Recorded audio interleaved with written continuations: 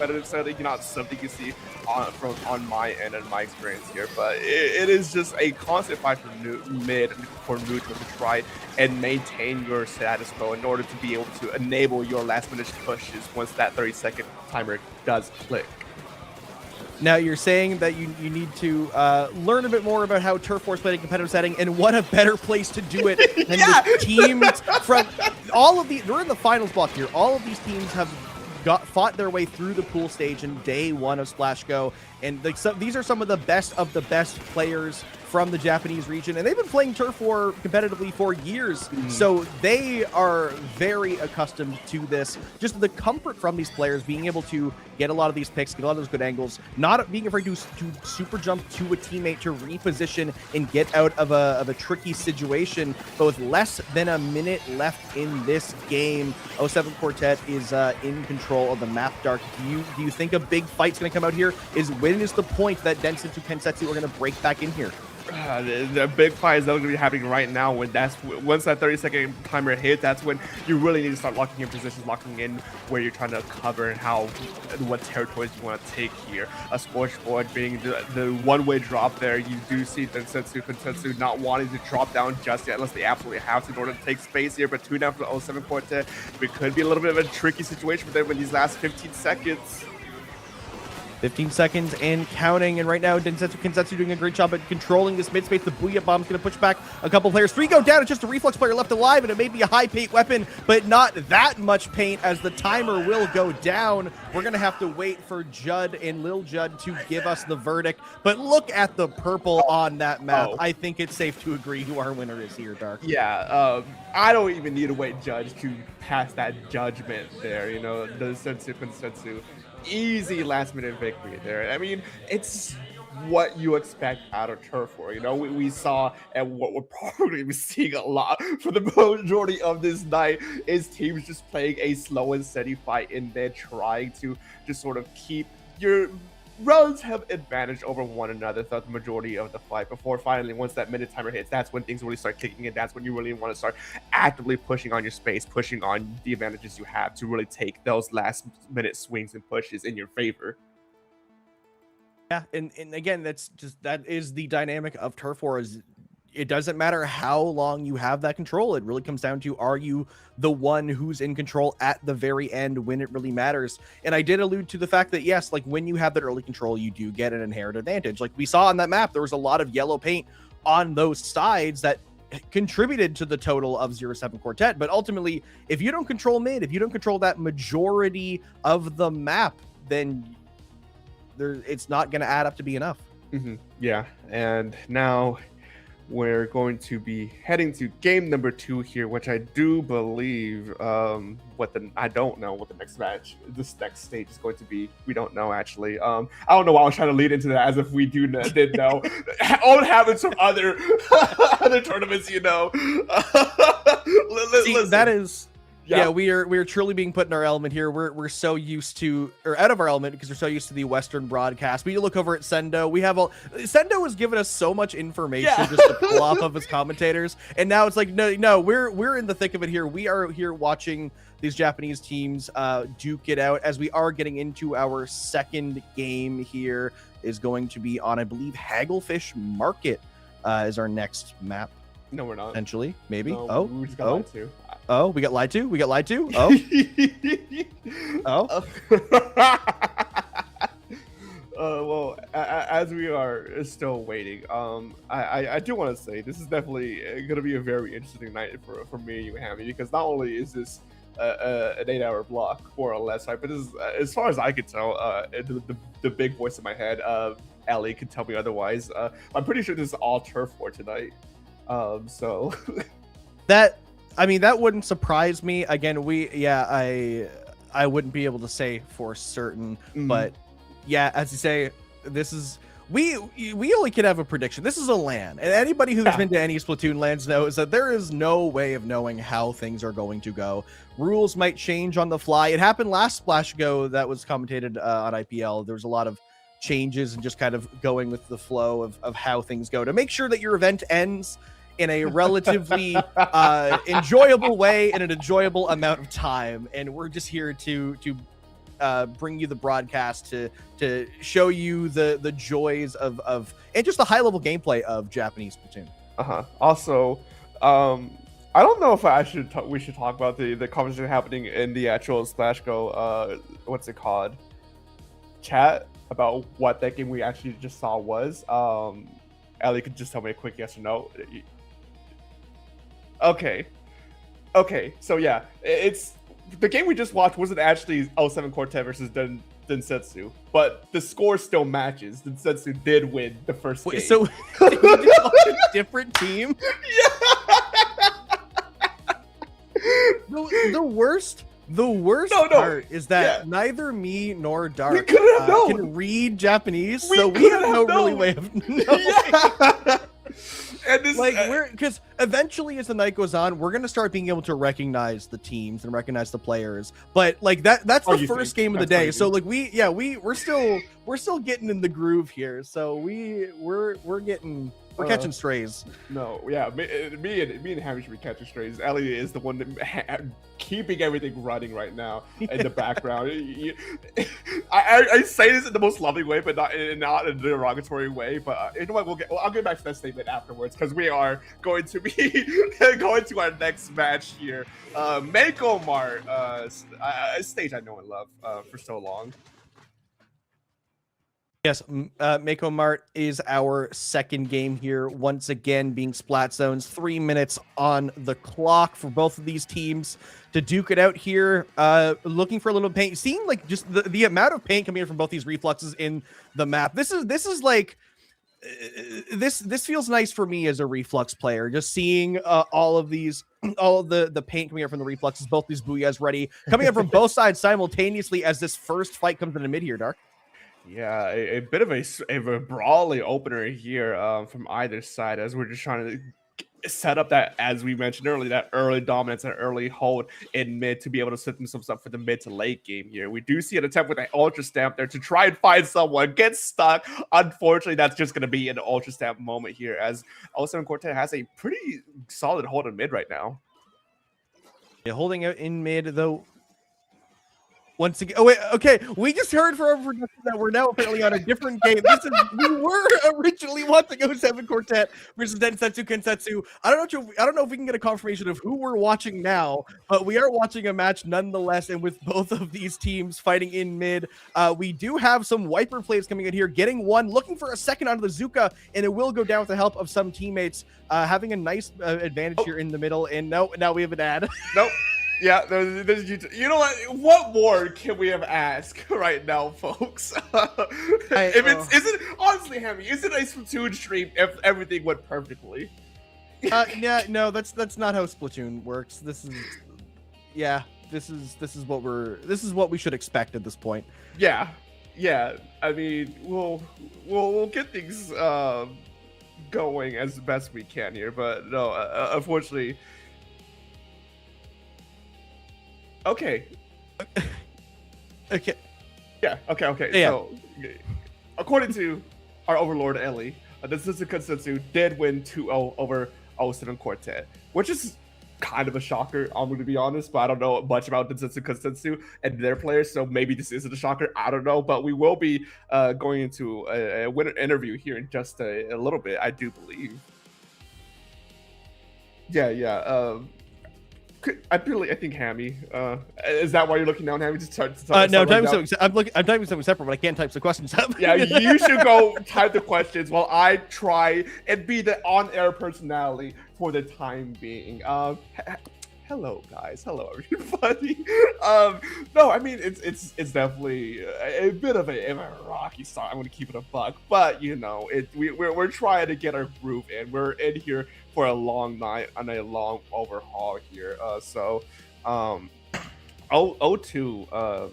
07 Quartet versus Densetsu Kensetsu. It's definitely not genuinely not a score I would have thought seeing heading into this first match here. But hey, it is what it is. You know, we will be heading into our winners interview with Densetsu Kensetsu in just a moment, just a few moments.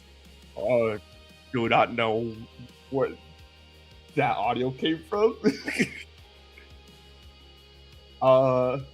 Okay, I got overwhelmed by audio. Just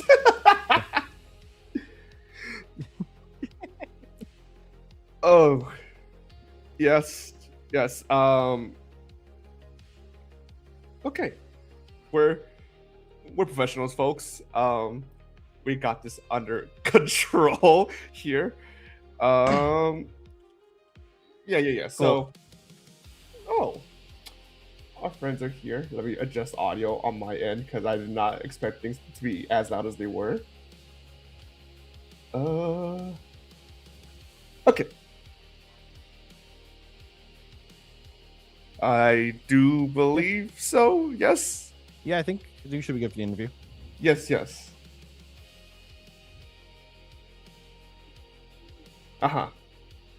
Legendary construction. Any questions? Do you have one at the ready, Hammy? Yeah, I mean, I had the first question that comes to mind is just you guys swept that set 2-0. So how are you feeling after this victory?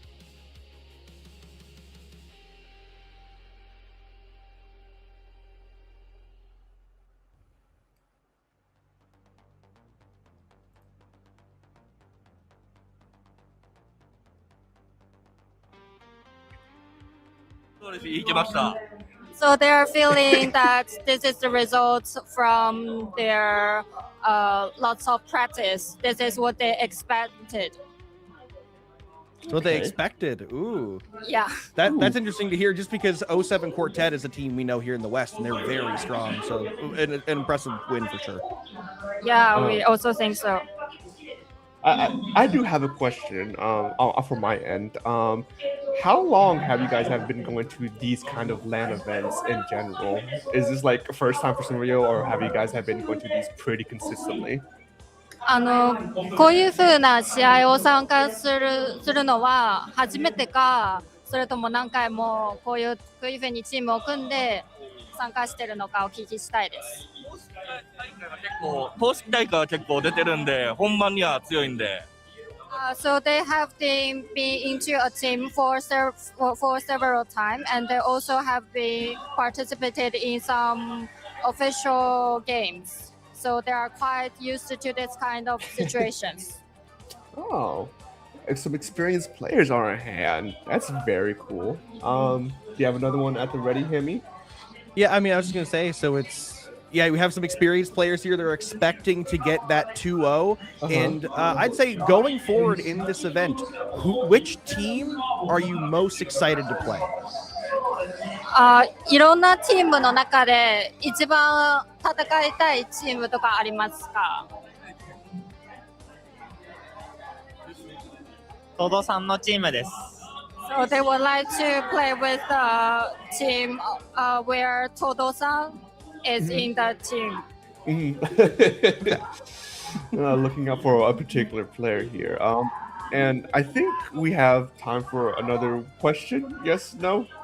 Yeah, of course. Yeah, I do want to ask for this group or for these players, anyone anyway. Is there like anyone you guys would consider like a rival that you guys are like wanting to try and one up in an upcoming match? Sorry, can you repeat again? Yeah. Is there anyone on the team, or if the team themselves has a rival that they're wanting to try and beat in the upcoming match? Sorry, can you change another way? A rival is a team that they play a lot, that they're very close with, you know, like a similar team to theirs they might have played against a lot. Is there one of those teams in the tournament?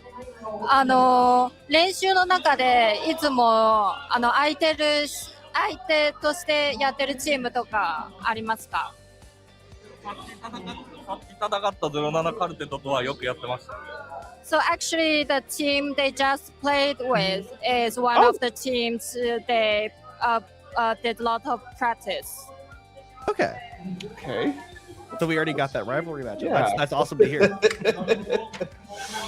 I'm not sure how many more we have at the ready, or if we want to let them go ahead and get ready for their next match or not. Yeah, I was gonna say it's pretty early in the day, so I'm sure we'll have some more questions for them as they continue their run through the finals.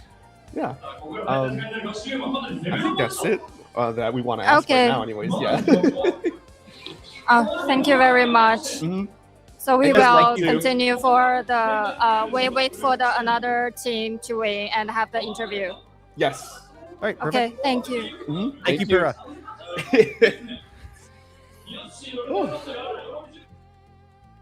Well, that finding out your rival at the start, that is. Yeah, that's an interesting way to start off, especially the confidence again too. They said we were expecting this 2-0, and that's their rival. They've been practicing against this team. That is a like that's Samora right there. That's a good way to start off the day. Yeah, right. Huge for them. Yeah. No. Okay, to keep it a bug, things are a bit awkward right now because we're trying to figure out the actual flow and how we want to take things right now. So there's gonna be the awkward pauses. There's gonna be the awkward moments. Nobody stick with it, all right? Nobody's gonna watch the first like 6 hours. It's really gonna come down to the final. This is our time to figure this out. We're vibing. Yeah, We're like, and I'm not expecting like a professional thing, right? But it's like I want to give an excuse for why I'm stuttering a lot right now. that peek behind the curtain for anybody who is with us here, who's hoping like anyone who's staying up all night to watch this, shout out to you. Yeah. But this is going to be a long one, and again, we're just trying to figure it out as we go. Again, that's as Dark mentioned earlier, a lot of Splatoon streams have some scuff, and that's part of like with all the technical stuff coming together. We're now doing this with people in Japan whose English is their second or third language, and so there's the language barrier, there's the physical, like we're trying to stream a stream that's being streamed across the world. So there's going to be some tech issues, but we're figuring it out as we go. We're having a good time. Like we're here to have fun. This is totally optional. The English broadcast is just a cool thing that we wanted to bring to you guys. And just get to showcase a lot of the Japanese talent and getting a look here at the venue. Like, look at the amount of people in here. There's over 100 teams in this tournament over this 2-day event. Like, this is LGC. massive. That's a riptide, man. Like, oh my! Seeing this just makes me so much more excited for our upcoming big lands. You know, like this is like for me the taste test as to like what it's actually like, what to expect, and of course, you know, it's cool to get a peek at like the Eastern scene and how they run their events, what their events look like and whatnot, right? But it's at the end of the day, it's still just a bunch of people gathered in one place to watch and play and just hang out and talk about Splatoon, you know? Yeah, that's the in-person environment is just awesome. Like I'm very envious of people who live in more populated areas who get to have local events more often than the majors. I'm in the middle of nowhere, but like I mean, even then, it's like I'm trying to work on my own stuff, and like it's nice to see so many people bringing up new lands. Like the fact that like even like LCS, like having so many more lands in it this second time around, just it's nice to see that there's been really a big push for more local, more land, more in person. It's nice to see that it's universal. Again, like seeing like the Japanese region having more of these lands, even European lands starting to pop up. Like it's a universal desire to hang out with your friends and enjoy the game in person together. Yeah, it's that is a universal desire, I guess. Anyways, but no, I just it's stuff like this, man. Like to peel back the curtain a little bit more, you know, like seeing all this production, seeing all this love go to this game and this community, I always feel honored to be a part of it. I feel honored to just be riding along the wave of it, you know. So it's like very cool to just be able to genuinely see like an 8-hour just block of just of Eastern Japan from well, not the typically beginning to end, you know, but from our point of view, beginning to end. Yeah, I mean, it's like it's fun too because realistically, like, we're just doing the thing that some people do anywhere. It's like, oh, this is a tournament I want to watch. Let's just sit down and watch the whole thing, start to finish. Doesn't matter what time it starts, what time it ends. We're gonna be up all night. I don't drink caffeine. I bought energy drinks for this. Yeah, we're locked into that. No, I was literally telling Ellie, like as we're starting and waiting for you, Hammy, that like I exclusively drink water, right? I hardly drink any soda or anything, but I bought a Monster Energy and have it in the refrigerator specifically for tonight because I'm like I have to lock it in, you know, and I can't just be tired. Yeah, but we're not at that part yet.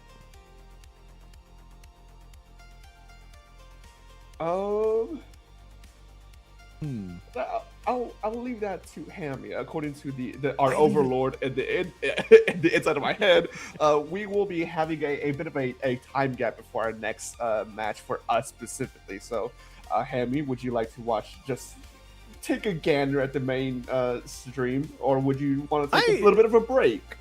I mean, listen, we've only been here for like 15 minutes. I don't think we need a break just yet. I mean, watching the main stream might be nice just to kind of like get our minds ready, like get mentally prepared for the kind of stuff we're going to be seeing for the next while, and get.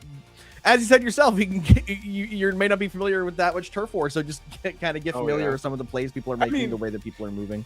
Here's the thing, right? It's Turf War, right? So like, to drop the commentator bit right now, I'm in my head right now trying to figure out like, how can I make Turf War interesting for 8 hours, So, Turf War is interesting. I don't see the Turf War hate. I've been a Turf War believer for a long time. No, I also do believe in Turf War a lot. I wish we actually played a lot more of it in general. But the thing is, like, it's the constant, like, for the most part, Turf War moves the same, For the most part, a lot of players are going to be like waiting out for the first like 2.5 minutes or 2 minutes. Then once the minute marker hits, that's when things start moving, And like that's the flow that I'm like trying to figure out, like, how can I make that interesting?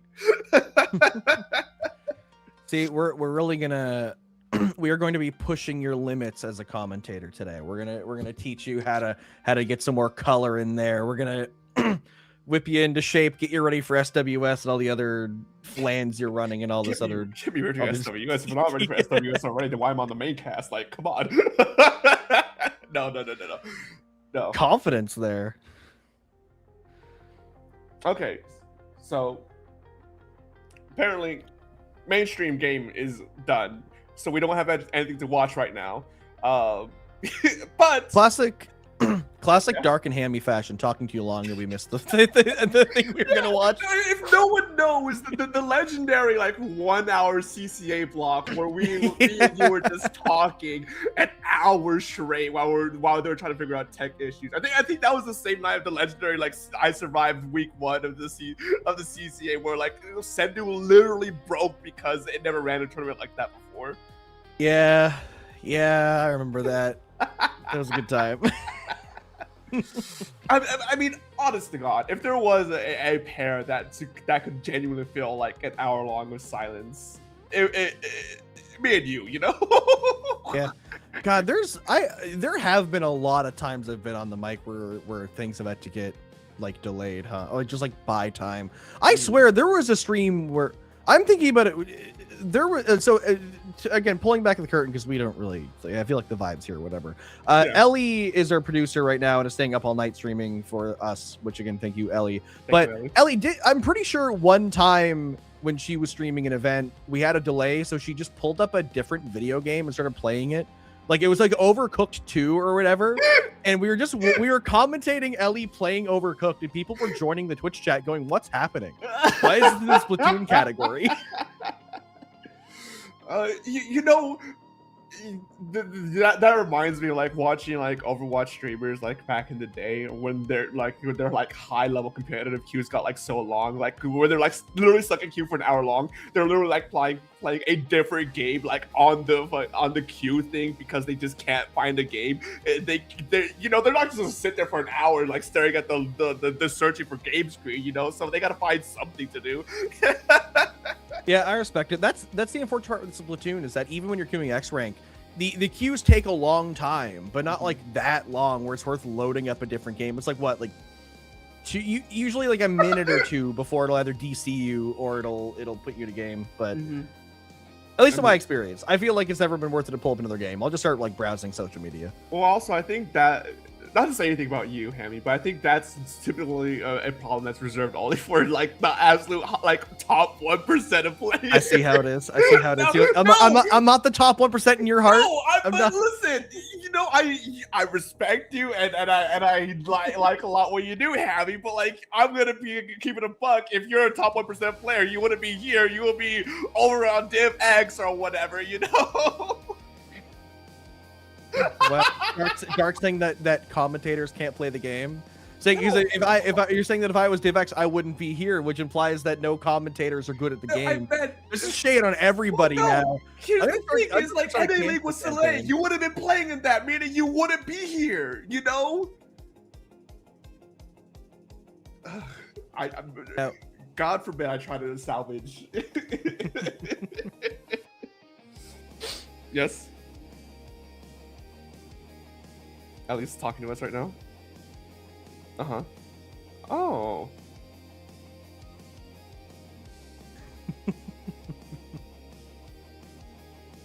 Uh-huh. Uh-huh.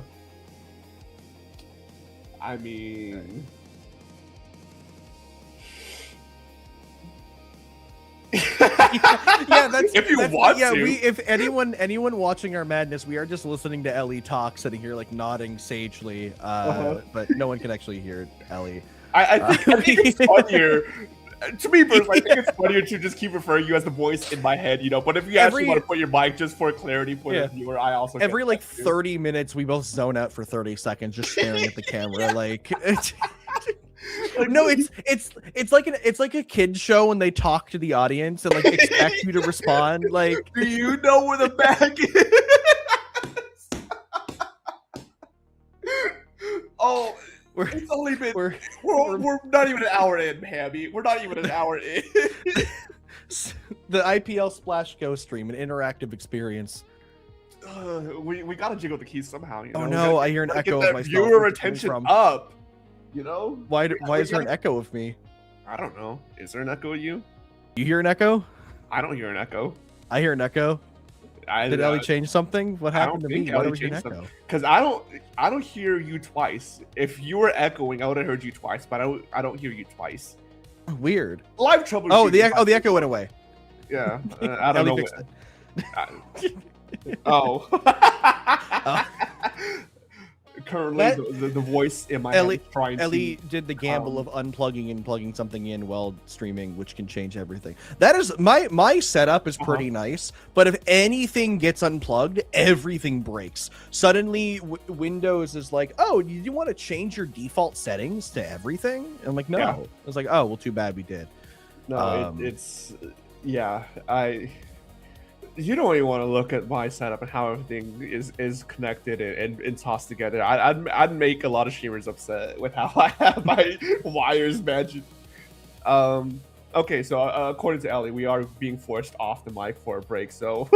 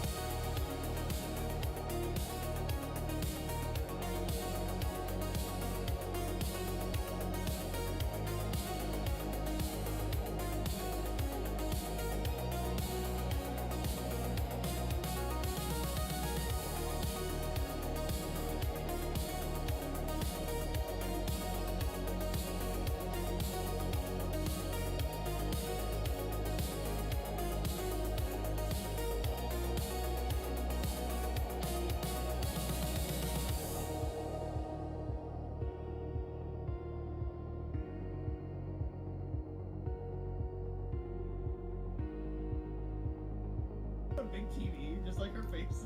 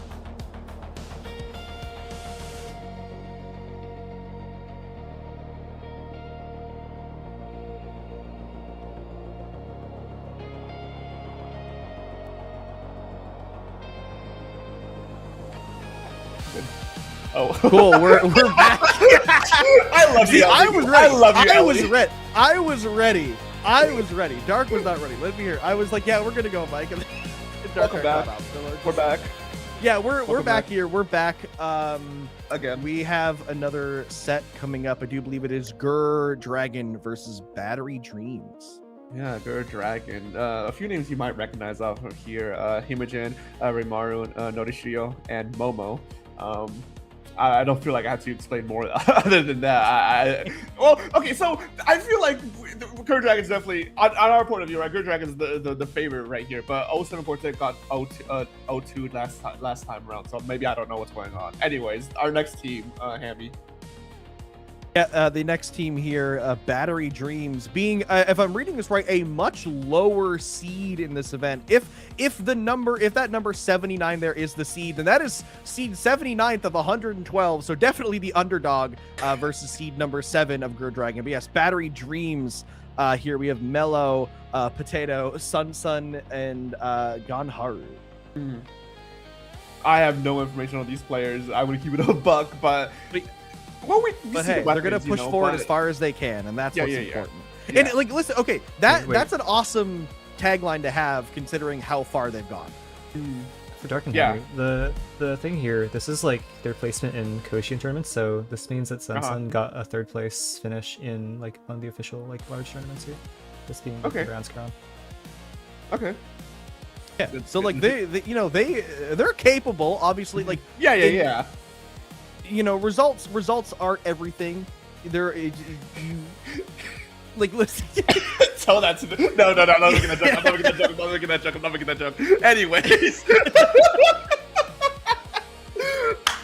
But again, it's the fact that like this team is not seeded to have made it out of pools. So Oh. everything here is just like icing on top. Now this is definitely going to be a tough opponent because again, it is the 7th seed of the event. They are a very scary team, and this is single elimination, best of 3 turf war only. So Yeah. it is do or die. Yeah. Or some might even say secret swim, but that's just me.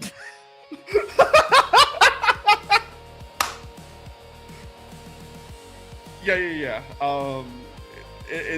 We can get that at the ready. While we're still vamping for time here. I'm gonna go ahead. Do we have? Oh, wings. Yeah. Yeah. Yeah, Ellie, I mean you are hot mic, right? People can hear you now. We're not Are you saying hot mic? I can turn myself on. Like I'm here now. Oh, you're not. Oh, you're not hot. Yeah, Oh, no, oh, that's I am now. crazy. I am now. Yeah. No. Oh, okay. I'm dead. Well, no, you don't have to be, but we thought people could hear you because that's why you went to a break to set that up. Oh, I am now. Started Like, talking. right now. I think right now they can hear me unless I should. Maybe I don't know, or maybe Cool. we're just crazy, you know. We could be Oh, very nothing new for crazy. you. Who knows? I mean, we are crazy. Potentially, right? in theory, if you're one of the freaks up late at night watching SplashGo here with us, let us know if Ellie can hear if you can hear Ellie. But in the meantime, gonna be I think our game's starting here, Dark. Yeah, it is starting here in a second. You know, I mean, there's always so much information we can pull right now.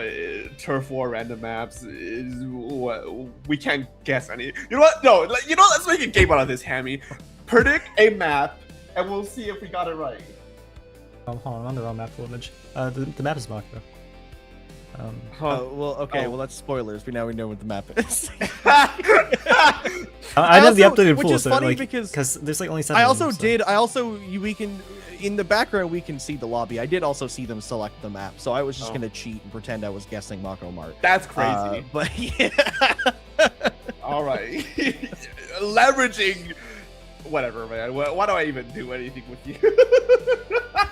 What do you mean? Why do you do anything with me? You don't have fun. You don't. We don't. There we We go. have fun here. We do. Have Yeah. Here's the map pool. Only like this is a surprisingly small map pool, I think, for a Japanese event because typically they like to have a lot more maps open. I should write that down so I know exactly what the pool is moving forward, so we can actually make proper predictions. I'm just taking a screenshot. That would be smart too, but I'm trying to also think of I'll put it in the chat for you. questions. So, Yeah. Okay. That's But yes, for anyone at home, we do have the map pool here. Again, this is Turf War only. We're going to see a mixture of Hagglefish, Scorch Gorge, Mako Mart, Sturgeon Shipyard, Ship Shape, and I'm gonna look down at the other two now. that doesn't matter though. Yeah, we actually have our game. It's in Mako Mart right now. One of the aforementioned maps of both our teams. Gur Dragon, Battery Dreams loading in already. Also, surprisingly, for the first time today, we're seeing no reflux on a team being Battery Dreams here. Yeah, I was going to call him Battery Dreams taking a double dueling comp. And I guess it's working out not that well for them because out the gate, they're down 2 ready, but you know, it is Gur Dragon, and it is just the first like 20 seconds of this game, which a lot of this fighting doesn't really matter in Turf War. Yeah, and it's one of those, like, it doesn't really matter those first 30 seconds, but I think it does also set the tone. The aggression here from Gur Dragon, just picking off jumps in your own base, it doesn't set a great tone for Battery Dreams to really be locked out in here early. Now, obviously, there's a lot of opportunities to get out of here, but they need to find those opportunities and make the most of them. So right now, it's really just about kind of getting some paint down on your own base, getting some specials out, just trying to get rid of Gur Dragon and just get yourself back into this game. Yeah, I mean, yeah, Gur Dragon has a very oppressive hold right now, just keeping Battery Dreams just choked out at this point. I don't think I've seen like any more than just a single player down from Gur Dragon at a time, as Battery Dreams currently just has a rotating of 1 or 2 or even 3 in some situations. This is a very devastating lockout for Battery Dreams here, especially with 1 minute 30 seconds remaining. This is when you really need to start formulating your plan to try and break free from this hold here. Yeah, only 1 player left alive, and in a bit of a scuffle trying to break out. They do manage to push him back, but the Zipcaster is going to enable this fight to continue even longer. That's a bit of an awkward soda to get thrown out, but it does get thrown back to their teammates. But it does give a good target there. They will go down. Mello here is going to break out with this hammer, trying to find gets the double with the hammer throw. And this is what Battery Dreams have been looking for. This is the first time they've broken out of their base. With a minute left, this could be a great opportunity. Yeah, I mean, 1 flamethrower is all you need to really try and flip this game. And now, 1 minute remaining, Gur Dragon on the back foot for the first time. You're 2 minutes holding Battery Dreams for the entirety of this game. Now, Josh flipped on the script here. Is now Gur Dragon is almost at the threat of losing it all here, but they still managed to hold on at least mid here, and it's going to be a bit of a close one. Yeah, going to be fairly close here. 30 seconds remaining. This is the point that Western Splatoon players love to say is the only part that matters in Turf War. We do have some picks coming up from the side of Gur Dragon, but a hammer throw again, almost getting deja vu to that double because it did fly at 2, but the wipeout onto Battery Dreams may set this game here. 15 seconds left, Dark. I don't think Battery Dreams have much of a chance. Yeah, I mean, they're trying to break free, but that little wipeout there, true to the name of the event, you know, just kind of wiped the Battery Dreams' hopes and dreams there. No, not much more you can do there. It was kind of scary for Gur Dragon there for a little bit, you know. Mello getting those 2-3 picks, being able to actually push Gur Dragon all the way to their side of the map for a little bit there. Just what was the makings of a potential flip, but just Gur Dragon just locked it in and just kind of said no. Yeah, and that just goes to show again how strong Gur Dragon is, you know, keeping the composure there, not having that panic. Again, that moment at the end when the hammer got thrown by Mello again at the stack, and there were 2 people up there that were going to see another hammer double. I'm like, wait, there's no way. There's no way that this But Lightning doesn't strike twice. Gur Dragon taking that game, which is the expected result, but you know, the journey there a bit different than we were expecting. Mm-hmm. Yeah, I mean, yeah, it's not the path you thought would happen here, but the result is still got there. Gur Dragon, it's so weird to have like a completely different culture of players in front of you, because I'm here thinking like what must be going through their head, what must be like, what did they think during these times, right? And for all we know, they might not even have reacted much to that happening. They just about to say like, okay, and just moved on like it just like that. We don't know. We're not there, you know. Yeah, and that's again the nice thing with being in person at the LAN is being able to watch these players. I'm sure there's a lot of people at this LAN who are fans of the roster of Dragon. I know a lot of people in the West are. So being able to stand behind them, watch how they play the game, watch, you know, how they react, how they're feeling in the moment, and now going into game 2, we're gonna see how these players are gonna feel about this map. Yeah, I mean, I'll be honest, I don't remember much of how this map or this stage works here because you hardly ever see it in our events, but it's a bit of an interesting one nonetheless. I think this is the Walleye Warehouse equivalent of Splatoon 3. For those of you who are veteran enough to remember that stage in Splatoon 1. See, the funny thing is, I'm not, because I never played Splatoon 1. So it's like, to me, Lemuria is just Lemuria. There's no, like, it's like, this is just, it's, yeah, we're here. And speaking of what's happening in Lemuria, we have Dragon down 2 players, but pushed up very far, will go down. Battery Dreams in a bit more of a comfortable position than they were in game 1.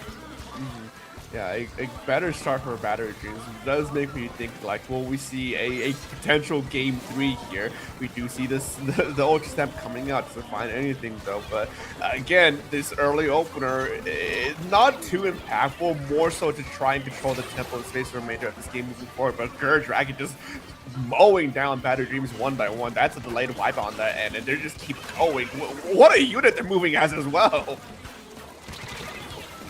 Yeah, getting this fight here. Ooh, the Dapple will get that pick again, having that movement just to zip and dodge around that the sword there. Now trying to continue this fight, but all 3 members of Dragon that didn't go down in that fight are trying to push up now and start to form a solid line of defense. But the slider's going to come in and not get anybody. The zip has gone out and is going around, gets one, looking for a second, gets the direct through. 3 players down for Battery Dreams, 1 minute and 15 seconds left on the clock. Dragon going to start pushing up here with these chumps, getting a lot of paint on the ground, and they are looking for even more picks. Yeah, a good hold here for Dragon to try and make sure they can choke Battery Dreams out for the remainder of this game. 1 minute has been called here, and now it's up to Battery Dreams to try and break through this line that Dragon has set up. But they're still down to 2 players at a constant 2-player disadvantage. It's going to be hard to try and break through anything. You really need to get those specials online so you can try and flip a fight. But no, Dragon just has a chokehold here. Yeah, and with 37 seconds left, you see there Battery Dreams in the danger zone with that pop up there in the top right, looking for any way to get out. Dapple player here is going to try to push through and try to pull some attention back to allow their team to push forward, paint up, and maybe form a bit of a defensive line further up to give them an opportunity. This last fight here, they have a numbers advantage. The team members of Dragon are respawning, jumping out and regrouping, but with only 10 seconds left. Not a whole lot of time left, but they're still in danger. They just got out of it now. They're balancing on that edge of danger, so they have to get some more paint, especially with those picks. They need to get as much paint on the ground as possible now if they want to be able to have this judgment go their way. A splashdown to end it off. We're going to get an overhead of the map here. It's looking closer than it could have, but I think Dragon still might have this. Yes, 54-42. Yeah, no, at the end there, I did see the danger pop up right as that splashdown got activated. So I knew at that moment that the splashdown wouldn't have been able to make much of an impact at that point. Dragon, very close to losing that, I want to add, but they were still managed to stick to it at the very end and just keep their cool and just ride that victory out. Battery Dreams did a very solid attempt to try and break through that, but Dragon, I mean, what more could we have expected, you know? But I do believe we are going to be gonna have the opportunity to interview Dragon here, which I do believe Hammy's getting questioned. I know Ellie has a question here. I gotta write down my question. I just haven't had the time to actually put it down because I got locked in and sucked into the game. But okay, yeah, perfect timing. You got your questions done. Now you get to the Apple, I think. We're really we're working together here. That's one of those things that I alluded to back earlier, where we're doing a production that is across time zones. It's across the planet, and it's we're doing these interviews, but of course with the language barrier, we are kind of preparing stuff ahead of time, so we have to awkwardly one of us looks down and types while the other person entertains. You know, there's a system to it, and we're gonna figure it out eventually. We're gonna have like a nice flow to it as we are just kind of hanging out here. But yeah, we will have an interview here with the winners of that game, Gur, Dragon. Of course, our interviewer will be Pyrrha, who's doing a great job in being one of our contacts here at SplashGo. But yeah, we are. I think we have like we're gonna have like a short little time to chill here while they kind of get them, because that's the thing too. This is a LAN, so they win this game. There's gonna be a lot of players surrounding them. They're gonna be probably like, you know, maybe signing some posters if it's like us where we have our posters. Gonna be like chatting with some You people. think they do that?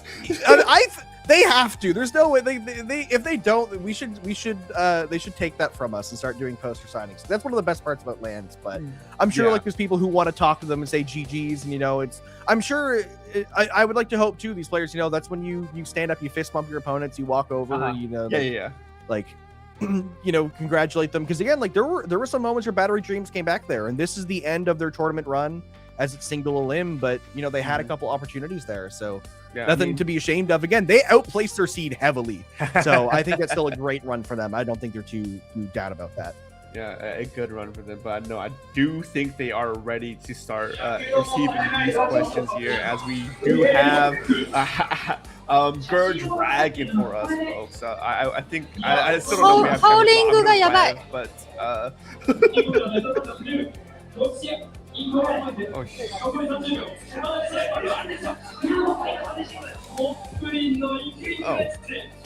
so are we ready to start the questions there, Pyrrha? Yeah, of course. Please feel free to ask the questions. Okay, perfect. Yeah, so I think we'll start with one of mine first, which is, were you worried in game 1 when Battery Dreams broke out of their base and took control of the map? 第一試合の時に相手がそのリードを取った時に慌てとか緊張しましたか？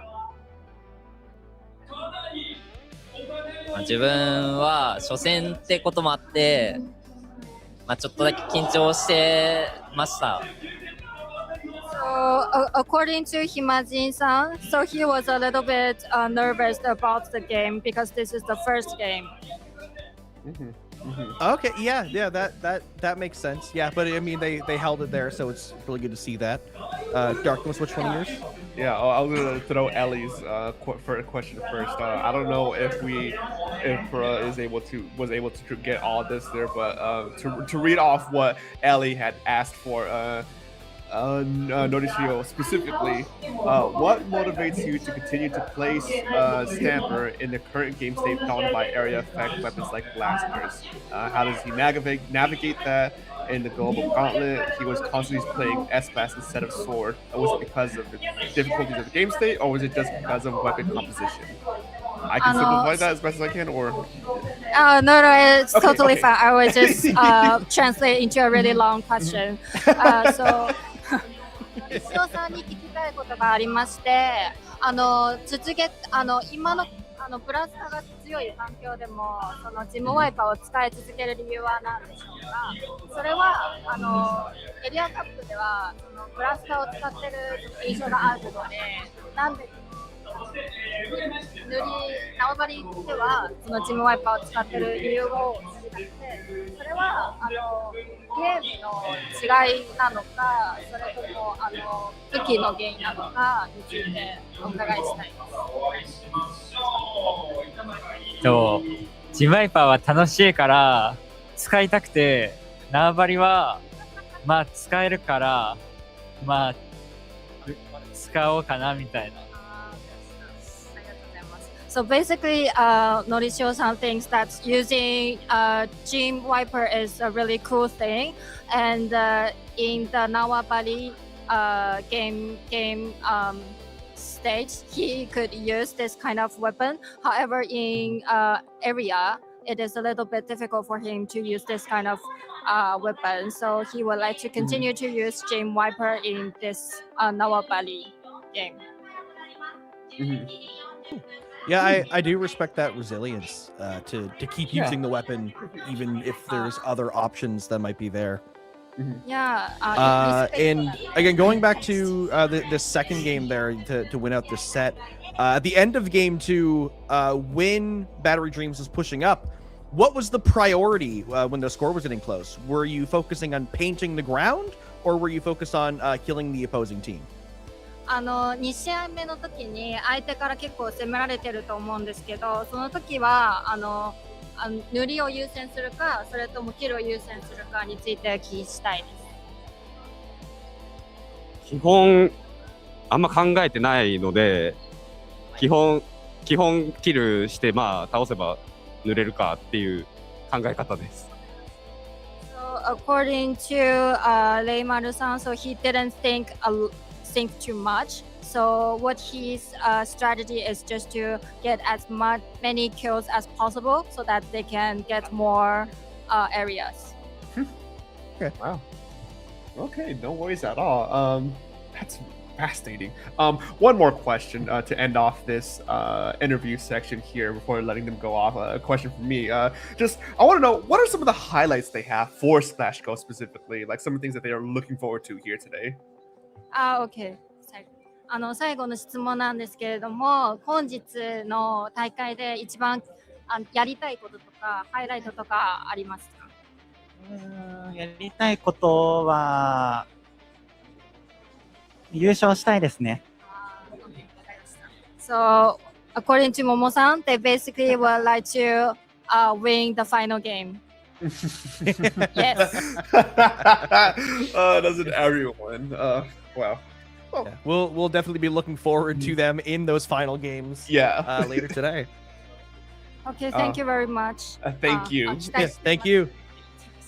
ありがとうございました。Thank you very much. Wow.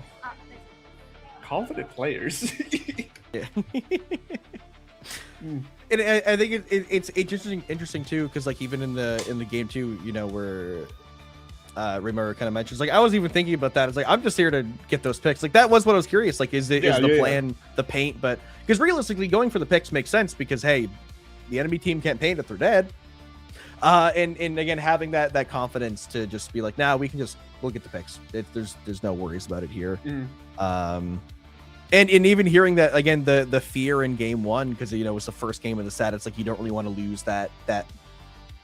You don't want to be in that spot where it's like they only have to win one, because even when you're the stronger team, it's still having only one game of lenience is not too comfortable. Yeah, no, it's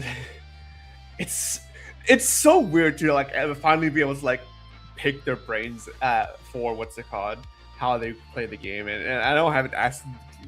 Me personally, I haven't asked any questions directly about the game yet, but to see what you guys have been asking already, to sort of like see exactly like the mindset and what they actually, how they see things and how they want to handle things. You know, I'm like, it's so fascinating. I'm not a good question asker, but seeing the information, you know. Okay, it looks like we have about 20 minutes before our next one starts. I don't know if there's currently a match in Pool M that we can jump into, but I can't tell if they just finished game 2 or game 3. So they're standing up, so I think they're done. Okay, cool. So we got 20 minutes to kill, or we can go on a break. 20 minutes to kill. Yeah.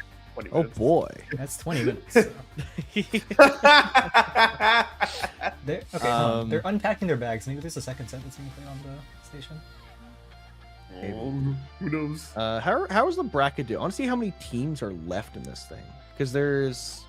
Well, we're at what? Oh yeah, so that's the thing too, is that I don't know how many stations they have, because there's currently, they have 8. No, they have 16 stations, I guess. I'm looking. I see one that says station 16. I'm just trying to see like how many physical stations they have to play, but like as the bracket is progressing. Unfortunately, the bracket that's on screen, I don't think it's updated because no, it is. That's round 2. Okay, I thought it was starting from round 1. Like, why is there no progress? You think yet? so low? Yeah, so we're getting through here. Again, there's still a lot of teams left in this event, because even though day 2 is just the teams that progress from the pools, there were still 32 pools with over 100 teams in this event. So lots of teams still playing this game. Lots of teams, getting their dreams shattered as we get knocked out as we progress further and further. I mean, to me, okay. So here's the thing on my end, right? A lot of I'm used to seeing like FGC stuff and seeing like a lot of the smaller events being single LM. So I'm seeing this. I'm like, yeah, that seems normal. But I stop and had to think and realize that like no, a lot of what we do here revolves around double elimination brackets, and so seeing a single elimination bracket here, it is kind of an odd thing when you really sit and think about it. So yeah, it's like, we're being asked the question about who we should watch next, and I don't think you guys know who number 2 is. I don't either, but we recognize Livia on SplashFlow, and then Destreza is Rusu, Todo, and Okuda, who played in SWS last year, so we should be picking 1 or 3, and it's up to you guys. I'll put my check down for 3. Okay. Hey, we can do 3. That works. Yeah. Sounds good. I had the train of thought. I completely lost once the Overlord spoke. Again, I like that we get the gamble of we never actually know if people can hear Ellie or not because. No, I'm here. Okay, you are good. Okay, because like you have the power just to mute yourself and then not tell us and then start talking, and we're sitting here like, as if we're having a conversation. That's crazy. That's crazy. You can't say that. No, There's a non-zero chance it didn't work. No some one's ever studio gonna know what mode, you and I talked just, about. like, Yeah, I fried know. I watched you mute. I saw you move the but cursor. I can't tell if this is that could have gone this round. Fun here. But yeah, it is. Yeah, it's nice to see the LAN environment. Again, we're also getting the kind of the LAN courtesy of. Because the pool, so there's 112 teams, or what I can gather, and the pools is, I think there were some pools that were buys. I think like some of the better team, like because there's 4 pools in the bracket that only have 2 teams. So I don't know if that was like they're just certain like teams that said you guys are too good. Oh no, those are tests. The players are named Test 1, 2, 3, and 4. So actually maybe those are, I don't know what's happening there. But either way, a lot of pools to be played. That is a deliberate choice by these players to name themselves Test 1, 2, and 3, and 4. Yeah, but so just seeing the, we've halved the amount of teams because only two teams from pools of 4 go up to the bracket, so we've still got a pretty large single elim bracket. Obviously, that does dwindle pretty quickly because we're having it every single round. So it's like it feels like it's gonna be a long day, but I think things will just kind of ramp up over time. Just to fill time, do you guys know who the first seed is on this tournament? Hold on. Let me look at this demonic roster. Oh no. Oh yeah, okay. With the tag, we're here to have fun. That's crazy. Oh, what's that one meme like going around where it's like LeBron James pulling him to the local basketball court or something?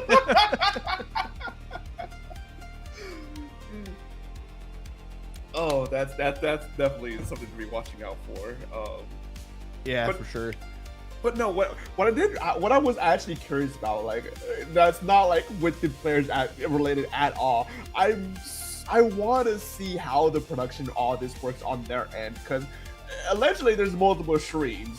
How does that all work? I just want to see it, I want to see how all that works.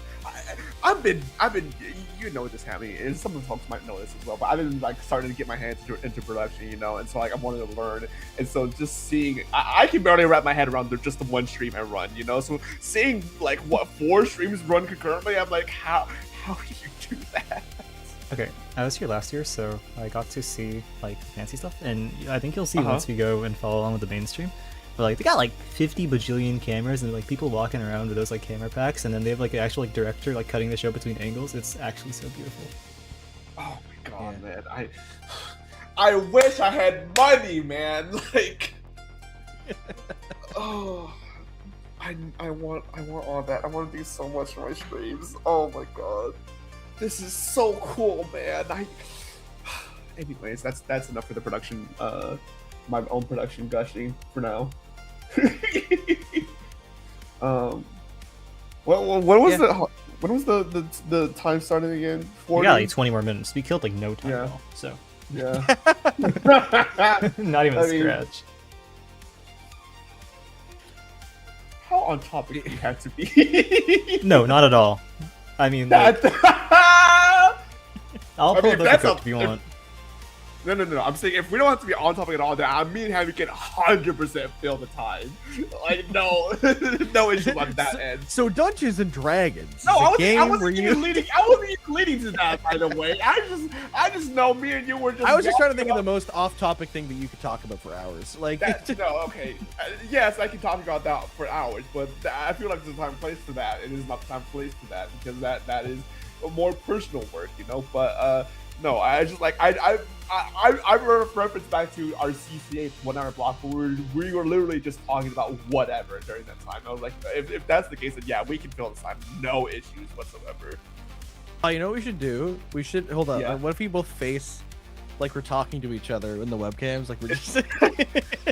It's funny because my second monitor is like right here, so I'm already looking that way because I have your cameras like right there on my second monitor, so it already looks like I'm facing you to begin with. I still think we have to make this an interactive stream and keep like turning to the camera and like asking a question to the audience to really make everyone feel included. Yeah. I'm sure we won't be delirious by the end of this. What time is it? It's only like see, I'm also like I don't know if my time zone is worse or better for this because I'm later, which means that it's later at night, but then it also like I adjusted for like I don't know if it makes it worse or better. Mhm.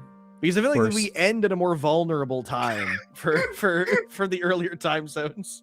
Like we get to 8 a.m. for me. It's like, oh look, the sun's up. Like it's a nice Yeah. good time in the morning. Well, And then you get to go here's to the bed. thing too. You know, like I lost my train of thought. Never mind. I lost the thought. Whatever. We're 0 for 2 for trains of thought. This is going great. The monster energy in your fridge is calling you like the Green Goblin mask. Well, I know I had that's a break in case of emergency. I really don't want to drink that unless I absolutely have to. So, I feel like this thing is more than enough to keep me awake. It's all water, by the way. I promise it's all water. But no, what was I? I was leading on to something. I forgot what I was trying to lead on to. Whatever. It's gonna bother me now, but Okay. I'm fine with it. We're gonna be watching Splash Flow's next match because Distreza is not being streamed. I see. Let's Okay. see. So Yeah. we don't get a okay, because I don't know if you like I like look at the YouTube comments like obsessively, especially with the global gauntlet stuff. And there was this guy like freaking out that there was a BCAV shown, and I'm pretty sure that was Toto. Unless I'm messing it up. Because it's like Toto with a D, so this is Toto, so I don't know. I know that Rusu Probably. is that guy's like usual teammate, so I just like assumed, but Mhm. I don't know. That would have made that guy happy. Yeah. Bye. I mean, it could be the same because that's I think something too with translation when like direct translations to English. There's a lot of letters that are kind of Yeah, it's a bit more ambiguous. can be like like L's or R's or T's or D's. Like they can kind of just it's more about like how phonetic it is. Yeah, So it could very well be the same person. it could, but either way, we're not going to be streaming them this round, so. Yep. I mean, this is good too because like we did just watch Livia in the Global Gauntlet finals, so it's not like we're unfamiliar. But I'm not sure who Enko and Ken and I'm not even try pronouncing that one. That's all you two. Good luck. Yoiti. You're better than me. Yoiti, something like that. Somewhere along those lines. I don't know. I'm Mexican, you know.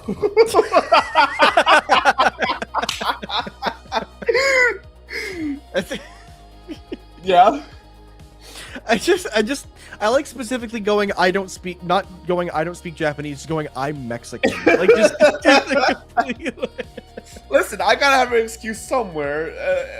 And honest to God, I should actually know a small chunk of Japanese already. I'm just bad at learning new things at my day and age, so it's like I say that not as like I'm old bit. Like no, once I hit college, it was very hard for me to actually learn new information. So it's genuinely just I just have hard at retaining new information. Which it's like you're going in my old age, I can't learn new things. No. I just hit my wall. I've accepted that. Which no, I'm gonna yeah, no, it's. But no, we're. You know what? We're already sometime in. I wanna do a check-in. How are you feeling, Hammy? I mean, we're feeling good. We're not that far into it yet. Like, I can't be that delirious. But yeah, we are going to be watching SplashFlow next, Seed 12 here again. Livia, recognizing them from, Global Gauntlet from Splat World Series last year. Again, teaming up with players who have gotten a lot of second places in some events. What do you mean, what? Oh, Livia was only in Global Gauntlet, not last year's Splat World Series. Oh, they're not? Okay, I thought No. I recognized them from somewhere else then. What do I recognize them from? No, that was it. Unless you got something else to pursue. I recognize them from something. I thought it would have been that. Then I guess I'm just spouting nonsense then. What are you not? Okay, you know what? Fair, but like you don't have to call me out of main. Holy composition. No, I mean, yeah. Good tradition. What I was gonna say, going up against SplashFlow is going to be fluffy stories with Wada, Naonai, Aurora, Sochi, and Macro. Macro probably is what that translates to. I got some brain power in there, but that is definitely what our overlord Ellie was saying. That is definitely a very strange lineup for weapons. I mean, please bring out the Squiffer. I want to see this the Turf War Squiffer. Yeah, the Squiffer could be interesting. I think one of the things is like it does, from what because one of the comparisons that people make is that like Reflux is similar to Squiffer and how it wants to fight in a lot of scenarios, and so I'd be wondering if they would be bringing it out because then it would have those similar fighters. I feel like the Claws gal coming out is like the most boring option. But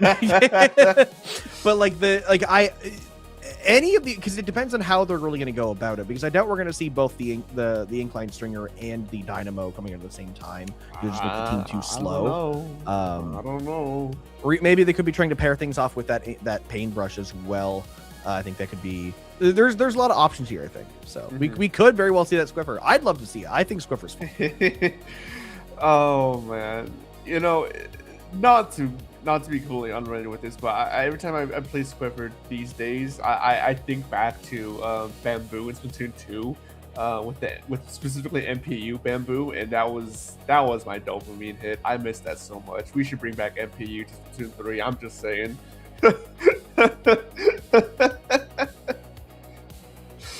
I just realized you don't know the horrors of MPU, do you, Hammy? No, I don't. let me. I'm an innocent child kicking my feet. I don't know any of this stuff. Back in Splatoon 2, in the same update, I want to say, where they added the Kensa weapon line, or some of the Kensa weapon line, they also added a new ability called Main Power Up, and what it did is it pretty much gave a unique effect to depending on what weapon you had. I know what Main Power Up did. I've heard the horror stories. I just never had to experience it. No, I didn't play the game when it was out. Yeah, so you could cook up really funny things with like Bamboo and Dueling Squelchers, which were both two weapons I use a lot. I had the damage up for MPU, which meant that if you hit someone 3 times with enough MPU stacked up, you would do 99.99 damage, which meant that if someone stepped on ink for at least a little bit before you hit them, it would have turned the 4-shot into a 3-shot, which was for Dueling Squelchers specifically. If it was Bamboo, it would have just made a simple charge shot, tap shot, dead. So I miss that so much. I want the 2-tap Bamboo back. Oh, Isn't it still a 2-tap? is it still a 2-tap? It might be. I haven't looked at Bamboo. It does at like all. 90 damage. Oh, I'm thinking of that end. Then my bad. Listen, I don't play the game like that anymore. I've said that so many times in my time here. I'm washed, I'm not gonna shy away from that. Dog. Exactly. Why do you think I'm back here in the first place? I can't play the game. I hardly know what I'm talking about. Don't admit that. No, I meant that as a bit. You gotta roll with it, Ellie. Person that talks about the game. I don't know what I'm talking about. No. I know things. Don't worry. Again, you gotta walk through the bit. You know, don't just cut it off right there. What am I doing, man? It's not even that late for me. Why am I acting like it's? You have no excuse. That's what I was saying. That's the thing. The energy drink was calling to you. It's like No. we're only like not like what? And actually, we're actually kind of getting there. It's already been like that was the thought I was just mentioning earlier. I think we're actually moving on pretty swimmingly with the bracket. It feels like we haven't been here that long because we haven't seen that many games. It's been just 2 O's of Turf War, which are very short. But it has already been like the length of a normal comm block. Yeah, like depending on the event, but yeah, like your first block of SOS or whatever, you know. Yeah, I wouldn't. Fun fact: I've never commented on an SOS. Yeah, because you always played for it. I played in them for years, and now that I don't play in them, I haven't commentated yet because I've just been doing other stuff on Wednesdays now. Some of the SOS heads have been on my like just trying to get me to commentate an SOS eventually. I'll do it someday. Eventually. Yeah. Maybe. You know what? We can leverage me and you for this coming week. I can make that happen. If you think all 8 hours of SplashGo were great, come try SOS. Hey, it's not that bad, right? This is still IPL, so I gotta get the plugin somewhere. As if I'm making commission or something like that. I'm not. I don't know what I'm trying to go with these bits, man. I'm trying. The concept of anyone in IPL getting paid, like, God, listen. That is the dream, to get paid for all of this. Dude, I wish. Like, I just cranked out like a 14-episode YouTube series for IPL in 6 days. Like, you did lock in for that. How long did the last rewound take? That was 7 months. Yeah. Okay, to be fair, it's 7 months for you, but you also only had 3 episodes left before finishing off, and you just put that off for months. Yes, I got belts to behind by executive dysfunction. So we lost a little bit of the Octans Day. Yeah. No, we all get that. That's happens. I wonder what the beef is. There's no last time you had Sumaru and Zatachi putting each other. The fourth column is who's your rival, and then they put each other. Yes. But then Triple's not mentioned anywhere here. So why do they all hate Triple? Why are you beefing this guy? I don't know. We're not in that scene, you know. So you know what we need though? We need one thing we need to steal here is taglines or slogans or because all these teams on their thing they have a little quote. Yeah. We need to start stealing that. It's, whether for not even if not for all tournaments, just for LANs. Just let other teams have a little blurb. I agree with you for LANs, but I think that'd be absolutely horrific for an online tournament.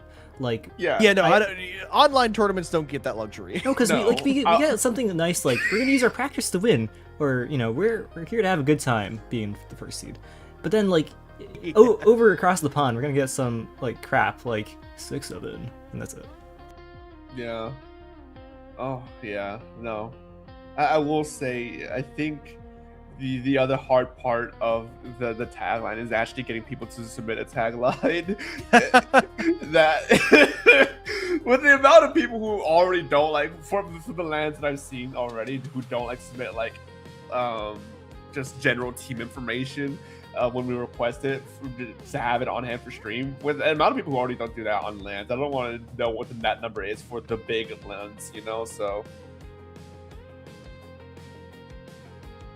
Yeah, I think there's a lot of Western people or teams that just kind of lack that whimsy. They lack that just that they don't want to be like oh, we're gonna sound cringe if we say something. It's like, nah, just have fun with it. Like everybody's doing it. Like, See, also stop being lazy. If you're gonna spend all this money to if you're gonna spend all this money to fly out to a LAN and pay for a hotel, go to the expensive Kalahari, then you can send us a quick little sentence saying how your team's feeling about this event. Give us a slogan. Give us a catchphrase. Oh no, we all do need some more whimsy in our lives, huh? Yeah, I'm a fan of whimsy. Oh, but no, I guess you know what? Now that we're waiting, Hammy, we can actually make do on that bet that I had initially wanted to do. What bet? The predictions. It's a random selection of pool. Oh right, yeah. Yeah, don't act like I'm just bringing up nonsense out of nowhere. I do that a lot, but like, come on, give me some credit. I need a loose sheet of paper. I realized. Oh, there it is. I have a Splatoon specific notebook here for all my Splatoon stuff here. So we know the general map pool, right? Of like Hagglefish. God, I can't read my own handwriting. Scorch Gorge, Make a Mark. Haggle, Scorch, Mako, Sturgeon, Ship Shape, Lemuria, and Urchin. Yeah. Yeah, so like first game, what do you think, Hammy? Where are we going? Where are we going? I mean, I get it is just a gamble because I think It it is. is just random. Yeah. So let's. I'm gonna go with. How quickly can we turn this stream to gambling? Yeah. Let's. Okay, listen. Pulling back the curtain, I have been looking at the production side of it, and once in a while we do get YouTube ads, and we have there has just been gambling ads popping up. I don't know what I'm gonna anyway, do. you know what? When you get one in What? the middle of the game because I don't have any control over it, and I don't have a clean feed. It's just Yeah, we are just watching this stream. Yeah, that's unfortunate. But I'm gonna go. Let's say Sturgeon. That's my guess for this first Sturgeon? That's your guess? Ooh. I'm gonna. We haven't seen Hagglefish Market yet. I think we might see We Hagglefish. did.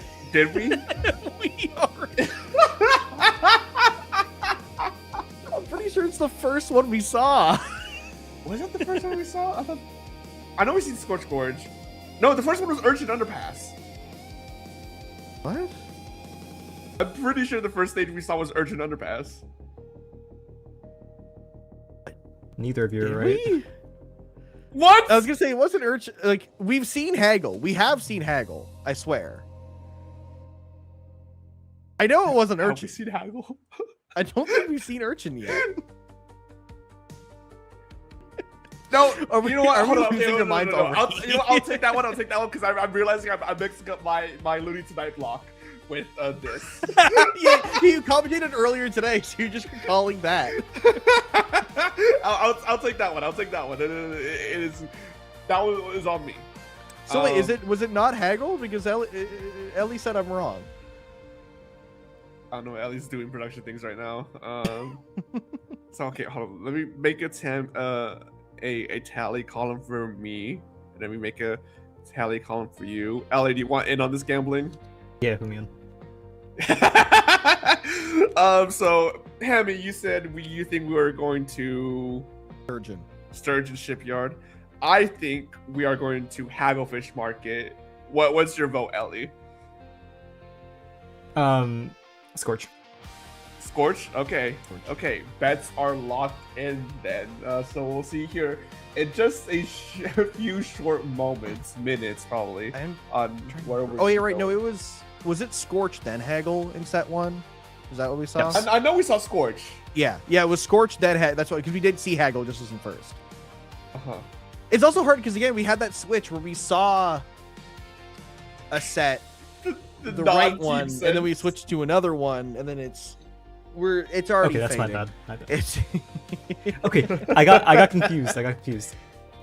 Yeah, well, that's the thing is we get thrown into it. There's like multiple different broadcasts we can pull from. It's like we get the easy part. We just got to sit here and yap for a couple hours. Ellie actually has to put in some effort here and try to scrounge up all the different information and send things over to us, and like we're vibing. Yeah, every time I think of production with anyone, whenever I'm talking to like the voices in my head as we're like mid like commentary set, right? I always just think of that image of like that one guy, like that one engineer just like standing in front of like the server with like with their hands on their hips, just sort of looking at it, so like kind of lost. I know exactly. Like, the jeans that are too tight. Yeah, that's how I always feel like producers are like whenever they're trying to haggle things around mid set. I know what I'm doing. Oh. I know you know what you're doing. You're doing great. Did we get better that? than me? That's wait, who for guessed sure. what? Dark. I guess hagglefish. Hammy? I guess sturgeon. You're right. Yeah. Hammy, I guess. And then for a long 8 hours.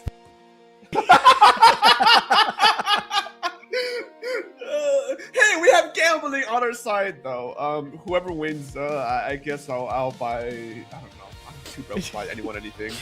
Start putting up channel point predictions for the match. Yeah. Okay, we got 14 people in the chat room. I don't think that's like, it's not worth the effort. Yeah. There's not enough people for there to even be like that much of a pool of points. It's gonna be like 2 people voting every time. They're both gonna be wrong. Yeah, I got 6 digits. I could make a big pool. But if there's 7 maps, we need enough people for there to be at least 1 person correct every time. Either way, yeah, we are getting into this match soon. We do have the teams just like readying up, so we can actually watch some more Splatoon. You know, the thing we came here to do. That's what I was here for. Yeah. But yeah. Again, I'm curious to see what weapons we're gonna see. Just because, again, you know, they're on the side of Fluffy Stories. There were options there. You know, there were some interesting weapons that I'm excited to see. But we are loading into this game finally. Let's see what we got here, Dark. Oh, we have a dynamo, 2 bows, and the paintbrush. That is an interesting comp, but not from the side of Fluffy Stories. SplashGo. Fluffy Stories is in the bringing yellow, out something by the way, much more. Yeah, Fluffy Stories is in the yellow. I recognize those weapons from their screen because, again, we talked about the dynamo, we talked about the paint. They had a paintbrush one trick. Is that it will be Fluffy Stories in the yellow side, SplashGo in the blue. Once again, Turf War, so we're already here in this mid, trying to get some space. We have both refluxes on each side painting up. Though we do have the missile reflux on the side of Fluffy Stories, so they do have that long-range opportunity to send those missiles in. Though they do go down first, so I'm not sure where they're actually positioned at here. Why is somebody from the side of SplashGo up in the face of Fluffy Stories? This is Tri-Slosher action right there. That is unsurprising, actually. Not only that, they also managed to get up to that second story elevation there on the left or right hand side. So that's I don't know how you get that there so quickly, so easily, but I guess they have this year. But no, the tried and true classic of Turf War of just people just kind of fighting about trying to hold whatever ground they can in mid for these first minute or so before things really start kicking up here. As the Tri-Stringer, ooh, what a nice shot! I love Stringer. Yeah, Tri-Stringer is a fun weapon. I'm dabbling in it recently, and it does just give a lot of options and range. It's just like a very fun way to utilize the weapon. But the Tri-Slosher, on the other hand, is going to run in and shut down what the Tri-Stringer player wants to do. Fairly close setup here. Both teams having painted up their spawns pretty nicely. It's all coming down to these fights in mid. Again, SplashGo does have the advantage here, as they do currently have more paint. Obviously, again, being the higher seed in this match, they're probably feeling a lot more confident as well.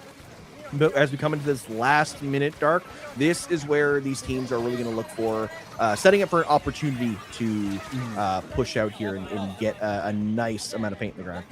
Yeah, no, this next 10 fight pretty much dictates how the remainder of this game is going to go here. 2 going down, 3 going down for Fluffy Stories. It's not a good sign for them, as SplashGo has an opportunity here. We have the bucket sitting on top, just being able to throw out so much paint. We have the pencil being able to put at range, put a lot of distance between them and players from Fluffy Story to SplashGo here. We're trying to see an engagement coming out from Fluffy Stories here, trying to push that pencil back bit by bit, but it seems to be resulting in a bit of a stalemate as both sides are still just kind of trying to find that one true victor over one another.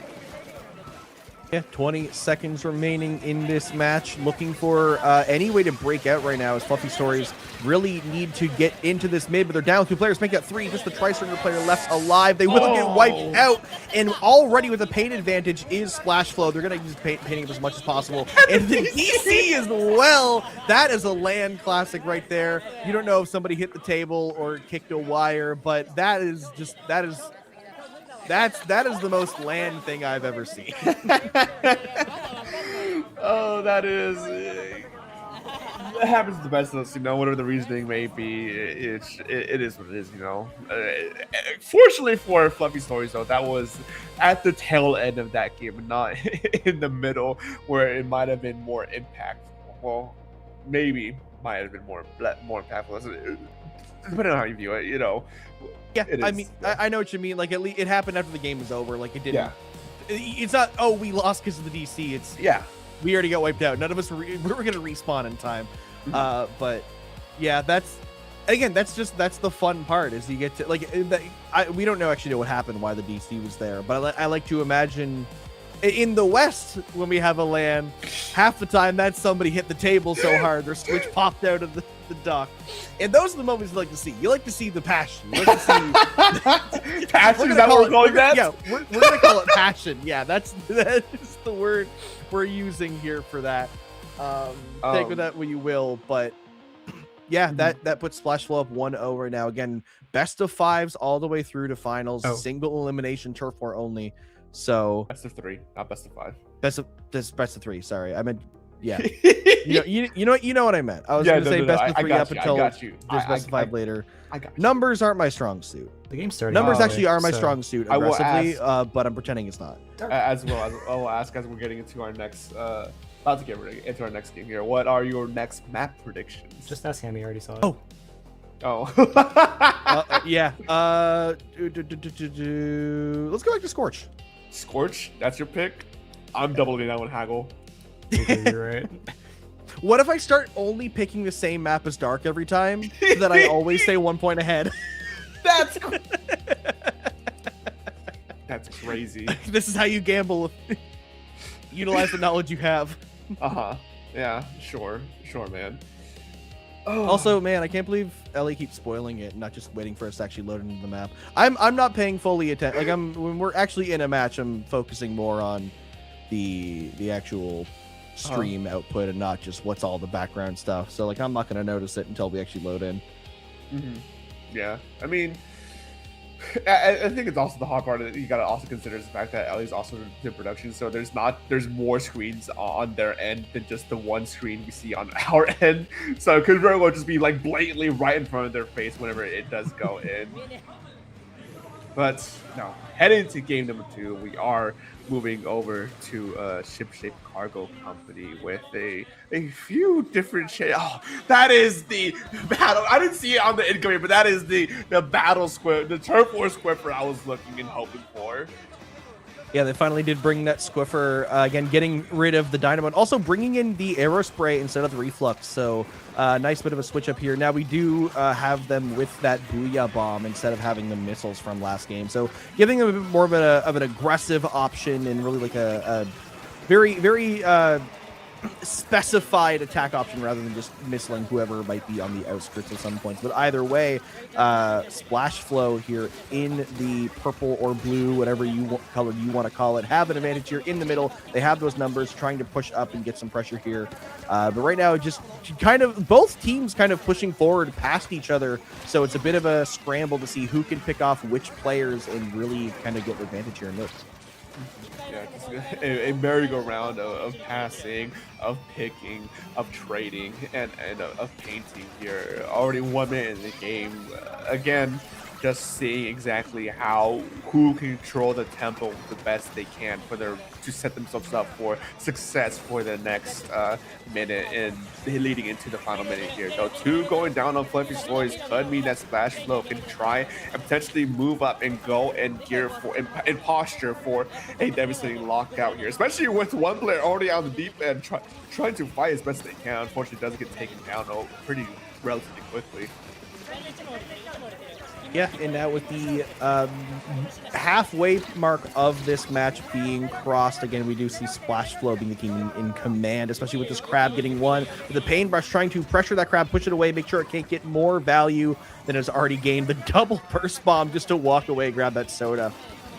But now, with a minute remaining, Fluffy Stories, if they want to stay in this tournament, they need to break out here. But SplashGo are full aware of that, and they're going to be pushing in, playing very aggressively, pulling a lot of attention. All 4 players looking at one person from SplashGo and just not able to really get rid of them. And that is going to put SplashGo in a great position here as this game is getting ready to close out here, Dark. Yeah, this is when things can actually start swinging to solidify one position over another. We do see the Tentacles coming out to scatter SplashGo as best they can, push them back bit by bit to allow the remainder of Fluffy Stories to move up to potentially retake more space and keep pushing SplashGo back here. Stacking that with the Booyah Bomb, reducing a jump out, getting forced out from SplashGo. But how impactful that will be, it's hard to say, especially with 2 players down from Fluffy Stories. 20 seconds remaining on this game as we're just still seeing just these constant backboard trades. But SplashGo is getting more and more ground. They keep painting up, but 3 down on the side of SplashGo means that Fluffy Stories potentially has an opportunity to maybe steal this victory away if they can try and blitz forward as best they can.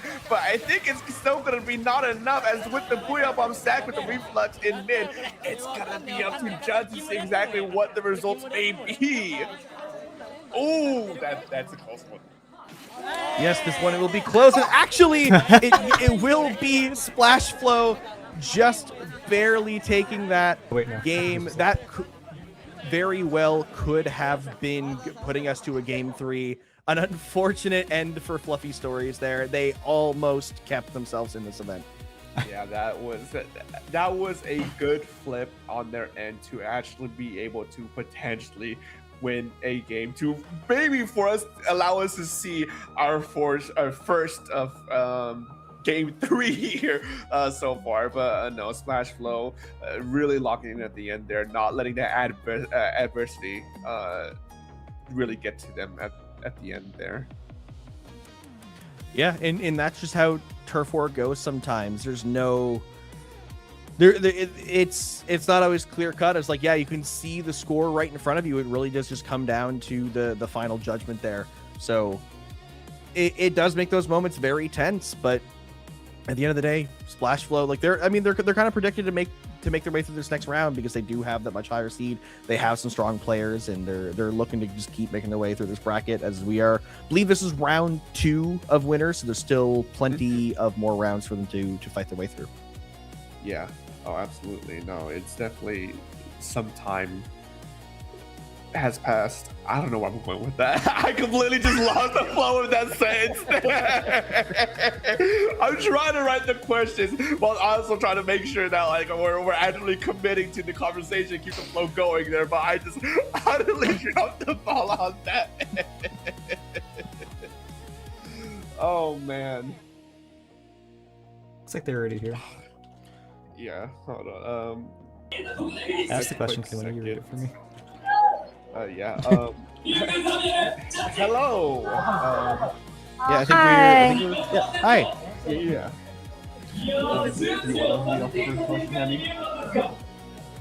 Yeah, I mean, I have my questions here. I don't know if Dark you want to read Ellie's, but I can start with one of mine. Ellie's, yeah, but yeah. Yeah, are we ready to start, Pyrrha? Yes. Okay, so my first question was for the Tri-Slosher player on the team. Was that aggressive opening in game 1 planned ahead of time where you're running into the enemy base, or was that decided in the moment? 必戦を使っていたプレイヤーに質問したいです。海谷さんに聞きたいのが、その第1試合の時にスローシャーを使ったんですけど、敵地に入ったのは計画上ですか？もう計画したものですか？そうです。計画して、はい。So, as we know, he played Trislocher, so he actually played ahead of time to get into the to be really aggressive in the competitors area. Okay, cool. So it was telegraphed. Yeah, that was an amazing opening. We were both surprised by it. Yeah, no, that was an amazing opening. From a question from Ellie to Olivia specifically, is being a player that uses a wide variety of weapons, how do you stay consistently good at all of them? Does this diversification make you a better or worse player in comparison to achieving mastery with a single weapon?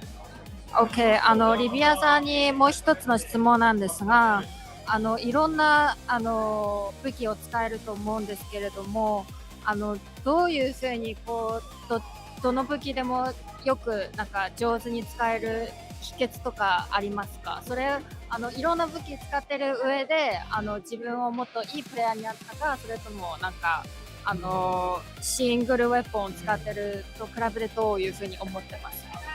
そうですね。やっぱりこういろんな武器を使う方がスプラトゥーンっていうゲームの理解度っていうのが深まると思うので、ずっといろんな武器を使ってきたんですけど、そのおかげでこう他の人よりもスプラトゥーンのゲームの理解度とかが高くて、いろんな武器使ってもなんかこの武器はこういう立ち回りっていうのを感覚で理解してるのでプレイできると思います。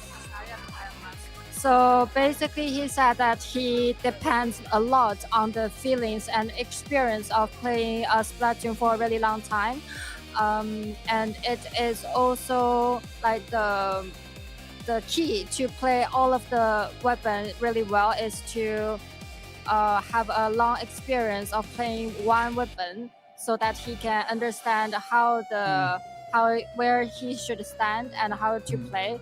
So I think this is what he could be so good at various weapons. Wow, yeah, that's wow, yeah, cool, very cool. Yeah, it is that makes sense, but having that ability to master all of them takes a lot. I was also wondering, so Game 2 was very, very close. We weren't even sure who was going to win that at the very end. So did you all think you were going to win Game 2 with that paint, or were you thinking it was going to go to Game 3? 第2試合の時にすごくお互い近寄ってなんていうんですかね、すごく縄張りのそのパーセンテージは結構近かったと思うんですけれども、そこで必ず勝つと思いましたか？それとも第3試合まで続けると思ってましたか？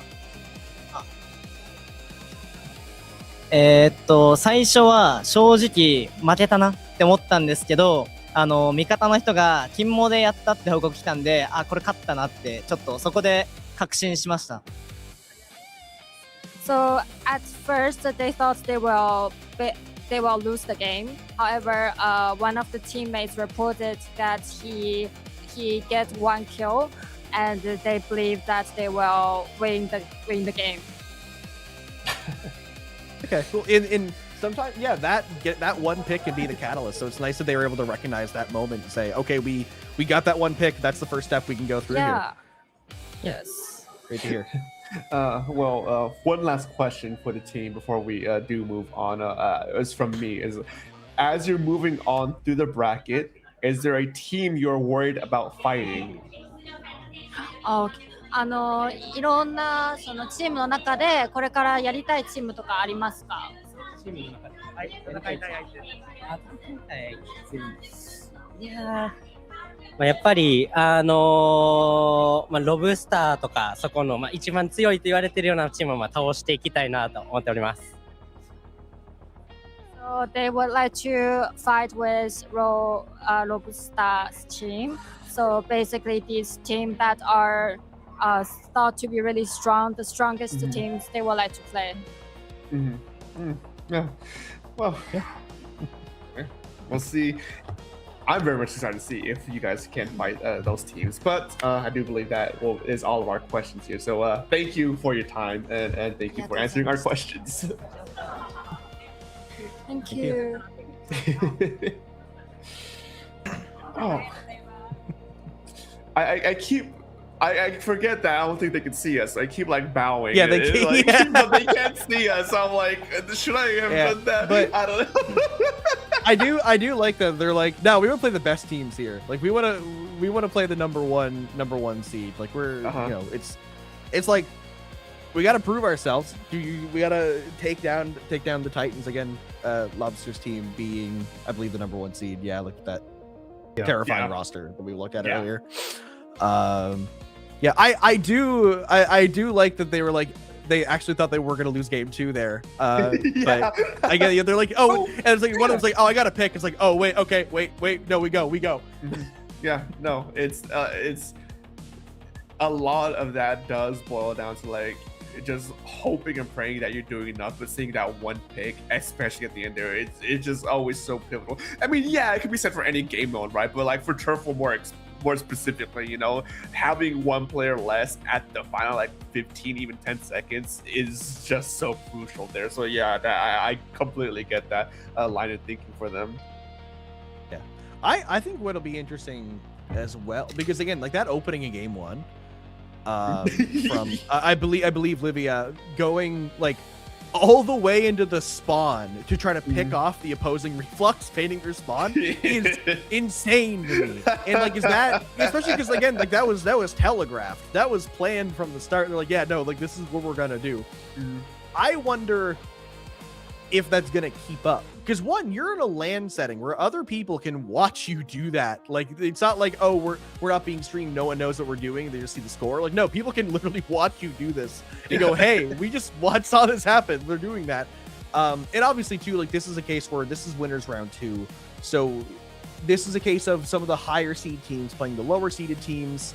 So this is that opportunity to just make those big plays in you know, with less chance of it backfiring, because you're going to be in a much stronger position. So I'm curious to see where the cutoff point is, where they stop making those plays, if at all. Maybe that's just their strategy, even against the strong teams. But I'm curious if that's like a specific thing for a team like that they were just playing against, or if that's, you know, like the strategy they're going in with.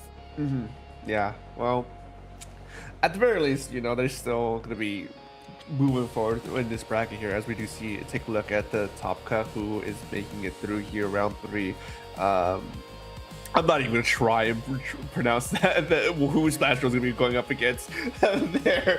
I feel like I'm just gonna bunch that so badly, but no, I'm gonna be honest, I feel like I'd recognize a lot of more of these teammates if I knew the rosters on them. And yeah, I have the start GG, but like most of them are in Japanese, and I can't read Japanese, so it's like, ooh. It pickup names are a global problem. It's not just West. But I think one thing that interests me more is that whenever I see some pickup names, I go, what happened that made you pick this? And I think that it still applies to some of these too, where it's like, oh, like what does Beyond Cabbage 2 mean? What Oh, I wish I could tell you. Because a lot of pickup names are just inside jokes. I can think back to some of the pickup names I've had at LAN. So like, yeah, these were spur of the moment things that only we find funny. I will look at Team Fighting the Strays. That's seed 108. Seed 108 out of 112. Someone got underseeded, I guess. Wait, yeah, look at the results they have. What happened here? Oh, I don't know. They must have signed up late. This is something that yeah, last that's any LAN TO. You signed up the day play? before. We're not seeding you. Oh, yeah. I mean, yeah. They all used different names. They just keep you know, again, a lot of problems we have in the West, people just not using one consistent username. So you look at the names and go, I don't know who this is, and you just throw them lower seed and they sweep through the group. Exactly what Z did with a Yoshika's theme for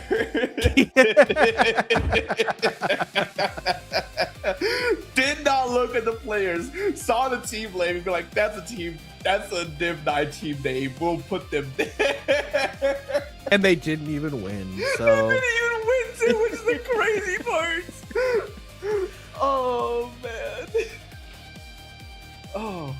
man, I think we've got a while though until our next set. I think there's Yeah, like we do. 25 more minutes. Yeah, I mean, if there's ever time to take a break, it'd be like right now. Yeah, I was gonna say, I think if anything, now is the time for a break, which I think we should do that, so that way we don't.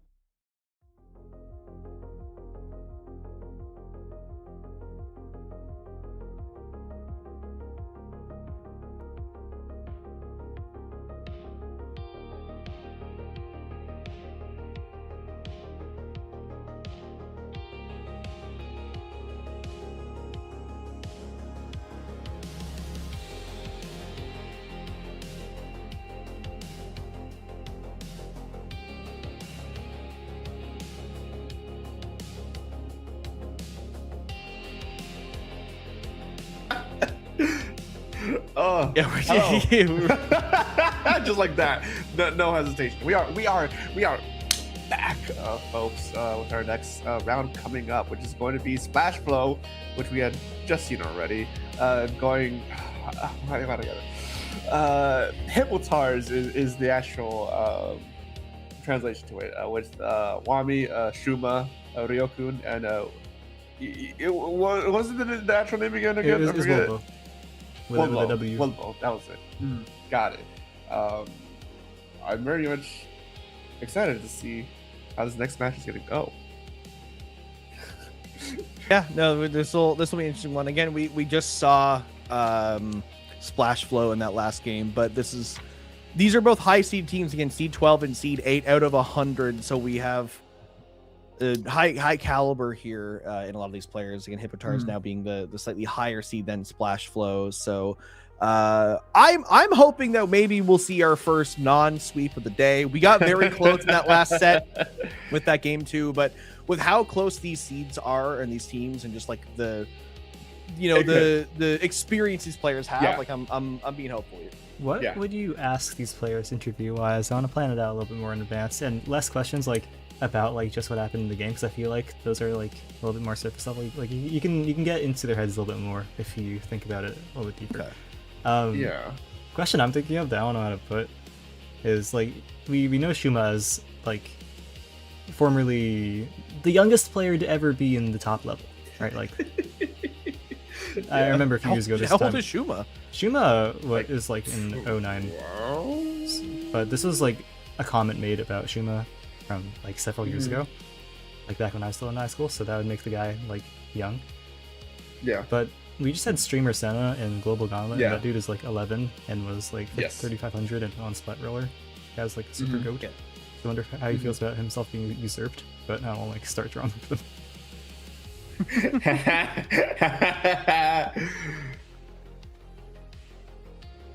I do wonder, at least for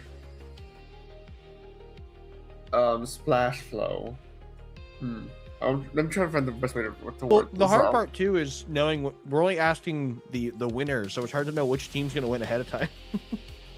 I have a decent feeling.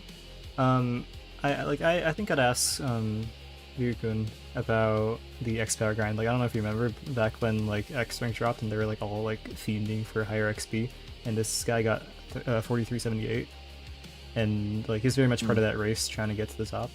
And I want to ask like if he ever intends on like fighting for that again, because like Melon's 5006 has like been uncontested for what, a year and a half.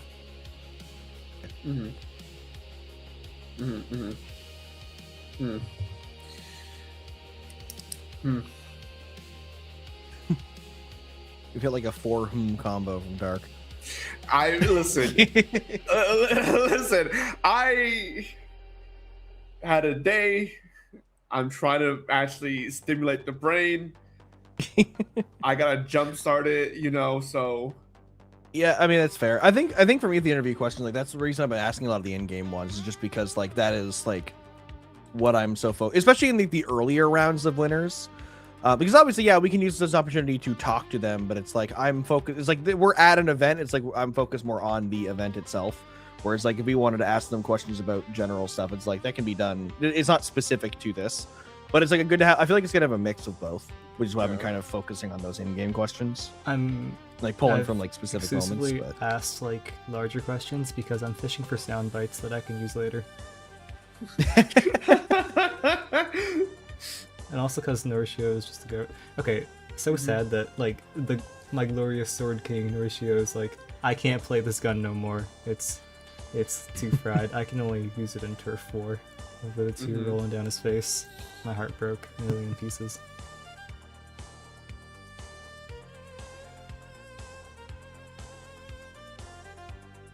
I'm thinking. Get off your faces, you look awkward. That's crazy. Well, see, that's one of those things too, where it's like, oh, they're getting in the set, let's go, and then you put us hot immediately, and then we're not. Look at what the spectators do. I have a delay. Yeah, we just got an update. There's still 10 more minutes. Well, that was 5 minutes ago. Oh, was it? Oh, okay, never Yes. mind. I only just saw the messages pop up. Listen, we're schmooving here. Bro, the TO is like concepts of painting right now. Yeah, that's how I feel right now. I'm gonna keep it a buck. Yeah. Yeah. Yeah. The spin.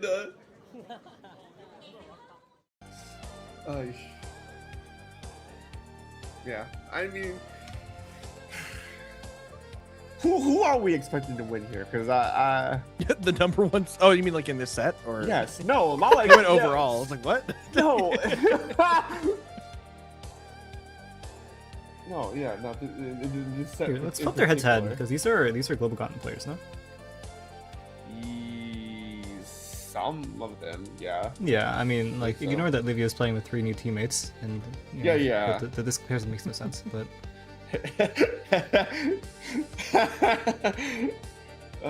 yeah, I mean,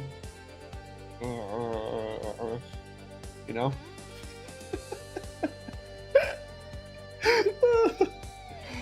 Oh, Doc, you seem like you're having a great time. interesting. I am running. I hope that that Hippo team wins because they were playing with Chocopero, and now Chocopero is on the Seed 1 team, so I hope they go in finals and they get a little bit of like a little bit of betrayal.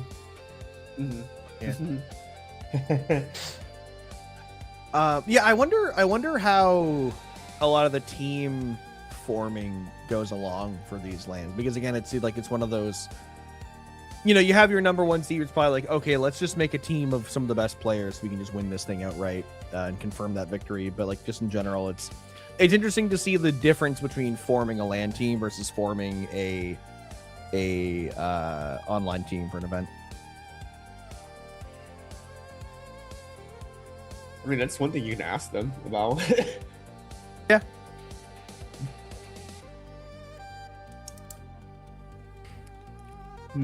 Do we ask them if they're salty for not getting to play? I can play what? If they can't play with was it Chocopero? Oh, sure. That they are, yeah. Okay, I think that'd be a funny question, but I don't want to like stir up bad blood for them. Yeah. That's it. You want us to ask outside of the game questions, but every I time do, we're like, I hey, do, what about but, this? like- Like, oh, but I don't want to stir up the pot. It's like, No, okay. I No, want to like. no, I get it. I get it. I'd rather lean Yeah. into analysis because like their brains are big at this game. Like these guys have double my XP, so I think that's the angle I want to go with because like I don't know, maybe they don't take kindly to, hey, so do you hate this guy now that he's ditched you for other friends? well, yeah, but we don't frame it like, oh, do you hate this guy? It's like, oh, like, are you looking forward to trying to play against them later this Well, tournament then, to kind yeah. of prove that, like, hey, like we should have been your teammates. You know, we can. Yeah, I mean, I wouldn't can even go still that win this, far. yeah. Like, bring in an element of jealousy, maybe not do that. Yeah. It's a very different culture, you know, so it's very hard to try and find the proper way to ask it, because it can very easily be misconstrued the wrong way, even though that was not the intent. I'm watching the TO do YouTuber trick shots. Gotta hit them with the $20, you know? I'm just scouting nonsense at this point. I feel like I need to like give you guys an like enrichment, otherwise we're not gonna make it the 8 hours.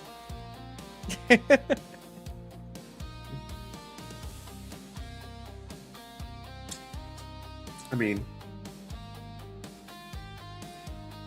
I'll never say no to Coco Melon, you know? That's crazy. But no, I feel like I would usually say no to Coco Melon, but it's one of those like. No, not the bad apple. Oh my god, man. But it's like, yeah.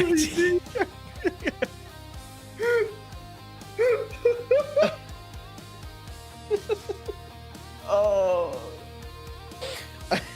Yeah, this is what we're doing now. The best part is it just keeps specifically blocking me and Dark out. Like, you're not showing enough of the screen to even see us here.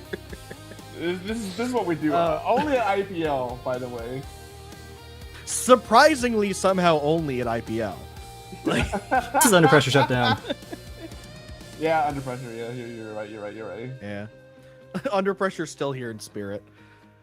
Okay, Under Pressure was basically IPL. Like, it got to a point. Like, the staff overlap was like 1-to-1, just shut the thing down. Mm-hmm. I mean, if you really squint your eyes, this is technically Under Pressure right now, so... I mean, Hammy chose to never identify with Under Pressure. Like, you'd always be like, I'm an IPL caster, I'm a Splatoon 3D caster.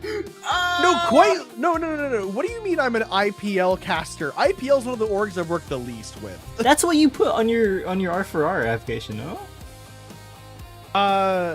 I don't. I might have because I'd done some like recent IPL because I got receipts, like fun. Let's find out. Oh, we're pulling with the Like- receipts. We're pulling with the receipts. Maybe I did, but because here's the thing: is I only commented with Under Pressure like twice ever. Tester. Oh, you have to go back a while. Yeah, we're digging it. We're digging up like we're just digging into my commentary history now. Like, yeah, because I'm pulling up my Under Pressure blocks right now. I've only I've commented with Under Pressure a couple times because of prison breaks. I forgot about those. But I've only done 2 FTIUs. I've done 5 prison breaks, 2 setting sails, and that's it. I haven't done that much there. The fun fact, despite not having any locals, the majority of my commentary outside of Ludi tonight has been at LANs.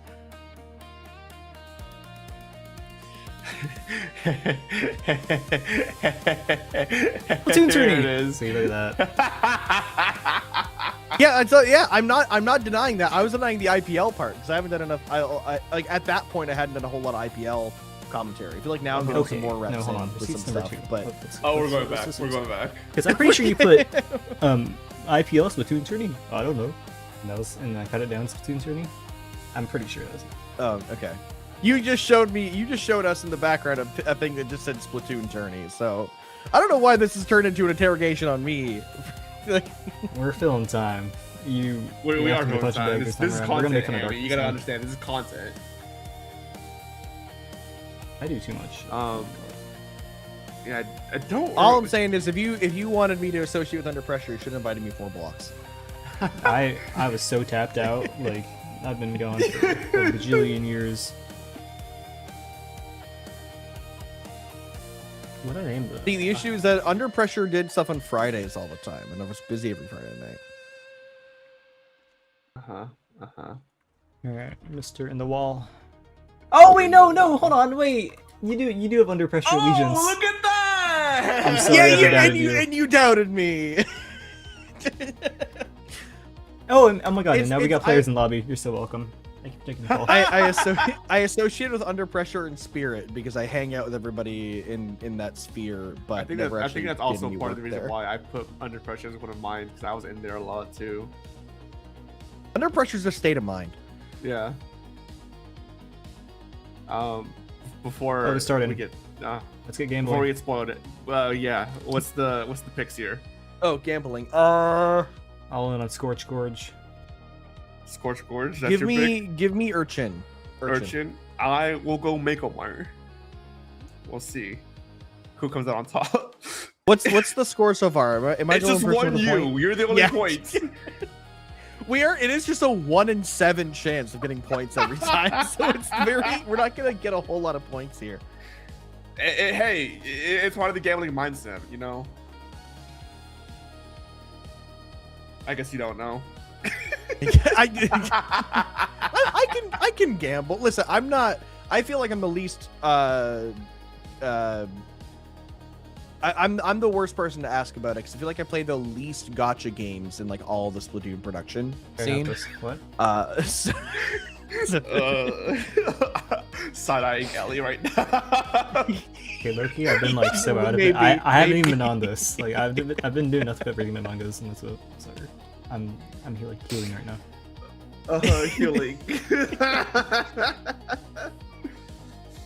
I'm sure Splatoon could add gotcha or gambling at some point. It's gonna happen. I mean, I guess they do. They do have the The what's it called? The Shell out. machine in the lobby. Shell out. Yeah. Yeah. Of course I know. Listen, I don't even have the final badge for spending in the shell out machine. Like, I don't gamble enough. I do the daily roll and that's it. Yeah, you gotta go and log in for your dailies. It is a gotcha. Oh boy, we're still waiting. Yeah, we're on the cusp of the game starting. Everyone's in the lobby. We're just waiting for some LAN shenanigans to allow them to hit the start button. I mean, I love LAN shenanigans, so. Yo, look at the crowd that they have. Hold on, look at that. This is like they're playing on Pool A, and that's just like the people standing behind them. Wow. Do they have like a main stage set up like we do in the Western lands, or is it just okay? Here, I think But we this can is peek at just it. everyone wants to.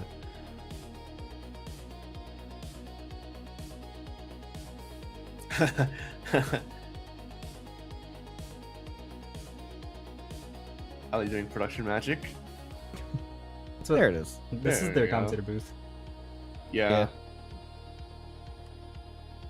Oh, we missed the map, so we don't actually get to know. But Yay! We don't get spoiled. Oh, you pulled it up! No, I didn't see it, but I saw it like I saw it out of the corner of my eye.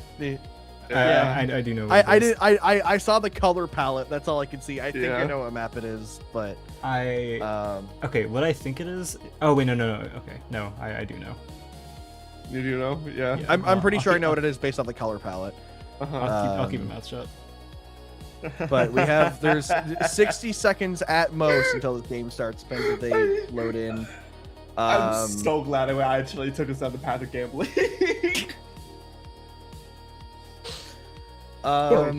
Wait, he's a giant scarf that has SplashGo on it. Oh, wait, that's dope. And it's double-sided too, and they've got 2 different colors on each side. That's awesome. Uh-huh. I want to say, yeah. Why don't I get a scarf? Yeah. Wait, they got away from it. When do we get the IPL scarf? Yeah.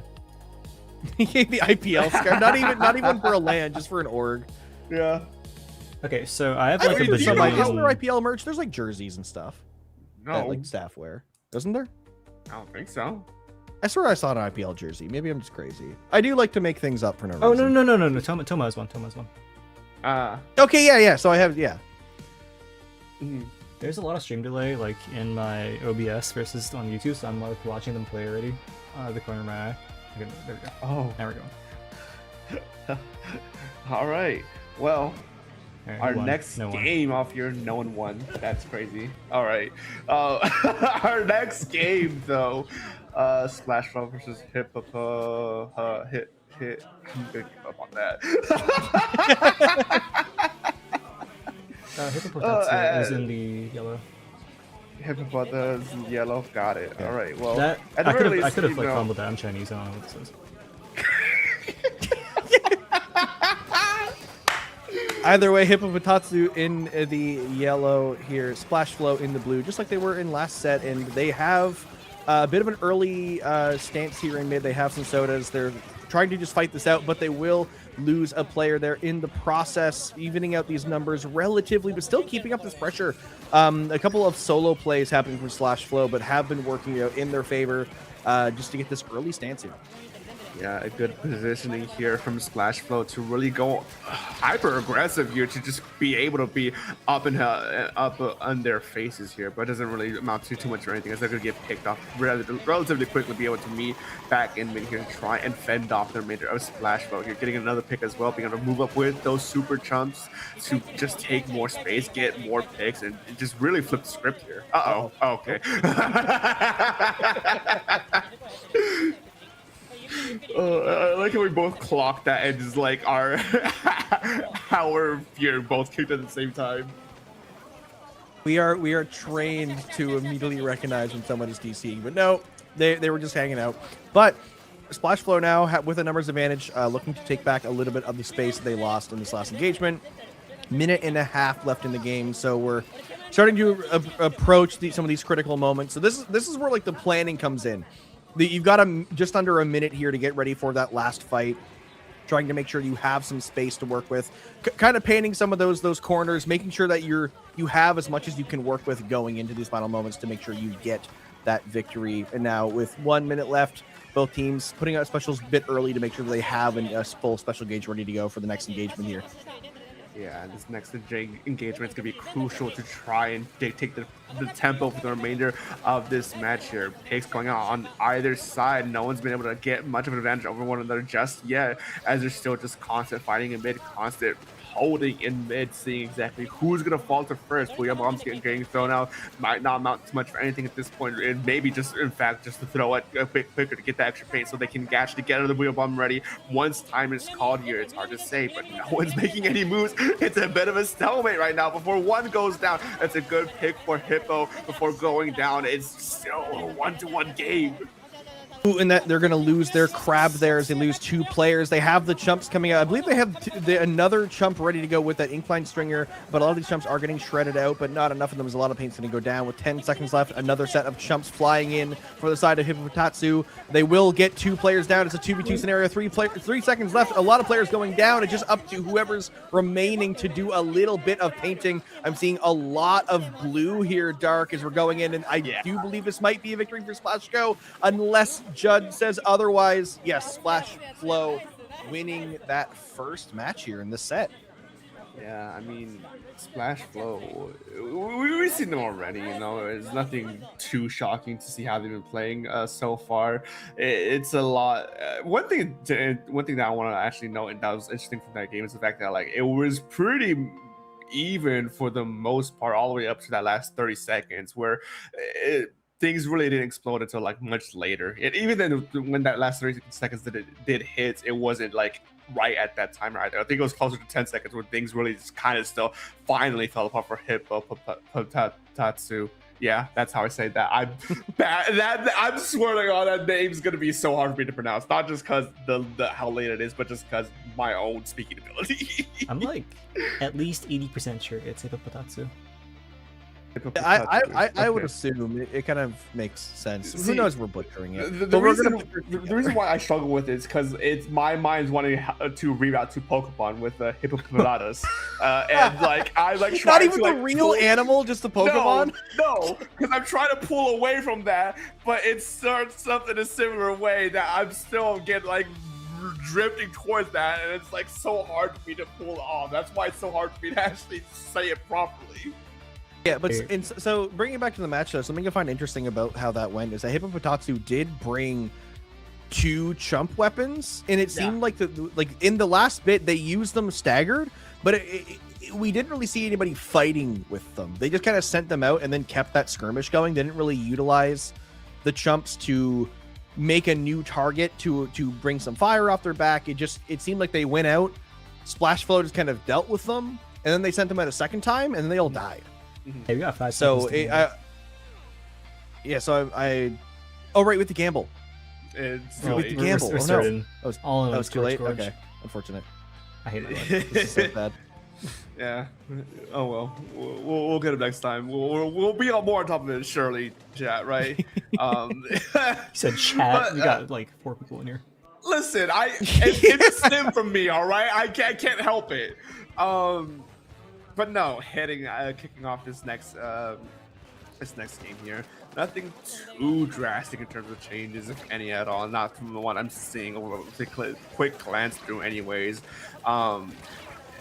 Just sort of once again bit of a stalemate on mid to see exactly who can set up their first team fight to properly position themselves for a good chunk of the tempo for the next minute of this game.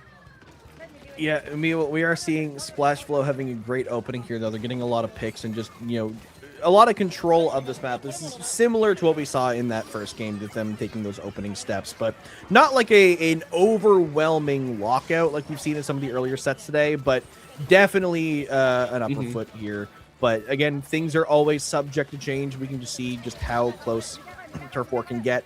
And eventually, people who are going to be getting a lot of picks will eventually go down. And now with the Crab in a pretty good position to push out that pencil player and forcing just everyone back on the side of SplashFlow, giving Hippopotatsu some space here for the first time in Game 2. Yeah, a good use of specials to really try and clear some space for themselves. It's kind of was the intent there, but SplashGo is still able to hold their ground and actually keep Hippopotatsu in check here, not letting them use those specials to the best of their abilities to actually be able to make a full value out of them. And now they're still stuck up on their side of the stage here, trying to figure out how to actually approach SplashGo, how to break through from this hold that they have, because they overstep and there's always someone watching any sort of entry that they have here. And with a map like with a stage like this, you know, it's kind of hard to actually try and avoid that sort of initial entry line sight someone has already. Yeah, now in this last minute, we're approaching. SplashGo has a numbers advantage here. They're walking forward. They do have Soda as well. And look at this, the aggression here. They're getting pushed up. They're not overcommitting fully. They're keeping a little bit of space, making sure not to accidentally wipe themselves out and give up what they've already gained. Hippopotatsu are pushing up a little bit forward. I'm not sure if they're really painting their behind, though. They're just looking to try to get forward and maybe get some of these picks while also not getting picked off themselves. Right now, they're trying. A strategy has to be formed. There are 30 seconds left. They have to get these picks in this final fight and try to do so relatively majestically. I try to think of a better word to describe it, but we do have some picks coming in. The fight coming through. The reflux player being the one to lead this charge. We'll have to jump out, regroup the team. 15 seconds left, Dark. This is looking like it might be a comeback. It could maybe be a comeback though, but that Crab's Egg got shot down. 2 players are down for Splash though. Hippopotatsu needs to move in now, but they want to try and usurp this hold on mid here, but I don't know if that's gonna be enough. There's paint all around from either side, especially with that Booyah Bomb at the end, but I think this is gonna be once again judgment here, and I think we might see our first game 3. Yes, right there. Finally, we will go to a third game eventually, which makes sense because these teams are close in skill. We have seed 12 and seed 8 of 112 teams. But yeah, fine. Hippopotatsu keeping themselves in this event, going down to a final game 3, which now surely we can gamble on what map that's I was literally about to say, now that we have the break, we are gambling this time around. All right, what are we going to next? Let's go to Mako Mart. Mako Mart. All right. I think Urchin. Yeah, that's in the pool. We saw it earlier. Yes. I'm tired. My vote is Urchin. And Ellie? I'm hoping for Scorch Gorge. I don't think it's gonna be Scorch Gorge. Scorch Gorge. Okay, well we'll see who is right, I or like we could Scorch all be Gorge wrong once a again. lot. I think it's a genuinely good map, and even on zones. And okay, my gripe during SWS commentary is like, wow, they picked Scorch Gorge. What a shocking choice. No, it's good. and it drives me insane every single time someone says. Yeah, I enjoy Scorch Gorge. I think it's an underutilized map. Like I think that, I mean, like I don't really have much of a statement on Turf War because I feel like a lot of maps in Turf War are just kind of like they're all viable realistically. We haven't really tried out Turf enough in our scene to really have a strong opinion on them. Like I like Scorch Zones. I think Scorch Zones is interesting. Yeah, there's a lot of zones maps we don't give enough of a shot. No, hey, I know I was talking about the viewership mugging that they were doing on us earlier, but now that we've entered the top 16, they have now broken 1,000 concurrent viewers, which is kind of insane. Like we don't get that on our biggest shows. Yeah, I mean, yeah, that's, I guess, for a region that is so close knit, and we're all wrong again, I guess. By the way, for a region that's so close knit, not in terms of like a community sense, but because like everything's like so close, like geographically, being able to have that community built pretty quickly does kind of track, especially with the popularity of the game as well. So, but I digress. That's not why we're not here to discuss that. We're here to discuss this game. Our first game 3, by the way, tonight against SplashGo specifically, and Hippopotatsu. I got it this time, Chad. Yeah, and Hippopotatsu as well, bringing in the Dapples this time, and also a Wiper instead of their double, or No, I thought they had the double bucket. It was SplashGo had the double bucket.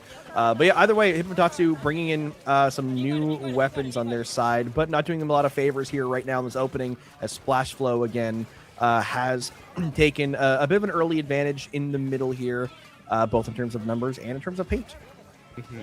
Yeah, a good opener here from SplashGo to really solidify themselves and push themselves to try and aim for a lockout against Hippopotatsu here. But whether or not they can accomplish that is a bit harder with this stage specifically because of how much bigger, how much wider, and how much they're actually flank routes here. You have to be very cognizant as to where your enemies are going to be approaching here. And just like that, 2 do go down against SplashGo. Hippopotatsu is looking to try and leverage that to be able to flip the script against SplashGo as they're pushing them back bit by bit. Yeah, they're getting pushed back here, and right now that Splashdown is going to be pushing back even further, going all the way into their corner. No! Right now, just looking for a little bit of paint, but the DC, that is unfortunate. SplashFlow is going to keep playing through this, but no, they will get reset. Okay, you see, that's the moment where when you're on SplashFlow, you just keep going. You're like, it's not up to us to end this game. Let's just keep playing just in case this is it. But yes, I guess we will likely get the replay there. I think we were still over halfway through the game. Do they have I'm not sure DC what their rules? DC I don't even know. I'm sure they do. We just don't know them. Yeah, I mean, well, yeah, I guess so. But it's like, yeah, well, I never thought about that, huh? I think it's Well, interesting and is that's the this entire event is played exclusively on Switch 2s, so that's still happening. Ooh, is it? Yes. But yeah, I think like stuff like that is very fun to me. Like the idea of like the cultural differences, like even the small stuff of like, how do you guys handle DCs? Like you like how like because we have like a standard, like our standard, like there some events and some tournaments will deviate slightly, but even then it's usually fairly consistent. And I wonder, it's like, do they have the same consistency that we do? And do they have other ideas or plans behind those, and how much do they vary between events? Like, just it's fun to learn like little differences between the communities. Yeah, I still, as I'm sitting here, being able to view this community, this scene on a different angle, a different scope, I'm reminded of my one dream of having a LAN event where we bring over the East to the West Coast, or to the East Coast, West Coast, yeah, that's over there, for a natural East versus West. Listen, all right, it's starting to get there with the hours. All right, I'm angry. There's as I can. Either way, getting back into this game, we're going to be seeing the same weapons. So now it's interesting because now like we got halfway through the game, so they have an idea of what they should probably be expecting here. But nonetheless, we do see the traditional. We have the reflexes painting the spawn. We have our players going in. We see a bit of a divide in how these teams want to play it. We have Hippopotatsu again pushing up really aggressively on this left side, whereas SplashFlow opting to play grouped up together in looking for the first targets here in mid. Yeah, a very slow and methodical approach here. Finally taking a pick against Hippopotatsu here before choosing to back up at least a little bit, as we're seeing just a very deliberate back and forth of Hippopotatsu not wanting to overstand until they actually secure that pick before finally pushing back against SplashGo. But SplashGo, respecting the plays around. It's an interesting just sort of like dance that they're doing right now against one another. Yeah, and right now we do have the Tri-Slosher going behind. Once again, Livia on the side of SplashFlow always being that one to just get in behind and being as annoying as possible. But still able to support the team thanks to the fact they have a Booyah bomb, so able to send Booyahs all the way back. Unfortunately, jumping back with the Reflex player, but won't get picked off because the Booyah bomb will actually push Livia into a weird spot, but still getting a trade out. That just like it's such a long time to distract them, and I'm surprised that SplashFlow haven't gained even more ground than they already did off of that play. But nonetheless, they still have numbers, they still have the map. Yeah, it's a bit of a surprise that they're not putting Hippopotatsu in a dangerous scenario right now, but I guess that's also because there are other reflexes in base just painting every single inch they can right now, and we are starting to wind down to the remainder half of this game when things really starting to matter. These picks are really starting to become more impactful. These splashes are really starting to be swinging things a lot in their favor here. SplashGo popping that triple ink trying to really secure some extra space for them to be able to swim up here. 1 minute left remaining in this game. Tactical Cooler is online for them. They can try and maybe leverage that to go fully on their aggressive here, but Hippopotatsu is not wanting to let that go just that easily. Yeah, and with this last minute, Hippopotatsu are looking for any way in, and getting one pick on the side will help them, but not if they lose their own reflux split. That will minimize the paint output they have for just a little bit, so they're going to have to keep up this pressure in mid and not let SplashFlow take advantage of that. Throwing a lot of torpedoes off of those players on the side, make sure they don't have a route in. They have the Booyah Bomb ready. They have a hammer and a splashdown as well ready to go when the opportunity arises. They just need a way to actually get in here to utilize those specials. 30 seconds left. Soda's in hand. Dark. This is going to be the last fight of the game here. Yeah, this is when things will really dictate who comes out on top. SplashGo loses 2, Hippopotatsu loses 1. It's going to be a mad race to see who can take advantage of these picks here. As we see another goes down for SplashFlow. The jump is going to get canceled most likely here as they're just on a rampage. And now with players going down left and right, SplashFlow is unfortunately put on the back burner in danger as well. They are going to... I think my detection skills are right, but I'm pretty sure that's a knockout in favor for Hippopotatsu. Yes, Hippopotatsu take that game, taking this set in a... It is a reverse sweep. It feels short because it's a best of 3, but a reverse sweep nonetheless. Keeping themselves in this tournament. That'll be the end of what we see from SplashFlow today, but... That was a close one. That could have really gone any way. That last fight ultimately came down to just that blaster getting so many picks in rapid succession there. All right, I have to commandeer the conversation because we have 4 minutes to prepare for questions. So, oh no, interview. Okay, so I did want to ask them about if that disconnect, how much that actually affected their planning and their game plan. I just need to figure out how that probably they were the works. ones to DC though. Wait, no, yeah, but it no, still got SplashFlow DC. Yeah. Or no, yeah, wait. No, Hippopotatsu DC. Yeah, it was Hippopotatsu, but it's still No, that. it's The fact one that, like, in the blue that DC now. Is it not? No, it was yellow. It was yellow. I'm terrible. Because we were spectating blue, and they got Yeah, pushed yeah. in the corner with the splashdown, but then there was a DC, so they started running forward immediately. Okay. Yeah. My fault. Yeah. Yeah, I just need to figure out how I want to formulate that in words proper. Brain's slow right now. Yeah, I'm trying to think of what to ask because Ellie doesn't want me asking questions with the game anymore because we're trying to clip farm.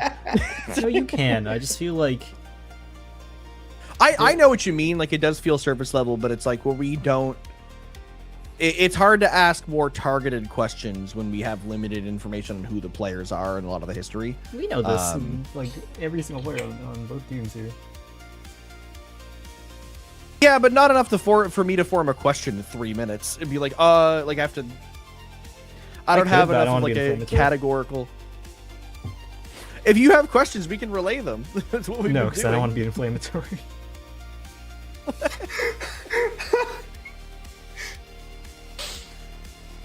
Oh, I thought that was like a left field pick, but it does look like Shilan does have Viper listed as one of his weapons, so that wasn't that strange. Because in my mind, Shilan's been like the splash only guy, so it was like a little shocking to me. But I mean, it says it right here, so.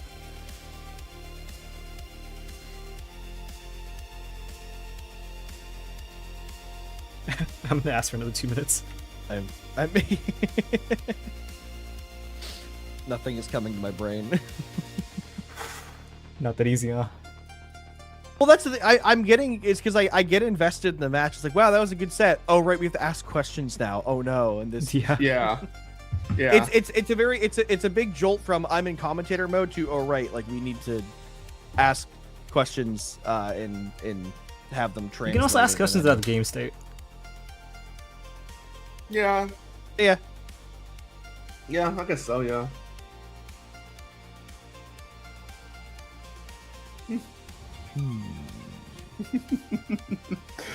Yeah, lock in the commentators. You're telling me to think about interesting questions at 2 a.m. Right. We're gonna be struggling at the end of this one. Oh, yeah. Well, it's also because there's interviews every single set. Like, it's... Okay. Ask about chumps. I think chumps are Yeah, the double chump. Yes, double chump is interesting. It looks Yeah. like they're right here already. Yeah, they are right here.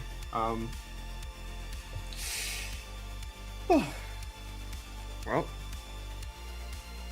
Okay, I'm gonna throw them. I guess Hello. we're. Yeah, I'm just typing at mine. Yeah. Are we I'll write out my ready question. for the questions? Question mark? I can't even hear them. Wait, I need to.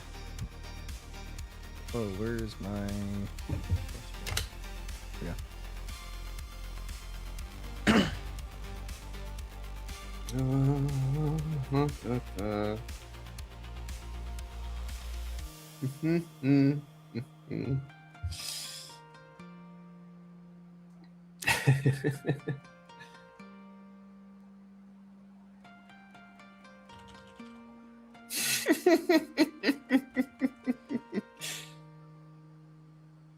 I'm just doing that. Boom. Whatever. Oh, okay. I got my question robbed. You it said to ask it.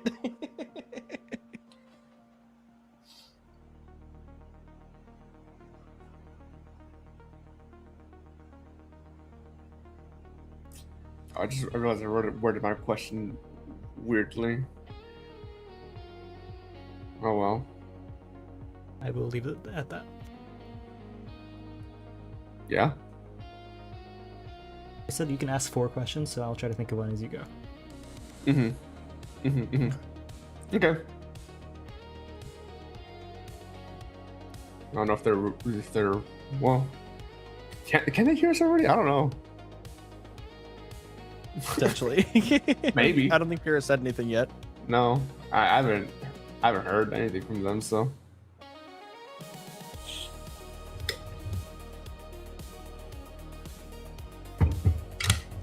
Surely.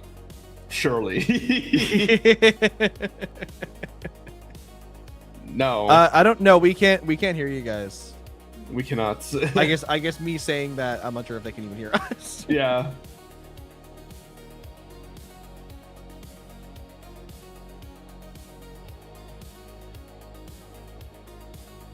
I'm surprised it took us this many rounds to finally have an interview Even more, with yeah. audio issue. Yeah, you know what I mean? Like, for going this long for not having any tech issues in the interview, like that's a good track record for us. Yeah.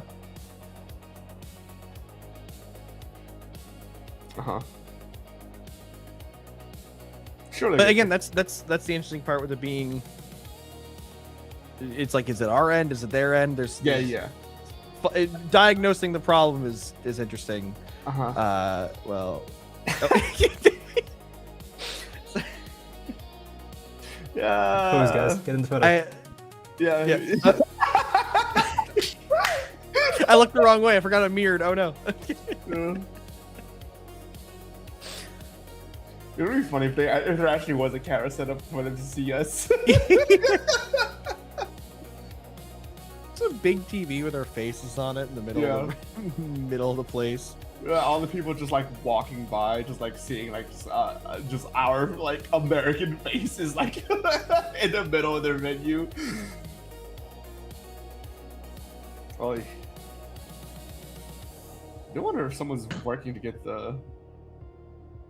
Probably. Yeah, I'm looking at video. They're just muted right now, so I think it's Yeah. not like a big problem. You just have to go like hit the switch. Yeah. Yeah.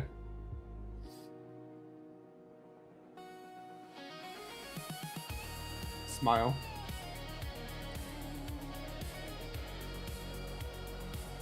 Are they muted on the video? Oh, actually, I don't even They know were. which sources. They're not anymore. But I they still just can't hear unmuted. them. Yeah. Cool. Oh, but we still can't hear them though. That's the issue. I think I refreshed. there's a chance it might be a They hardware just muted issue. again. Yeah. I don't know. There's only so much we can do.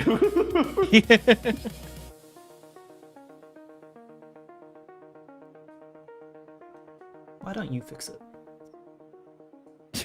Me? I can't do anything here. let me fly over. I'll see if I can Yeah, real Pretty quick. awesome. Spend what? A quick and easy what? 4K flight? Is that for you? At least. Oh right, yeah, because you're in like butt ass nowhere. I don't know we're allowed to swear in IPL. It's crazy. You did earlier. Ellie can. I did? No, Dark did. Did I? When?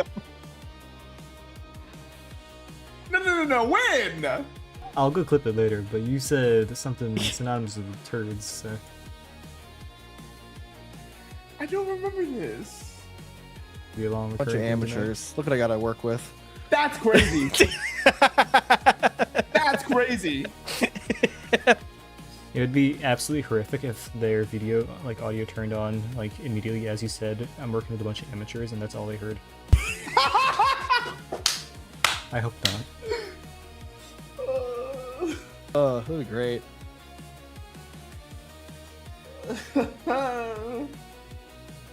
Surely we won't be the ones holding a bracket, right? Smile. I mean, push comes to shove, they just cancel the interview if it takes that long. Yeah, I guess so. Also, I did just look it up. Flights to Japan right now only $2,000. Not bad. Oh, half of what I thought. Yeah. Let's start teaching. There we go. Oh, we're getting up there, guys. Why is it cheaper to fly to Japan than it is to fly to Vancouver? What? What?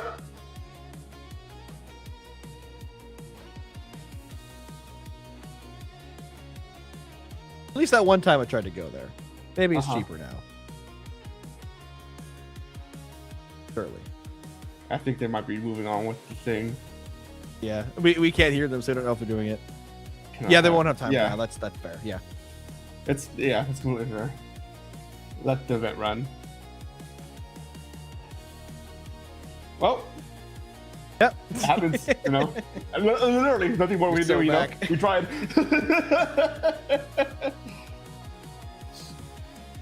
But we're moving along. I do think we're heading to quarterfinals now.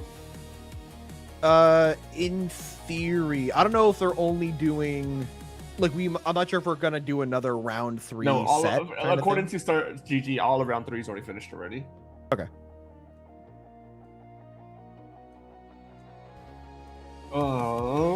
Yeah, I guess so. Yes, we're getting quarters. Yeah, so we're getting there.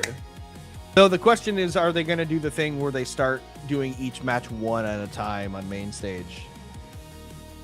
No, not yet. I think that starts the semis. Semis, okay. Like yeah, semis and finals make sense, but I wasn't sure if they do quarters or not. I don't know how long they want this day to take. We are streaming Super Team. Oh boy. Lobster. Okay. I'm assuming Low Star's lobster. Yeah.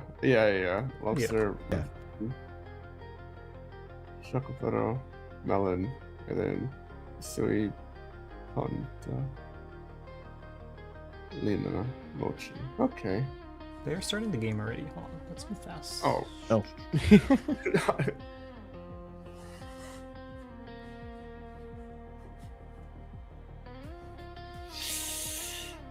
All right, are we gambling?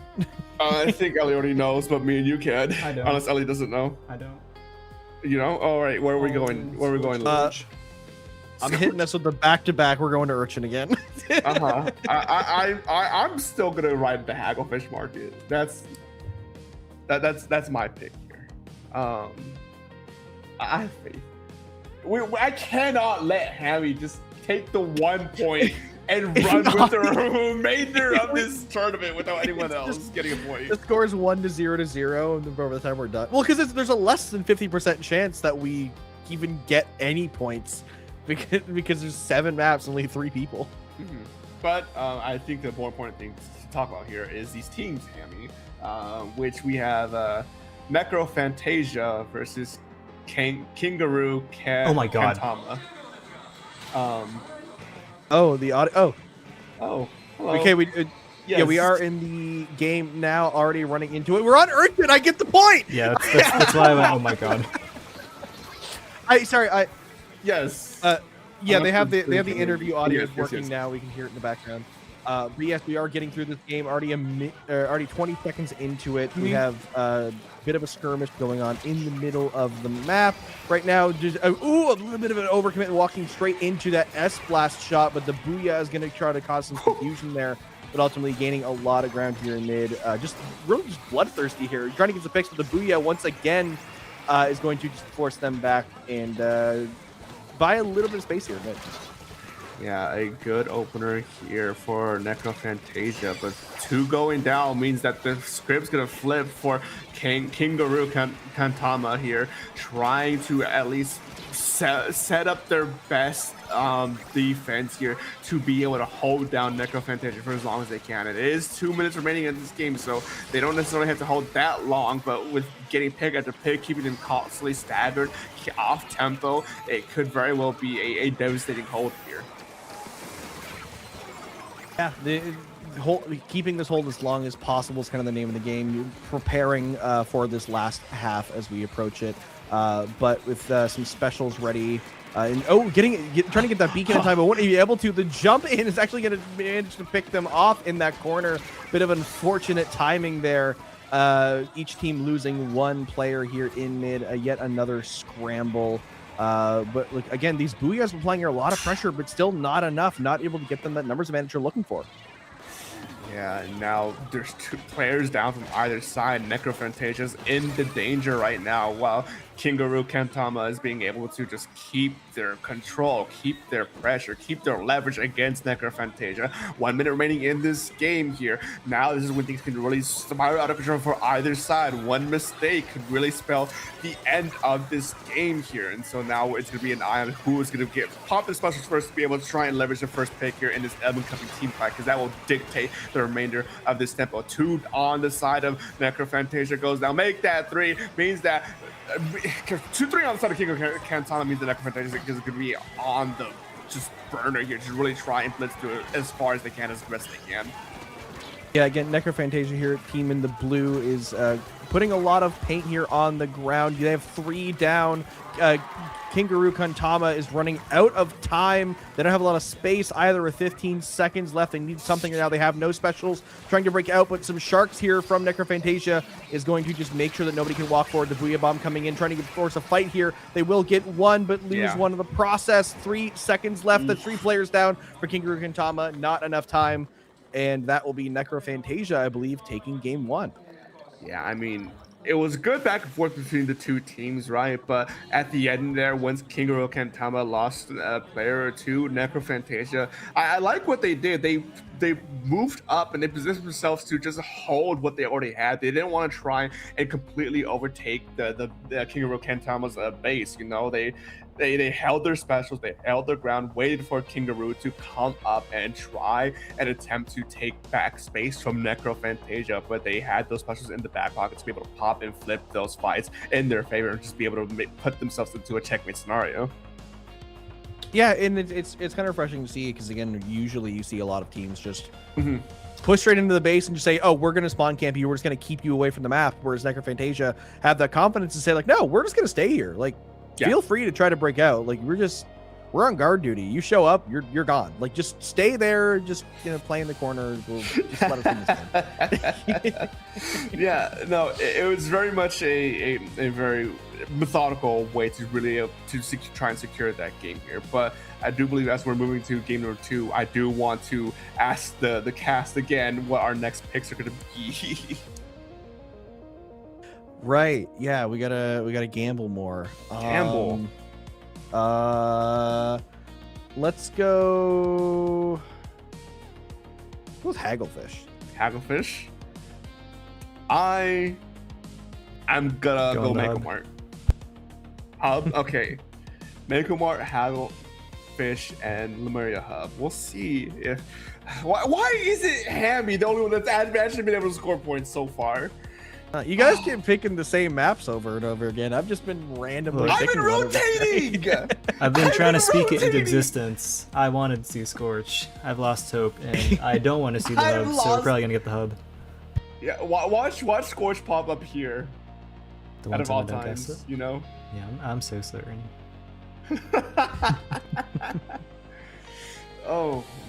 but we are moving quite along. Really now towards the later ends of this bracket of this tournament series here. Oh, we're already in the game. We have Mako. Oh, no one, I forget. I don't think anyone voted Mako this time around. But going through, I'm noticing immediately we have there's an aerospray on the side of Kingaru Hintama, but we have 2 sodas on the side of Necrophantasia. Yeah, a bit of a different approach from both teams here. We see exactly what the idea is here as we move forward here. The new aerospray, I don't even remember what it has, to be completely honest here, but 3 down for Necrophantasia means that Kingaru Kantama is going to be able to just move up forward, really take that advantage to just take up as much space as they can as quickly as they can to set themselves up for the next lockout here. That's unfortunate. Yeah, looking to get a. Oh no, the ads on the side is very unfortunate. But yeah, they're looking to get a lockout here. But again, there's still 2 minutes of the clock, still plenty of time to maneuver around. But Kingaru Kantama looking for a little bit of space, taking back their stack. That is step 1, but losing 2 players in the process. The Aerospray trying to go for a pick, but that will be a splashdown. They'll have to back up and respect that. Ultimately going down there to a line marker. Yeah, pinpoint accuracy with that line marker. Necrophantasia is just on a roll now. Being once at the backseat, and now we're just able to just completely shift gears here and put Kingaru Kantama on the back gear. Now with 1 minute 30 seconds remaining on this game, this could actually be devastating for Kingaru if they can't find a way to actually properly break through this hold from Necrophantasia here. They do have some specials coming online. The tactical is on at the ready here, but 2 players go down immediately once it gets used, so it's not going to get its full value, and Necrophantasia is just moving in forward as a unit to take advantage of that and punish them. Yeah, and with a minute left, that punishment is going to be a little bit scary for them. They have to break back out here and prepare for this final fight. But look, you can even see the reflux here on the side of Necrophantasia is just like painting up every possible inch of ink to make sure that they have as much going for them in the final calculations. With that Booyah going out, the rest of the team is going to look to try to walk forward here. A lot of pressure just being applied through the mid. Again, similar to game 1, they're not scared of letting Kingaru Kantama walk forward a little bit because they're going to walk straight into a death trap, but they're doing so fearlessly regardless of the losing players, and they cannot try to keep this numbers. We get to see a member of Necrophantasia go down in this fight, but just as I say that, they do lose a reflux, which is their highest paint output. So with 20 seconds left, they still will have time to respawn and get back in here, but it might help Kingaru Kantama get a little bit more paint on the ground, but now they're going to lose 2 members in the process here. Right now, it is just time to paint. 10 seconds remaining, looking for any paint, looking for any specials, anything that'll give you that edge going into the end of the game. But yeah, with 3 picks, that's just going to be it right there. Necrophantasia, they're here to win today. Yeah, no, it definitely was. There was a chance, an opportunity for Kingaru Kantama. Yeah, no, it's crazy. The switch going to sleep mode is also crazy there. But no, Kingaru Kantama, there was an opportunity there I saw from them to be able to potentially try and flip things at the end against Necrophantasia, but once they were able to actually start pushing Kingaru Kantama back bit by bit, Necrophantasia just sort of locked them out and put themselves to a very beautiful checkmate scenario. All right, questions and interview. Yeah. Lightning round. We're doing an interview. Oh, yes, no. Melon and like the goat's tune. What do you want to ask? One chance. It's a lot of pressure. I'll I have a question for Melon, and I have a question for Chocopero. Okay. We can just ask your questions. Yeah. No, Listen, that's I 2 of saw... like 4. Like, throw a game 1 in there. Yeah, I'm asking like, hey Melon, I see you're doing more commentary now. Like, as time passes, you're gonna like take more of a backseat. Be like, well, I don't have a good comparison actually, because Faker still plays the game.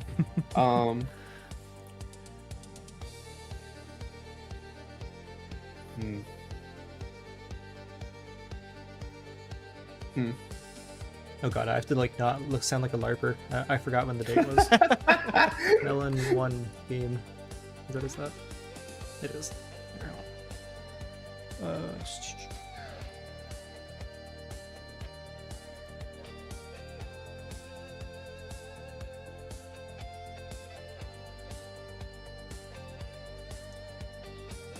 Oh, it was lobster with chocolate.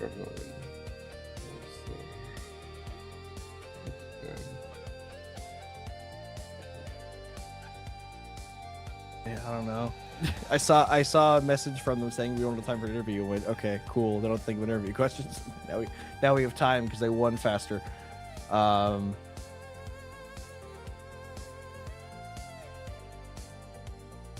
We need to do more interviews in the Western scene so that this becomes like second nature for commentary. Yeah. Yeah. I do want to do more interviews from my lands, but I just need to get the infrastructure there first. Thinking, I'm pondering.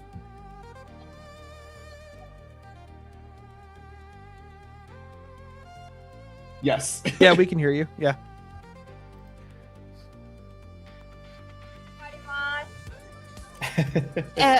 I'm sorry. Is the can you hear my voice right now? Yes. Yes. Okay, thank you so much. Let's have our interview right now. Yeah. すいません。またインタビューするんで、ちょっと横になっていただいて。Please feel free to ask any questions. Sure. Hammer, you have one with the ready? No, I wasn't sure if Ali was going to send someone or not. Drop your questions, but I only have 2. What I wanted to ask was there ever a moment, especially with that last game, where you feel like things might have gotten a little bit hard to try and overcome? Yes.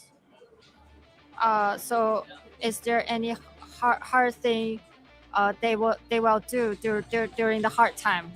Yes. Is my understanding. Okay. 最後の試合の時に結構きつい時間があったと思うんですけど、そういう時はどういうふうに処理しますか？そうですね、結構スプラトゥーンっていうゲームがそもそもきつい展開になることがね、結構多々あるゲームなので、まあ割とよくあることぐらいに頭の中でこう留めておいて、まあ自分たちのやりたいことをしっかり通せば勝てるよっていうところはしっかり思ってました。So it is really usual for them to have some difficult times when play the Splatoon 3. Therefore, they always have the habit to try their best and think immediately of the strategy so that they can go through and overcome these difficulties. So that this is the key to win the game. I should chill SWS. Melon, will you play my events? Okay. Very cool. Very fascinating. Cool. Before we steal some of Ellie's questions, I guess this is a general question to whoever wants to answer it. But I was curious, what's been your main motivation for participating in more events, both with and against the Western Splatoon teams? And how do you feel that these Western players have been performing in the last year compared to previous years? Do you have any specific player would like to ask, or just anyone to answer this question? Whoever wants to answer, I think, is fine. 誰でも大丈夫なんでこのオフラインのイベントを参加するモチベーションは何でしょうか？また海外のこういったイベントを参加するためになんか考えとかモチベーション応援とかあったりしたらお願いしたいです。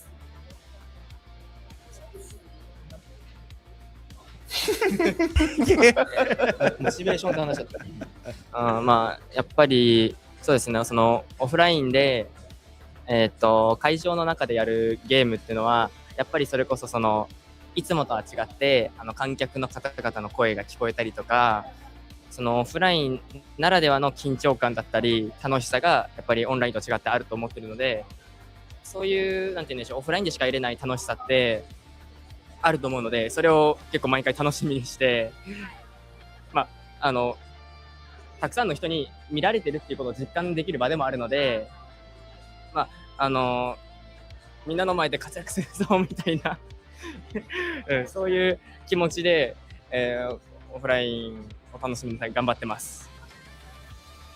So one of the biggest motivations is that when during the offline games, they could show their play to lots of the people, and as well as they can hear lots of feedbacks and encouragement from the audience and also lots of the fans. So I think they really treasure this kind of opportunities to show their play over the public.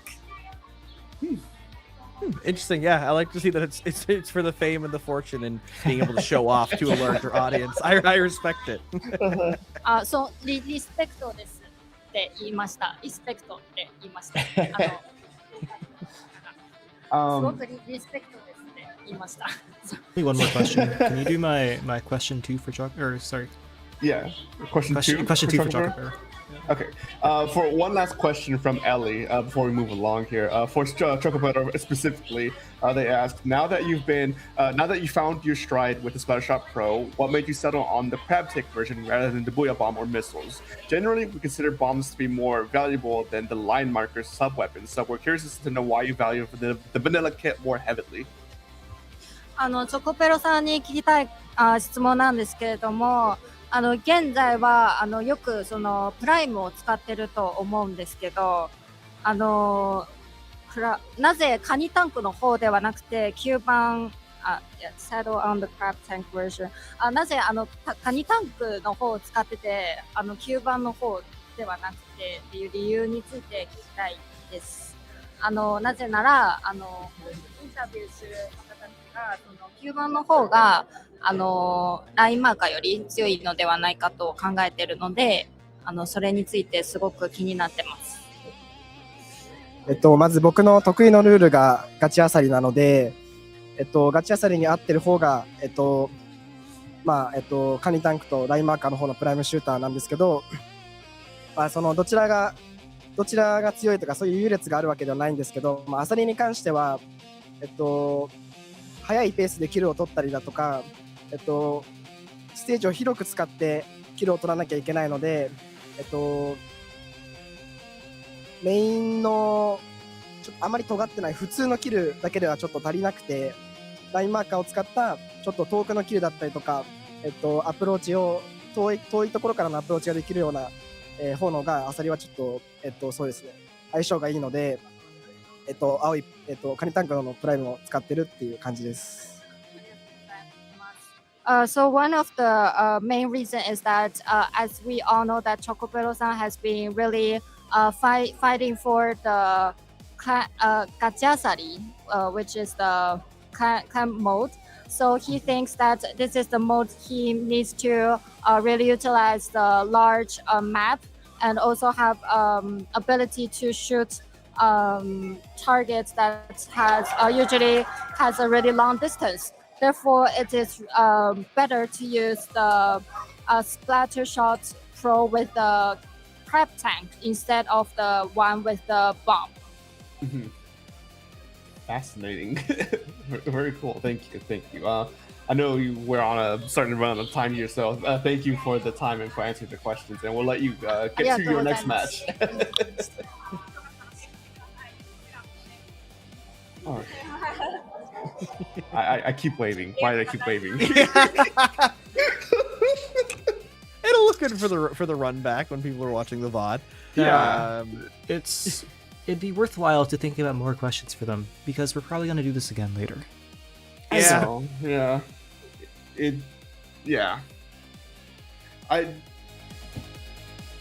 I got nothing.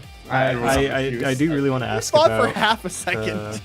The 5K run because I know that run is like extremely emotionally taxing. I want to know if the guy's gonna do it again. Mm-hmm. I mean, like he's on a team with the Mr. 5K guy, so I'm wondering if he's gonna script him. Mm-hmm. Yeah. Well. In any case, I think it's fun that all we're doing is exposing how much more Ellie knows about the Japanese scene than me and Dark. Yeah. Dude, I run like the only across the pond. Yeah, no, like it makes sense, but I think that's a big thing is like I do need to, because with doing commentary, I know a lot more about the teams that I commentate typically, because I don't really get a lot of opportunities to commentate Japanese teams. But I think I need to just start doing more research on them, and just in preparation for events like this, because we are slowly there's becoming more and more crossover, which is awesome. But I need to actually start putting in the legwork to make these crossovers more seamless. Yeah, one of the things I did want to do over the summer, now that like I'm done with travel season for a little bit, is just actually start like sitting down there and watching Area Cup and watching these Japanese events, so I can be more in touch with this side, because it's the one thing that I've just been severely lacking that I want to try and catch up on. And also part of that is just learning the language, so I don't have to rely on auto translate a lot of time. But that's a whole different thing for me in and of itself. But we are now in semifinals, I believe, which is still a best of 3, right? Overlord LA. So, yes. Yes.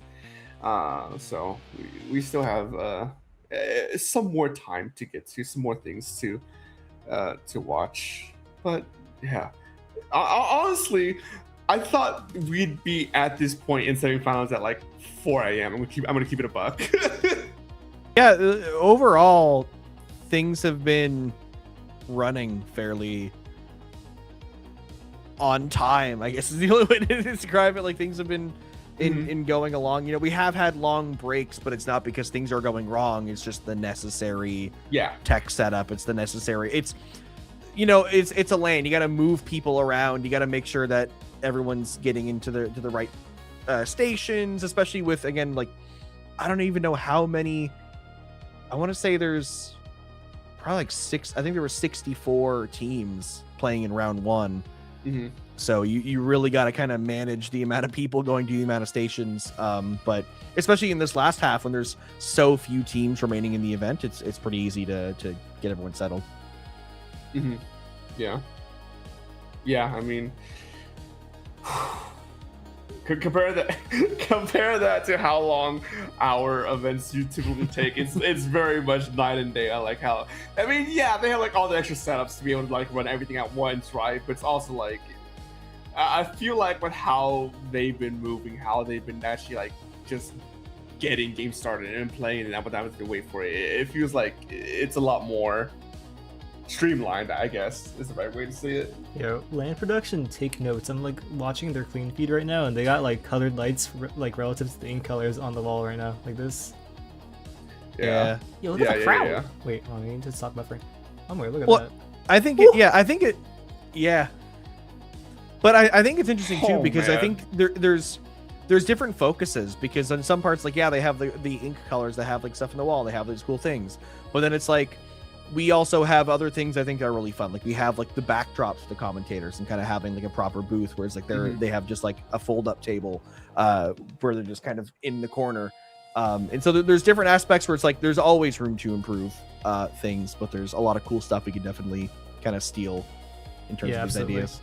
Yeah, as we start, I'm gonna be using their clean feed more, because I want to get to see their fancy camera work on.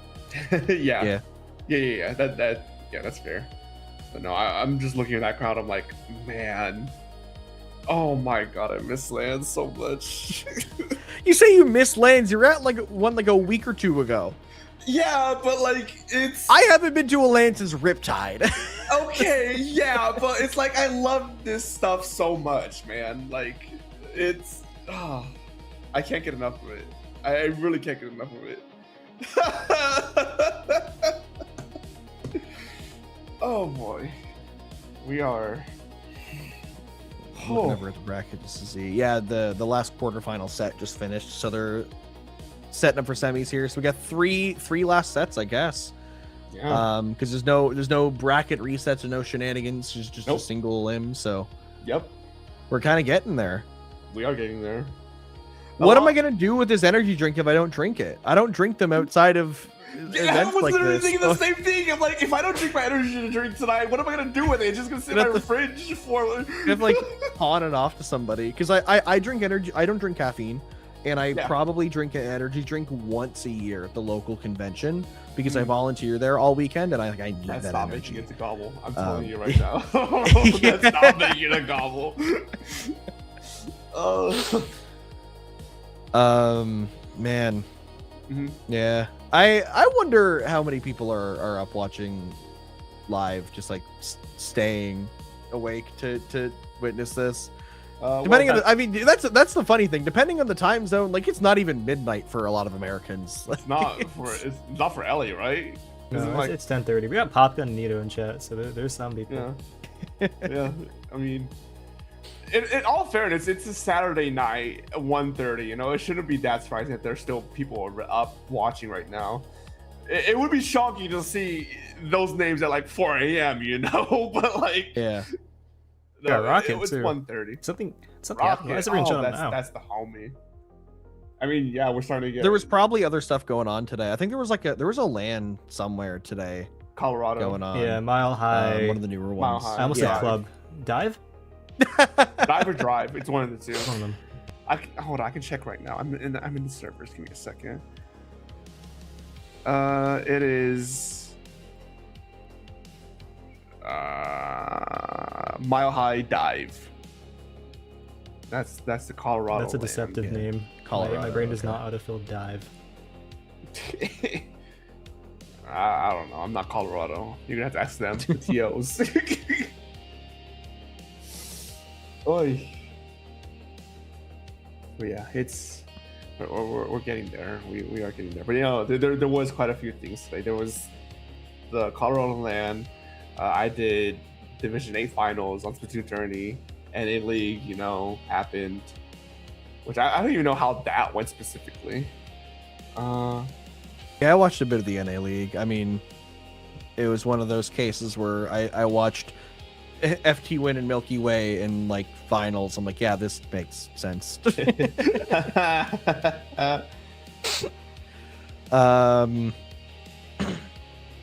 I am curious. Actually, I should check what teams are remaining because there should only be 4 teams left in this whole shindig. Yeah, I mean, Shindig? we know.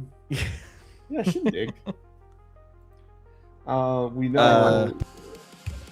Yeah. What's the card? Necrophantasia. Yeah. Oh yeah. we Here need we that go. one. Hippoput. I'm gonna stop. I'm gonna make a fool of myself if I keep going with that. I am looking through to see a couple. There were a couple of game 3s even for some of these teams that are here in the finals. So like there have been some trials and tribulations up to this point for a few teams. Seeing 1 or 2 game 3s throughout. But yeah, we have our final 4 being Hippopotatsu, Rebellio, Necrophantasia, and Color Horizon. Only 2 of these teams which we've seen on stream so far. So whichever match we do spectate, we will have I was gonna say a bit of a surprise, but it might be a team of players we've seen again. We just don't know which pickup relates to which players. Yeah, I mean that's how it goes with the LANs, you know. But yeah, we're starting to wind down a little bit here, you know, folks. They're getting ready for the main stage. We're seeing here exactly. Do we actually know which one we're watching first? If it's Hippopotatsu versus Necrophantasia? I'm pretty sure it's Color Horizon versus Necrophantasia. Necrophantasia, got it. So yeah, we'll be. Wait. Okay, because like, again, I'm Chinese, so I'm like comparing the symbols and not properly being able to read it. So we're doing some guesswork here. Yeah. I mean, I believe you. I was right! Okay. Necrophantasia and Color Horizon. Yeah, whatever. okay. So, Necrophantasia, we just saw, you know, it's I mean, very powerful team. But I don't think we've seen, we definitely haven't seen Color Horizon yet. And I don't know who is on Color Horizon. I gotta... Surely a really cool graphic that will show up that will tell us exactly that. But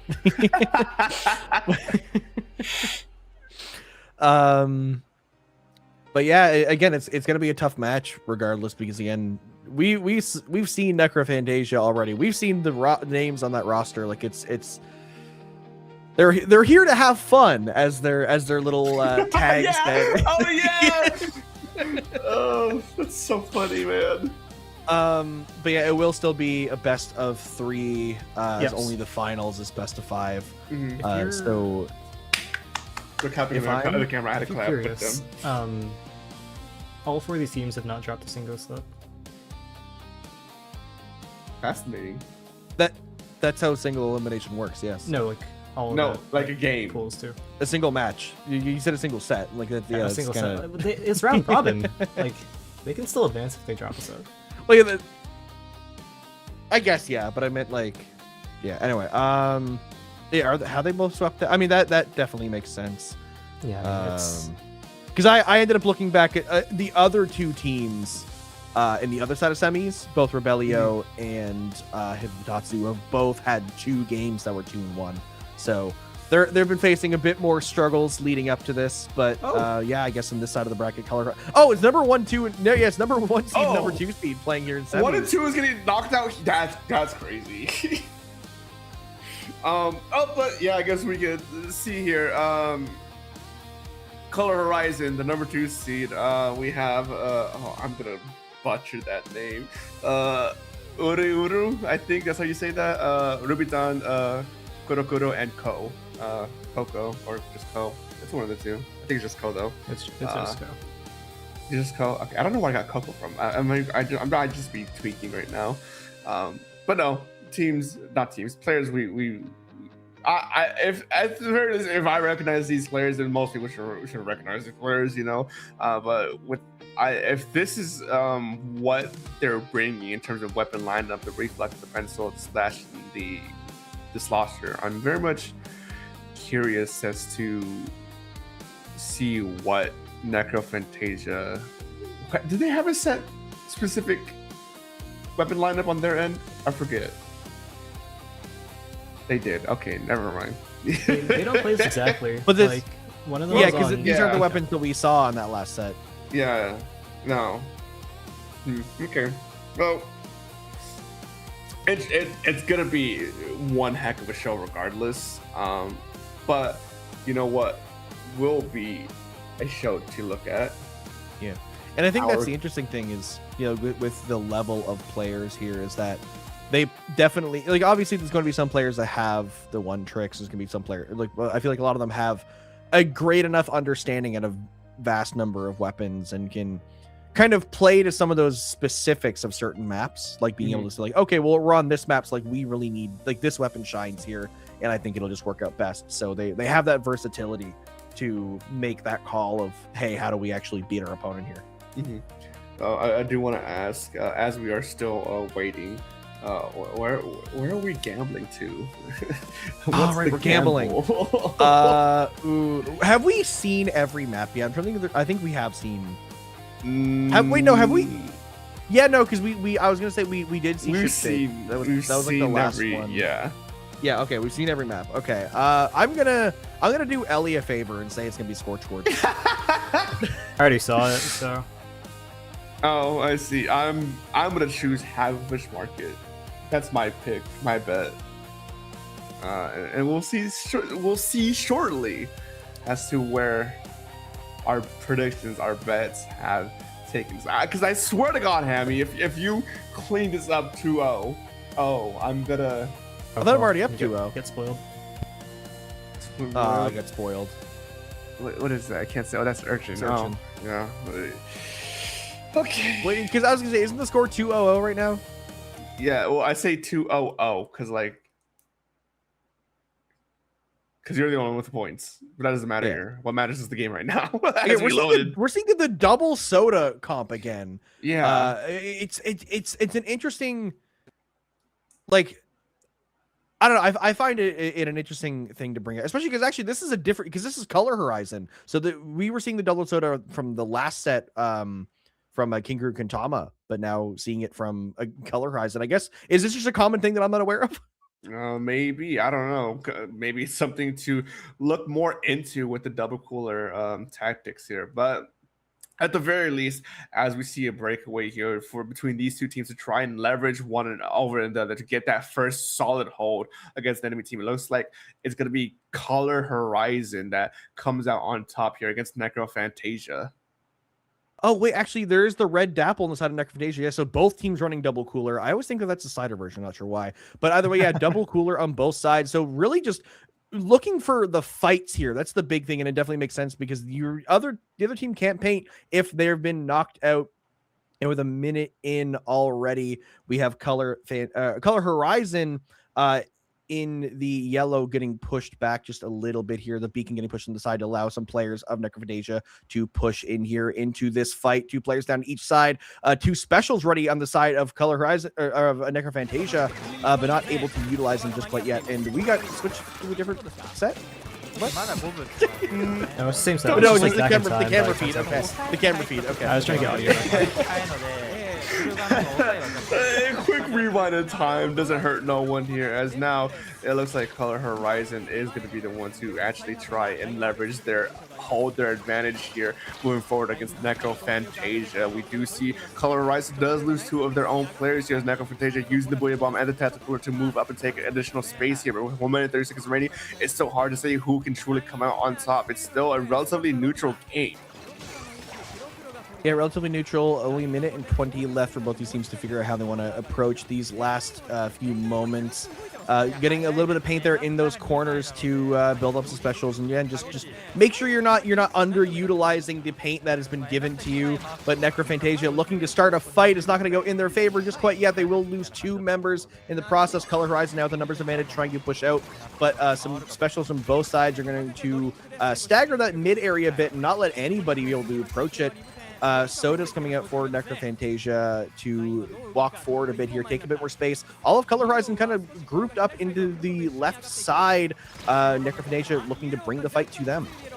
Yeah, trying to force a fight does not turn out that well, though, for Necrophantasia, as they do lose 3. Color Horizon, especially with Tactical online, they can just absolutely walk straight forward without any repercussions against Necrophantasia to try and take the space they need. But we still have the dualies here as the last player setting from Necrophantasia to disrupt this backline. The Booyah Bomb is thrown at them, but they do get shut down relatively quickly here without too many issues here. And one by one, Necrophantasia is losing ground, losing players, and with 3 downs, and now in the danger with 10 seconds remaining, I do believe this game is going to Color Horizon no matter what Necrophantasia does now. They are still going to try to fight for it and make sure they can get it, but with 2 players down, reflux painting as fast as they can, but all of the paint they're putting out is getting applied right back from Color Horizon. They're all celebrating. They know they've got that. That is a pretty yellow map, and Color Horizon with nearly 60% are going to take game 1. Yeah, a good hold here from Color Horizon to be able to just not let the small mistakes get to the best of them against Necrophantasia, especially. Necrophantasia, a very powerful team, by the way. You know, Lobster, Rubyton, Chocopedo, and Melon, nothing to laugh at, but just face against such adversity there and be able to keep their cools against them, it's definitely something to be, what's the right word? I don't know the right word for that. I lost the word. His brain's getting tired. Yeah, but it's good to see again that with the number 1 and number 2 seed, there's not a clear, this is just the better team they're going to win the event with absolutely no contested. Because again, you like we saw before, neither of these teams have lost a single match the entire tournament.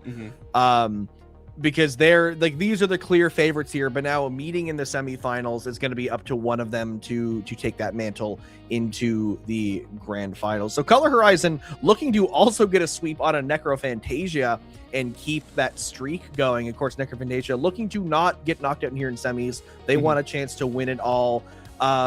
They really just formed a powerful team here, and I feel like they're not content with getting tied for third. Yeah, no, I mean, at this stage, at this time, at this day, no one wants to go home right here, right now. That grand final spot is so tantalizing close, so you will try everything to be able to push through against that. And Necrophantasia, again, clearly the favorite to win here. Definitely doesn't want to go out, but Color Horizon's gonna be pulling anything and everything out of their pocket here. But speaking of pockets, gotta gamble again and see exactly where we're going next, or where we think we're going next. I'm gonna. Here's my question about how the random selection is made. Is the possibility of going back to the same stage on the table? No? Okay. Oh, So- no. And we're already starting. Oh, well, Ran I out was of too time. slow on that. Oh well. I was gonna say Surgeons. I would have been wrong anyway, so it's fine. Yeah. But as we, Oh my God. the Rapid Pro, really? My glorious King Yeah, Lobster. we do have the Rapid Pro coming out, and once again, double soda to each side here, but with different soda weapons coming in pretty much all throughout. The only consistency there would just be, actually no, is there a same soda weapon? Have we just got to completely shift? I'm not sure. I have to look back at the notes on that one here. Oh, wait, no, there is no double soda on the side of Color Horizon. I'm wrong. They only have one soda. I can't do math. No. But either way, Color Horizon, with a good opening here, do have a lot of control here in the map as they're playing down this paint. They did lose a player, so they're a little bit slow here. A couple specials running inside of Necrophantasia are going to potentially get them in here unless they lose some of these players in taking a premature fight. Yeah, not taking the proper precautions here against Color Horizon, being able to step in and punish a lot of these overextensions by Necrophantasia, especially using this crab stick to hold the ground as best they can against the incoming players from Necrophantasia. Color Horizon is setting this up pretty good here within this first minute of the game, but tactical online for Necrophantasia means that they can try and leverage these fights better in their favors to push Color Horizon back so they can take more space here. But no, 2 down for Necrophantasia. Potentially a third here means that they're still going to be stuck on their side of the map. Yeah, stuck in their half, and that's not where they really want to be, but they have opportunities to get in here. They have some strikes ready. They can try to walk forward. They do lose their backliner, which may stunt that movement just a little bit here. More specials being compiled inside of Color Horizon. They have all 3 aggressive specials ready, and the soda's out. There comes the strikes. They still have a crab and a Booyah Bomb in the tank. But walking forward is Ko, looking for some picks, able to hit a slosher in the corner, but not enough for the kill. They will go down. The rest of the team still holding this line. Color Horizon, they're playing similar to how Necrophantasia were playing in the last set. They're really holding this line and waiting to be approached.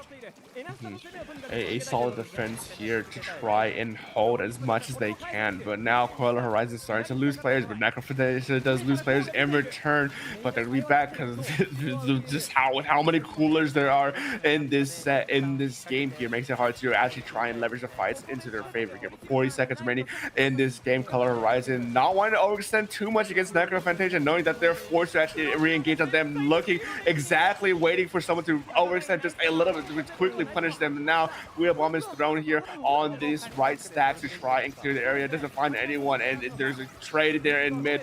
We see the Booyah Bomb come out on the left stacks from Color Horizon to clear the area so they can allow their players to come in with the crab take, but no, they get shut down. Triple Instrike comes down. It's a bit of a mid game right now between these 2 teams to try and cover as much as they can within these last 10 seconds. The question is, can Color Horizon seal the new here, or can Necrophantasia win out this game in the last seconds of this game? And I think they were able to come out on top here.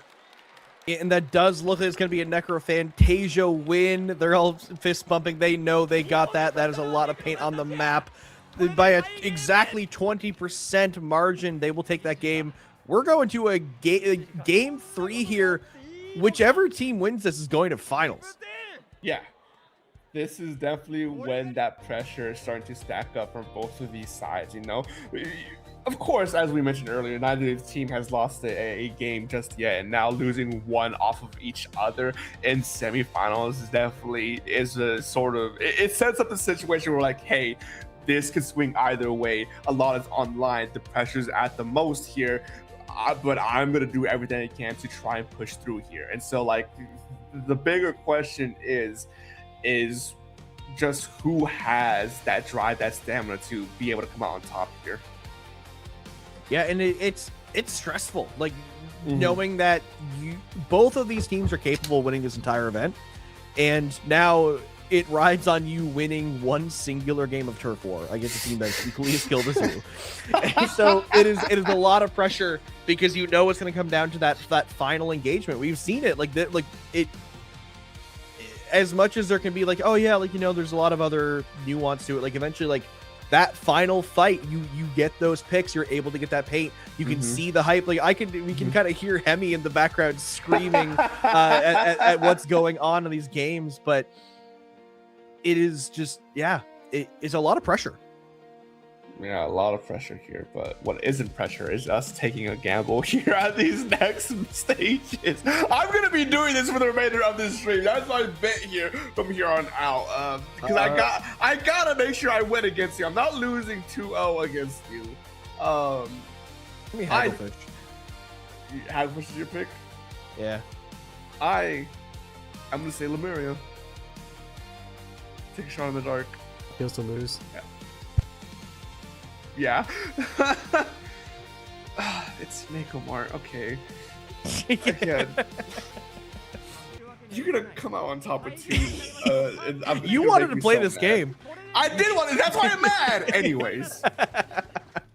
Game number 3 for our semifinals match against Color Horizon and Necrophantasia. This will dictate who moves forward here in the remainder of this tournament series. And we once again see a few changes in weapon lineups on either side. Yeah, a nearly identical comp for both teams. The only difference being the S-Blast versus the Vanilla Slosher. So very similar strategies coming in from both sides here.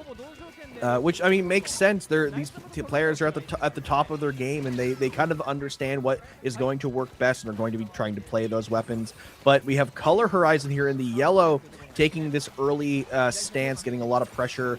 Playing these ledges is Ko on that V-Slosh, trying to prevent the Reflex player on the side of Necrophantasia from really gaining any ground to start painting up and give some more pressure for their team.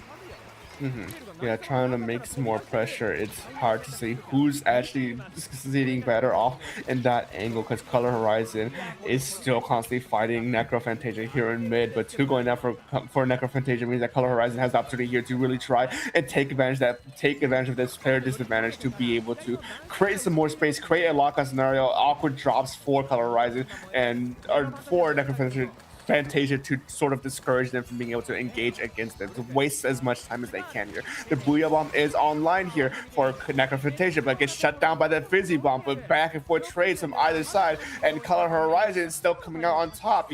Trades are fine in most scenarios, but in such a time-sensitive game mode like this, you can't be losing out on these constant trades here. Yeah, you need to make sure that you keep those numbers, especially because, like, hey, losing a player, you lose that special, and if you lose out on the paint output those players could be getting, so it's especially deadly when you can lose a player like a Reflex or one of your other support weapons like your Gal. So they need to try to keep those numbers. They need to just be able to keep that space as well. But both these teams are fighting here in mid, trying to control the stack of one another, trying to use those sodas to give them the ability to get back in here quick, not lose any of that special when they die, and also just have better fighting prowess. With less than a minute left, it's going to come down to this. When in the next 46 seconds, we will know who is going to grand finals here for SplashGo 13, Dark. Yeah, everything relies on these next few interactions, these next few team fights here between these two teams. Necrophantasia, though, is starting to pull a little bit ahead against Color Horizon, getting these picks, throwing these specials out to create some more territory for them to be able to take even more space. And things are starting to get a little bit hectic, because this is when the pressure is starting to get a little bit too much for either side, because one wrong move could really seal the deal for either team. And 2 down for Color Horizon. Necrophantasia recognizes that, throwing the tactical, getting another one with a wipeout on top is going to seal the deal against Color Horizon. We're going to be moving on to grand finals here with SplashGo. Even with those 2 picks there, that won't be enough. Necrophantasia just shutting down Color Horizon in that last engagement with no time to spare. 62-35. Necrophantasia as your number 1 seeds going up, but not without tribulations. That was their first loss, first match loss in this tournament. But going to grand finals, I think they're probably pretty confident about whoever their opponent's going to be next. Yeah, no, it's definitely that game there was Necrophantasia recognizing the threat that Color Horizon could have against them, and not wanting to let that get to the best of them. They played it slow, they played steady, they let it they didn't let the small mistakes get to them throughout the majority of the game, really locking in at the end there. And I think that's the kind of mindset you need to have moving into grand finals, you know, because now you're in a best of 5, which, yeah, you have a few more games to wiggle around through in order to win secure the victory here, but it's still turf war where those last 30 seconds you can't lose your cool. You start panicking a little bit, things spiral out of control in such a quick fashion, you know. So Necrophantasia moving on up to see who is actually fighting against them from the other semifinals match against Hippopotatsu versus see, I'm seeing this name, and my Mexican in me wants to say Rebelio, but that's not how you say that because it's Japanese. So it's like I'm just my brain right now. Yeah, we're pushing ourselves to the mental limits. Nowhere near the mental limits that you have to play Splatoon at a high level major, but like enough mental energy that it is 3 in the morning, and we're trying to read a language that is not native to us. But yes, Rebelio, one of the teams here in the other semifinals match, consisting of Kaito, Shion, Ninjin, and Slamapagi. I feel like I butchered that last one. I was not ready for that. But yeah, our 27th seed, definitely the lowest seed this far in the tournament. So they've definitely made a pretty good run. Going top 4 for seed 27 is impressive. Mm-hmm. Yeah, and what with over 100 participants teams in this event is definitely Rebelio is definitely. You heard it there for a second. It almost came out. Rebelio though is looking at the very least going to be very satisfied with their placing here. But on the other side of things, you know, we already seen them. What's it called? I already forgot the name. Hippopotatsu. That's what it was. A team we've already seen so far already. Yeah, Wami, Shuma, Ryokun, and Ulbo. Wulbo. I already forget. Wulbo. Like W. Yeah, there it was. Thank you, Ellie. Wulbo, a team we've already seen a few times. I think a few times already, right? Yeah. Or was it just the one? At least once. At least once. I know that for a fact. Of course, number 8 seed could technically be the one to favor come out on top here, but of course, the 27th seed coming up this far is definitely nothing to take lightly. Yeah, definitely trying to prove themselves here because they are 2 games away from making it to the grand finals and facing the number 1 seeds. They would love to make it through, but first they got to get through Hippopotatsu, seed 8. Definitely no slouches here. Though again, both of these teams have had game 3s throughout this tournament, so neither of them unbeatable. Yeah, no, this is. I feel like. Well, yeah, the last set was a little bit more back and forth. Something in me tells me that this set here might be a lot more scrappier between the 2 teams, you know, really trying to throw and make anything and everything happen for themselves to be able to get that victory. Because, again, long day, people I definitely want to try and shoot for that podium placement here, you know, so it's definitely going to be everything, no bars hold battle here. Yeah, definitely. I'm totally not copy and pasting names into a translation so I can know which name is which in these last matches, and I'm going to give very insightful commentary in not only the match but also in the next couple seconds as I finish this sentence off. Yeah. Right. Just like we can tell from the weapons more than likely, anyways. Yeah, but the issue is that you get to see these things, Ellie. We don't. Like, we just see the gameplay. Like, we don't have the graphics that you have are great until they disappear. We can no longer see who's supposed to be on what. No, I just mean like you can. Well, I guess this is just me thing, but like I remember like, you know, I see the splash, I'm gonna okay, well that's Schumann, like 99% chance, and I'm gonna roll with it until corrected. Yeah, but that's then becomes one of those things where like we have seen a lot of these players switching off of the weapons that they've listed. And so then it becomes a gamble of like, okay, That's like who's Urchin playing? exclusive. That's when the comps get like real freaky, but like the rest of the time, it's I mean, pretty it. normal. I mean, it So depends, but like right. I think either way, like because even then, like I would just like to in the games read off the name, like because that's what I like to do. I like to be able to read the names of the players and say who the player is rather than just saying, oh, the person playing this weapon.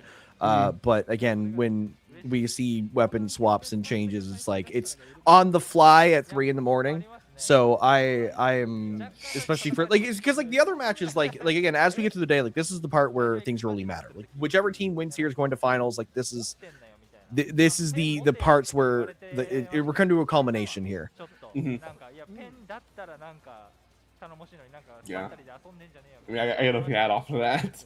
It's a learning skill that I'm trying to get better on, but being able to read Japanese would be the biggest breath to be able to perform better here for these specific events here. But no, I think we are starting relatively soon, though, which I ask again, folks at home. All right. What's stage Folks at are home, we it's us. going? Yeah, when we're at home, are we not? I guess. Hey, we yeah, got that's some fair. YouTube viewers. No, hold on, we got people with us.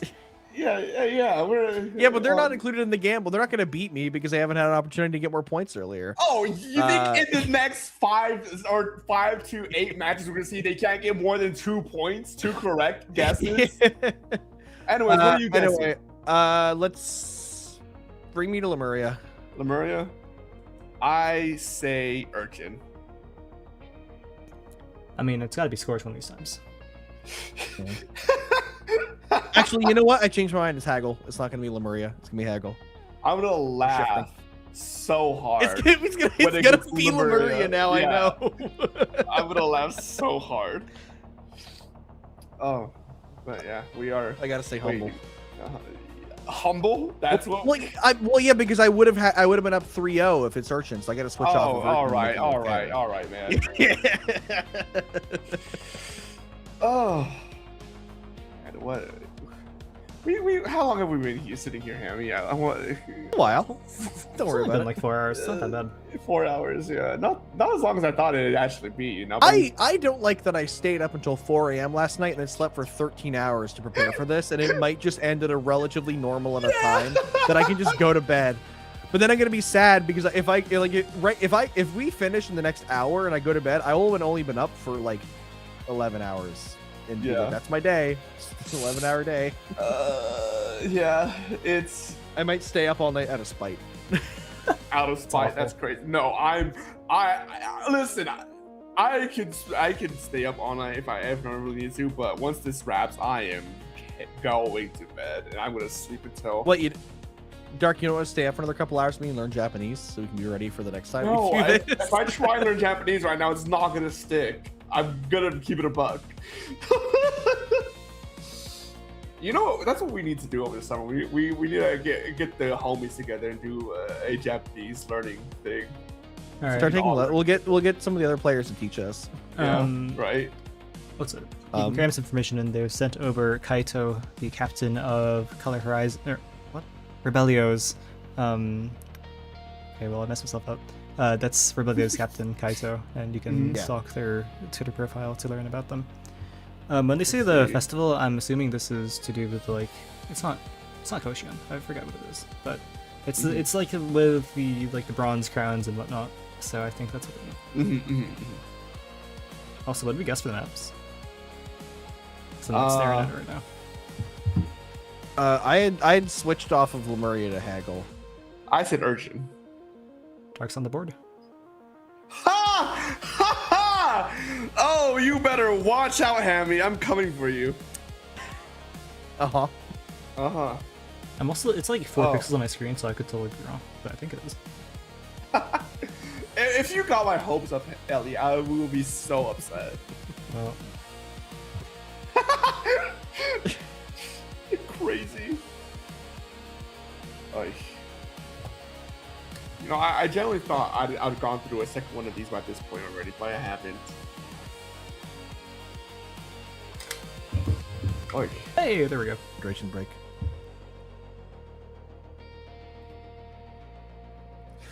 Oh, Okay, we're getting into our final, or I was going to say our final semifinal match, but it's the first match of the final semifinal match. Yeah, we got there. Hippopotatsu versus Here we Rebellion. double reflux. Finally. Yeah, I bet you're happy with this hand. Rebellio's in the yellow, just so you know. Yeah, Rebellio, they're in the yellow, with Hippopotatsu in the blue, letting into this game.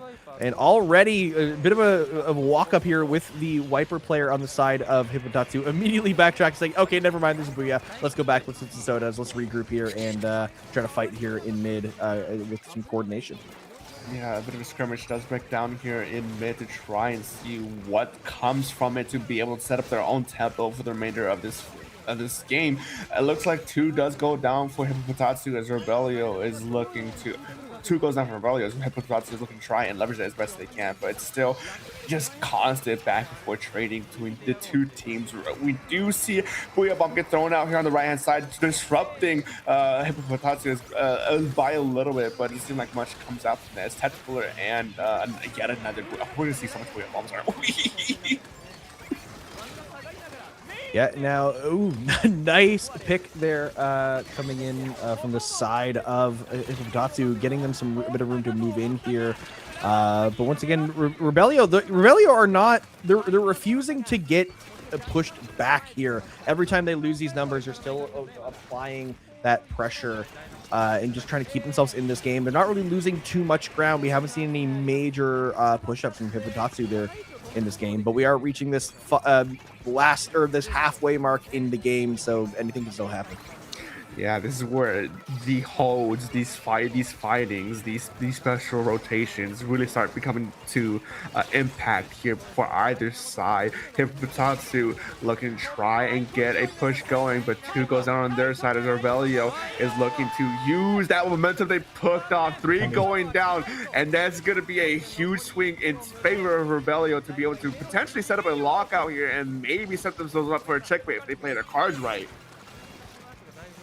Yeah, but they have to keep that grasp, though. They can't let them get through here. We have the hammer from Chuma and trying to apply some pressure, but getting double Booyah will get to push them back and keep some space for Rebellio as Hippopotatsu are looking for any options right now. No specials on either side, so both teams have opportunities here. The Booyah from the side of Hippopotatsu is going to push Rebellio into a bit of a weird spot, but they have these reflex players coming in on the side to skirmish to start off this last 30-second fight. They will get one, looking for a second one, putting a player into the corner, but not overextending, backing up to get to the team. Dark, this is the last opportunity for Hippopotatsu to break out here.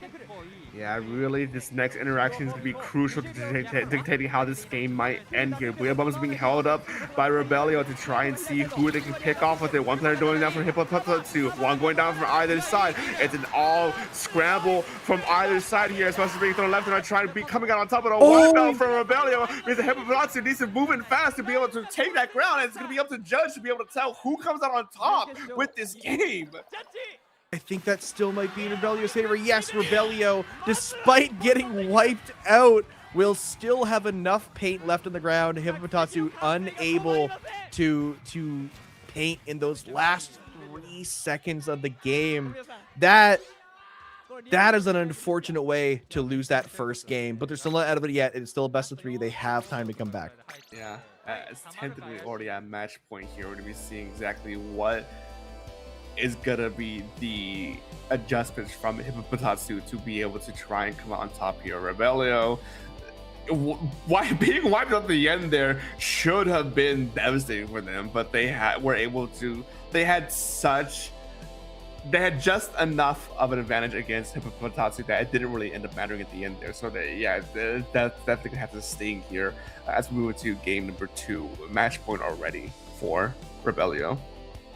Yeah, no, and I think the ending of that match just proves the importance too of 1, making sure that you're being efficient with your paint usage during the game to really help you in those final moments, and 2, just stalling out that last fight, even if you don't win it, as long as you can stall out so that when the wipeout comes, there's not enough time to utilize it, being able to give you just that edge to win by a couple percent.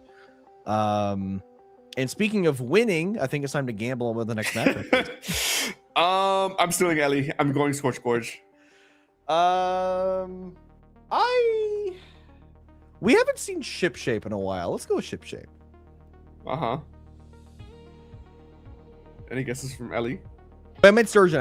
I took it off the screen because I can almost see it. I'm monitoring the stream on my right side, so I already know. I see. Yeah, I'm doing Sturgeon. I meant Sturgeon. No, I'll stick with my Scorch Gorge. I'm not gonna switch up on that. I'm not like you, Hammy. I always mix them up. It's Haggle! Hagglefish! Oh my god. I switched over to Haggle too early. Well. Oh, is this the first time we've seen Heavy today? I'm surprised. No. I mean, like, is it not the first time? Nope. Oh. Well, either way, I was gonna say we have double zap on the side of Rebellio, which is not something I was fully expecting to see. But like, you know what? Like with the double soda, we've been seeing the consistency. Like, it makes sense. I think it was bound to come out eventually. Yeah, I mean. Ends up being one of the non-heavy edit pencil, not one of the best non-backlines for Tactical. It kind of doesn't surprise me here to see it being used, especially with how much we've been seeing double Tactical all day.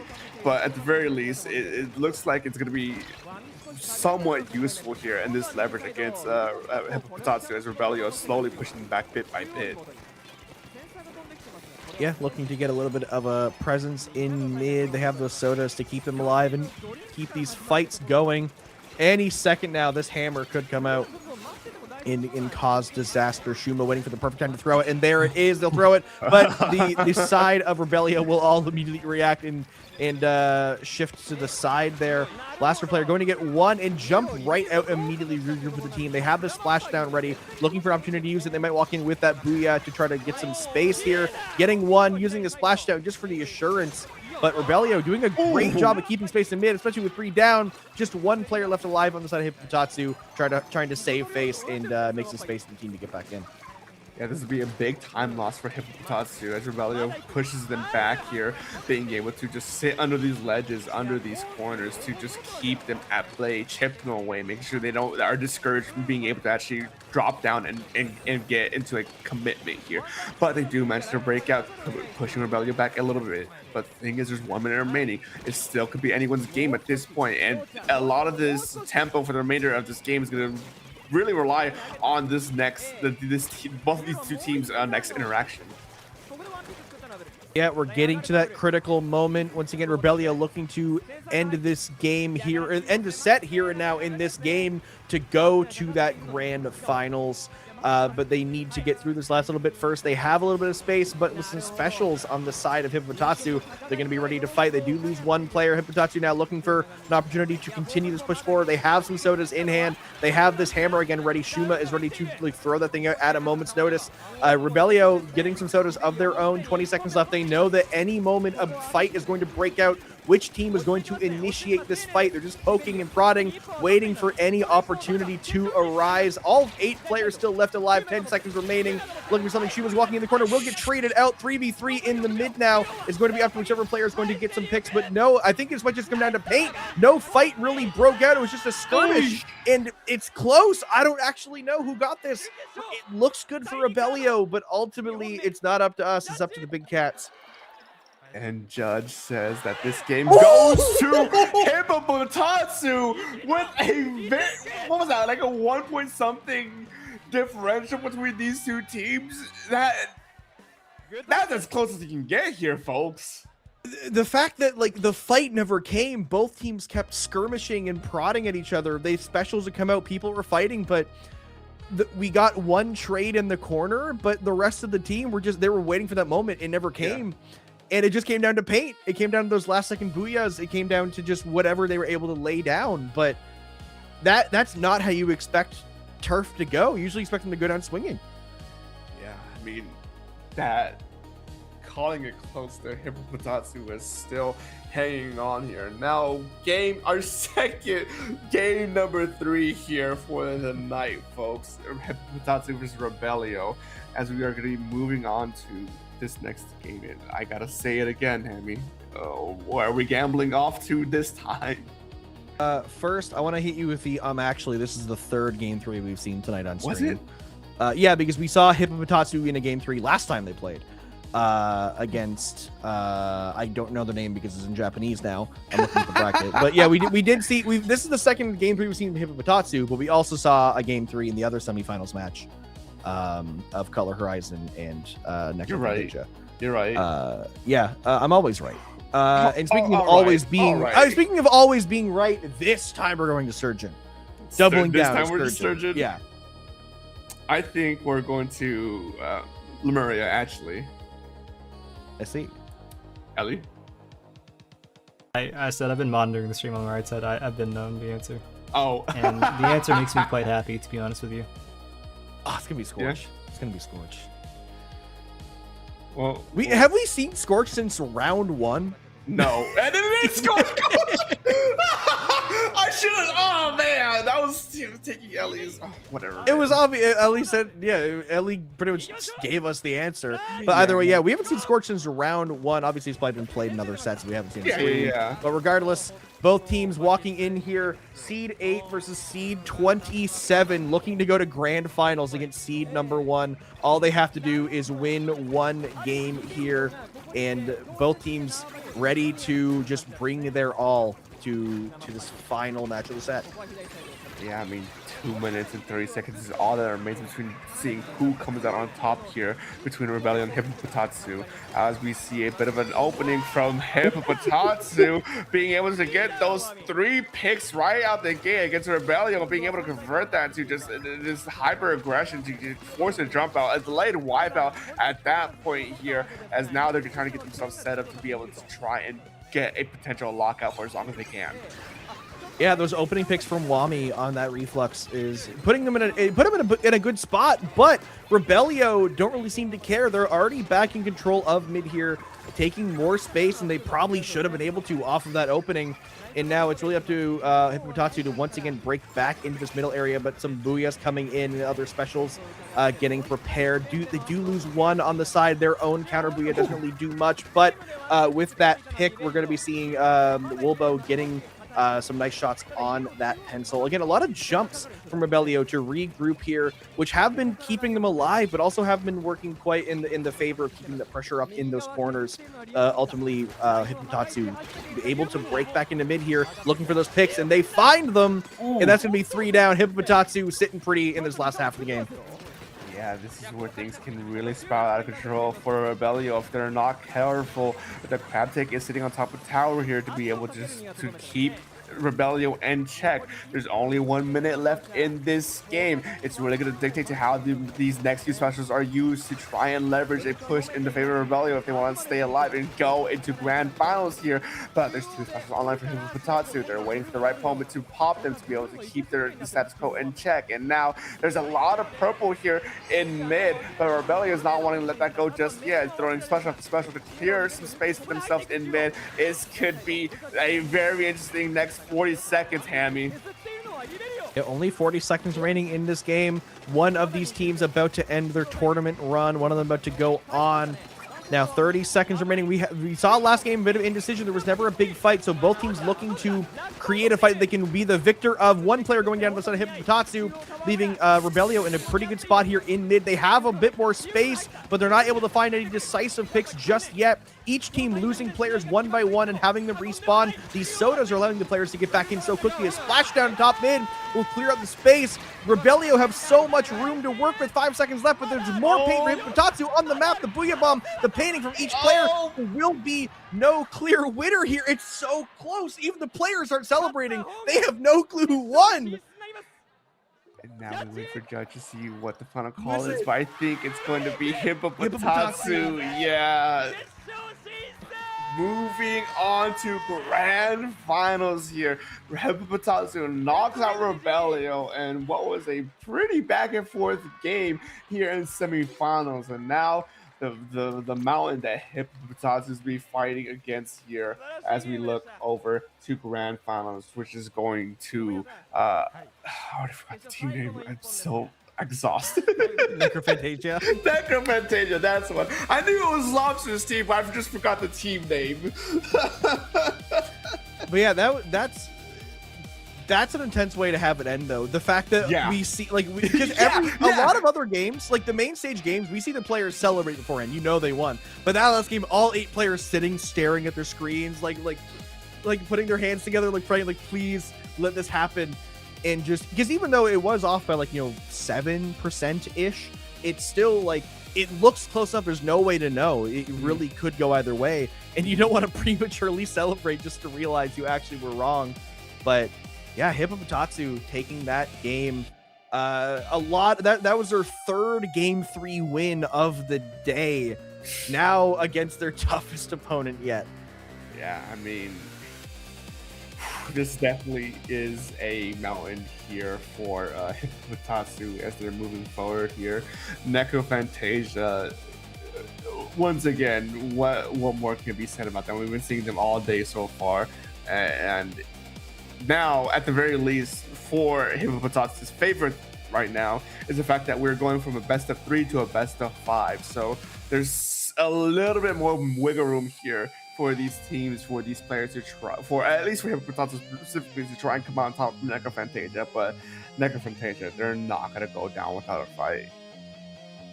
Yeah, and I'm sure Hippopotatsu are fully aware of what opponents they're walking into. Oh yeah. This is. I mean, it's the first best of 5 of the day, and it's the only best of 5 of the day. So they have a little bit more wiggle room. They have more of a safety net if they do get some of those losses. But realistically, they're going to want to try to take a game early because they really need that extra leverage to work with.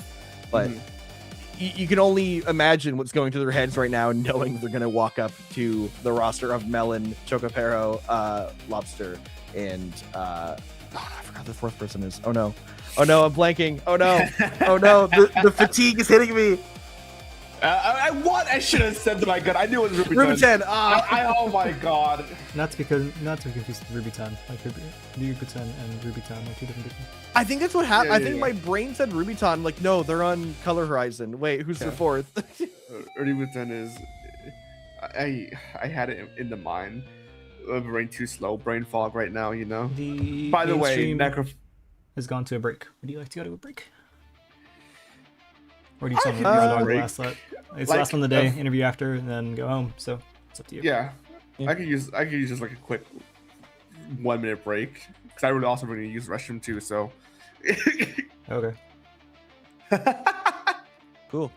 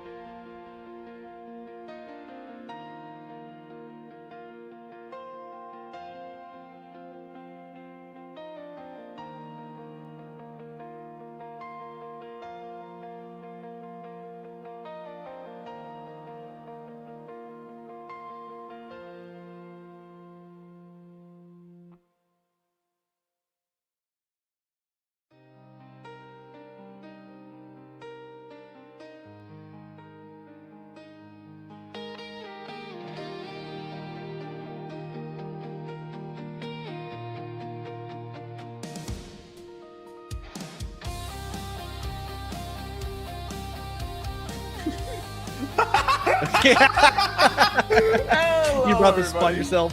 Yeah, no, I mean I can't be mad about it. I literally did ask about it. Hello, we're back with what's this SplashGo number 13. I said what's this because I couldn't remember the number. I couldn't remember the number. I couldn't remember the number. All right. We just Chill talked on me, so chill much. on me. We just had such a long talk about like commentary and things. And Dark's like, what tournament is this again? But yeah, we're back to SplashGo number 13. The I mean, you can call this a major LAN at this point. There's over 100 teams here, major LAN in Japan. They're all here. They have the light sticks. They have the lights We off need in that this venue. instead of the clappers. That's all Yeah, I'm but saying.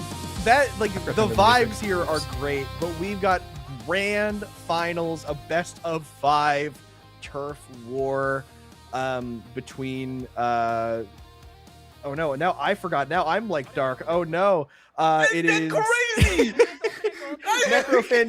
Necrophantasia versus Hippopotatsu. Again, look at the crowd. Yeah, we definitely need that instead of the clappers, man. I would love that so much more. But yeah, no, I love LANs. You know this. I know this. We all know this, right? But we really are starting to get going here. Grand finals, finally, folks. As Hammy did mention, Potatsu versus Necrophantasia, which is going to be a best of 5 series, as we are eagerly waiting, eagerly seeing, eagerly watching to see when this kickoff will happen. Yeah, no, again, shout outs to those of you who are watching live, as it is. It's 4 a.m. for me here, every 4 p.m. in Japan. So we've been here for the long haul. We're finally coming to a close. We got Hemi hyping up the crowd in person, getting everyone ready for this final set. Again, we have our Necrophantasia, who's our #1 seed of the event, absolute titans in the Japanese scene, looking to take the cake here. And Necrophantasia, again, being, I believe, Hippopotatsu being seed 8, I believe, in this event. So definitely outplacing their seed here. Do you feel the aura? I feel the aura. Yeah, they got the walk-ins and everything. Like man. We can do more, chat. That's all I'm saying. They take the floors and then over to stop. Oh my god. Production, yeah. Western Splatoon players will walk past the tape. Don't underestimate us. Yeah.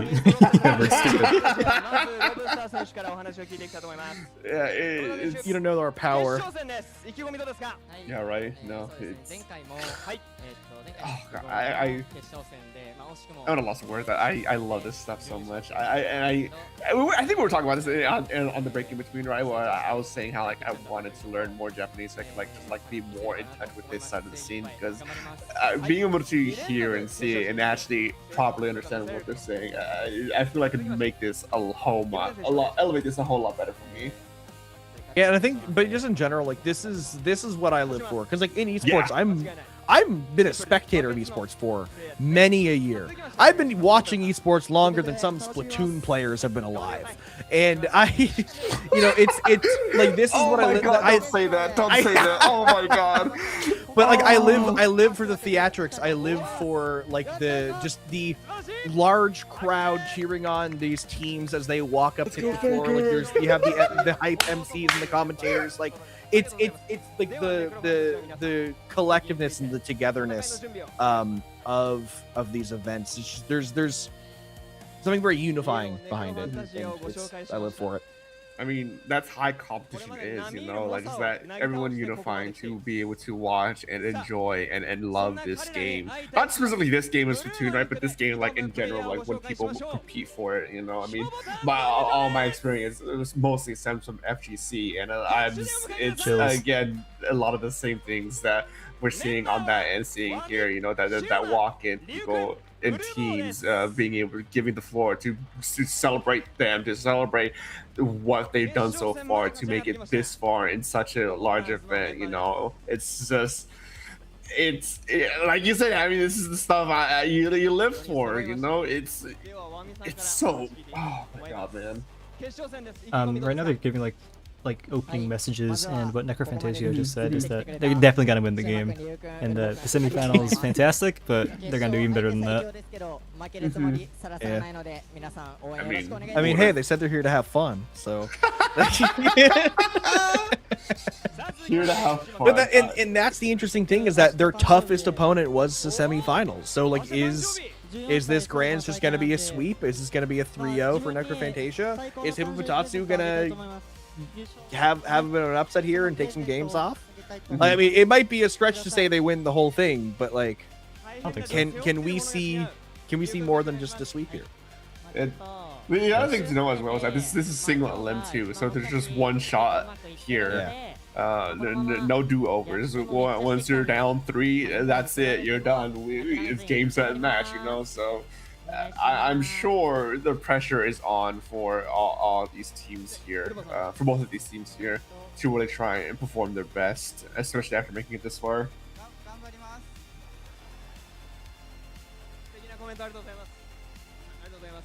The message, or the opening message from Hippopotatsu, is that they appreciate each other and that they don't have any intention to lose, and that it's Shuma's birthday tomorrow, so of course. Wait, he's 14? Yo. Like I said, I've been watching esports longer than some Splatoon players have been alive. Sure, man. I don't want to think about that. Oh god, he's a 2012 kid. Hey, what's the 08 in his at mean then?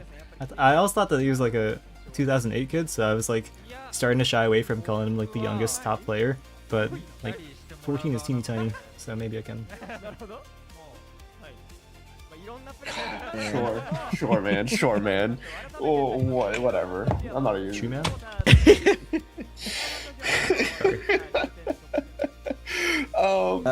Well, me and Dark are griping with the fact that we're old. You know what? Just one for the road. You want to gamble for a map one last time, because it's a counter picks now, but map one is random. We can have one to end it off here. I have one more opportunity here to at least even the score at this point. That's all I ask at this point.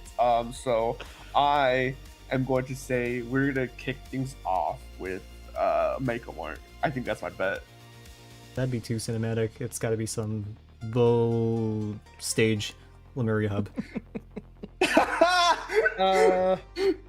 We've been seeing a lot of Urchin recently, which means I'm gonna go for Sturgeon. So Sturgeon, Lemuria, and there's no connection here. We've seen Sturgeon one time today, so like it has to happen.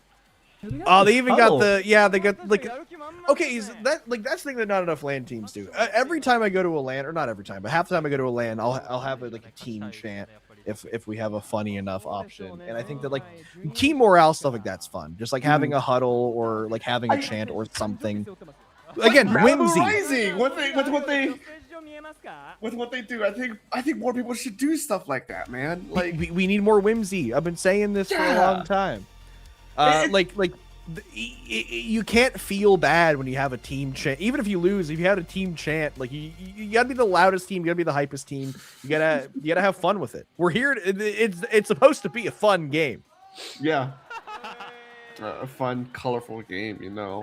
I think because some people are scared of being like cheesy or cringe, but it's like we're playing a video game. To most people in the world, we're already cheesy and cringe. So you can't let it stop you. No, it's definitely. Yeah, I think people definitely should be more forthcoming with being able to celebrate their team, what they've done, and who they're with. You know, not even like you have to say everyone has to do a team chat, right? But seeing the huddle, seeing people like do like planned poses together, or even matching uniforms or stuff like that. You know, that's the kind of thing that I feel like is sort of missing with a lot of these things here. But no, I do think we are getting ready. You said Lemuria Hub. I said Mako Martin. Hammy said Sturgeon. Oh my god, bro. Please no way. True. Please, let me be true. Please, I will actually. It's like 4 pixels, but I'm pretty sure. I'm gonna lose it. I'm gonna crash out here. 4 hours into the stream, 5 hours into the stream. This is it. Listen, this just proves that I know so much more about Splatoon than you. I just know That's a crazy thing to say. That's a crazy. You haven't even played this series as long as I have. But then why didn't you know the maps that were randomly selected? Like you should have just known the randomly selected maps. It's not that hard. All right, man. Sure, man. Yeah. A reminder that you are in a D&D campaign with mine. I'm willing to use that as leverage against you here on this stage. I think I should get a point of inspiration for winning this little gamble that you brought upon me. Why would I do that? Now, speaking of being inspired, I am inspired by the gameplay that is coming in from these players. Actually, never mind, I'm looking at the wrong feed. There's a different video feed that has the game starting. I forgot we're using the delayed one. Okay, but now I'm inspired by these players who are going to show us a truly great Splatoon in the grand finals of SplashGo number 13. We've got our teams loading in here. It's showtime. Yeah, the first calling for this set here. Best of 5. We'll be seeing exactly how this set might be taking out. Turf War only, as a reminder for the folks at home here. So nothing new, nothing extraordinary here at this point. Oh, excuse me, I'm sorry, but as we're seeing, Necro Fantasia is on the yellow side here. A good opener on their end to be able to set themselves up proper to try and leverage a potential lockout here.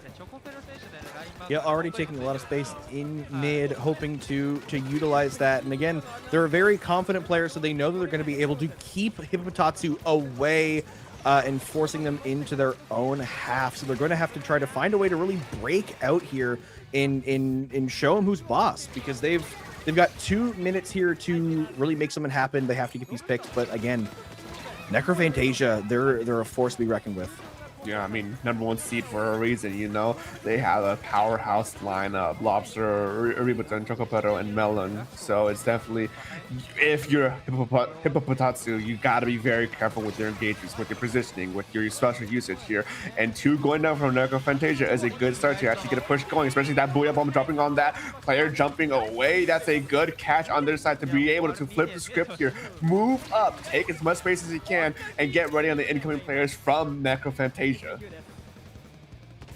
Yeah, they have a little bit of space here for the first time in this game as we're in the last half, giving themselves a good opportunity to try and make something happen, but they can't overcommit, they can't get overzealous, because any mistakes that they make can and will be capitalized on by Necrophantasia. But on this right side, looking for some damage is Shuma, but have to jump out because the Booyah Bomb. They will narrowly avoid disaster as a Booyah Bomb from the side of Hippotatsu comes out to kind of clear up some space in the middle of the map. We're into last minute here. Darken, a very clutch parkour from Shuma will not pay out as they do get punished there. That actually could have been so huge there, but unfortunately, Necrophantasia still holds it strong in mid. Now they're gearing up for a potential lockout scenario here for the remainder of these 40 seconds here. But Cat Puller is online for Hippopotatsu. They're looking to try and leverage that to be able to get pushed back against Necrophantasia's holds here. And now we're seeing a bit of a cheeky flank here from behind. Gonna go Rise. They get for a 1-for-1 trade, but 1-for-1 trade is not what you want right here at this stage of this game. You want to be able to be on top, be at the advantage, so you can try and push through this hold from Necrophantasia, but they're slowly choking it out here, throwing these specials, throwing these subs. Splashdown comes down to get that, secure that pick there, and with 3 players down from Hippopotatsu with a wipeout, Necrophantasia is gonna secure this first game with ease. Yeah, that's kind of what we expect going into this game. Necrophantasia have that prowess to just completely shut down Hippopotatsu in those last moments with exactly enough time to paint up plenty of the map and no time for the respawns to come in and do anything about it. Yeah, a very Stacking on solid stage? holding from a very solid holding from Necrophantasia there. I gotta say, it was really cool to see them just to quickly turn around from that flank against Hippopotatsu, coming from Hippopotatsu to try and disrupt Necrophantasia. That easily could have gone awry for them, especially at the end there. You go for a 1-for-1 trade, you lose a lot of that painting power, a lot of that special pressure to be able to keep them in check, opening up for the remainder of your team to be able to potentially be able to come up here and try and steal away mid, but no, that got shut down relatively quickly, and because of that, they were able to snowball that into just being able to secure the remainder of the game. Yeah, in just that last fight just went so well in their favor. Again, you know, we saw that moment where Ryukun got taken down by a splashdown, and just within a second, the rest of the team just crumbled as well. There was a simultaneous just push up from Necrophantasia, just wiped them all one by one, and just that's all there is to say about it. It was just a clean fight, initiated and taken and won by Necrophantasia to win them that game. And that's generally the strategy they're probably going to have going forward. So Hippopotatsu need to understand that and figure out a way to prevent it, whether it's survivability or whether it's aggression. They need to make a decision, and they need to try to catch Necrophantasia off guard. Yeah, I will say it's also kind of hard going into here because Necrophantasia, the way that they can switch between the patient play and the slow play to just being able to instantly hit the gas and just move in so quickly, dial in on the remainder of the targets to be able to get those picks. You need to completely flush out Hippopotatsu. It's something that's very scary and something that has to be kept in mind here moving forward here. And of course, as we mentioned earlier, not only is this a specifier here, but we will be seeing counter picks here. So it's going to be up to Hippopotatsu to try and figure out where they want to take where they want to go next out of the small map pool that is Haggle Market, Scorch Gorge, Make a Martin Lemuria Hub, Ship Cargo Company, Sturgeon Shipyard, and Urchin Underpass. We just say Sturgeon Shipyard, so that's out of the going already. So it's between those last 5 stages where we're going to try and see where Hippo. Whatever, man. I give up. There's actually also 6 stages that are possible now because there's a 7 map pool. But yes, they have these options listed on screen, minus the one in the middle there, Sturgeon Shipyard. So it's really it's really up to Hippopotatsu to be the team to figure out what they want. You know, what do they play to their own strengths? Do they play to the weaknesses, if any, of Necrophantasia? There's a lot to consider here in just one simple pick. It's going to be Urchin because they have like an alternate composition that they can switch to, and it's a Necrophantasia doesn't really. Okay, well there goes all the speculation. No, I didn't see it. That's just my guess. Oh. No, I know what I'm saying. Like you immediately have like a solid answer for it. But I mean, like, That's hey, what you're meant to have. I'm the... just the producer, bro. Yes, but you have the insider knowledge that we don't. But also, it's that is the question though. Is see, but yeah, no, and that's the thing too, is because the important part is we're not in the heads of the players. Is that the mindset that Hippopotatsu have? They're like, yes, but we have this alternate setup. Do they even know that Necrophantasia don't have an alternate setup for that? Is that what they're thinking? Because like there's so much to consider that it's hard to really know what in the moment under all of this stress that they're going to go with. I mean, remember that these people are also like frequently teammates with one another. Like Shuma just played with, who was it, Chocopero, like last weekend. So yeah, it's not unfamiliar. Yeah, well, I'm not saying there's familiarity. I'm saying that there's a lot to consider, and so they have to make a decision based on all that information. Yeah. Well, at the very least, as we're waiting for these final players to ready up, Hacklefish Market is where Hippopotatsu want to try and take Necrophantasia. Something in them speaking that they have something to leverage against Necrophantasia specifically to be able to come up on top here. So we'll see if they want to have any major swaps for weapons on their side here, as we got the overhead trying to see exactly what's being brought to the table. Necrophantasia pulling out a... Okay, this is this is doable for Hippopotatsu with what they brought.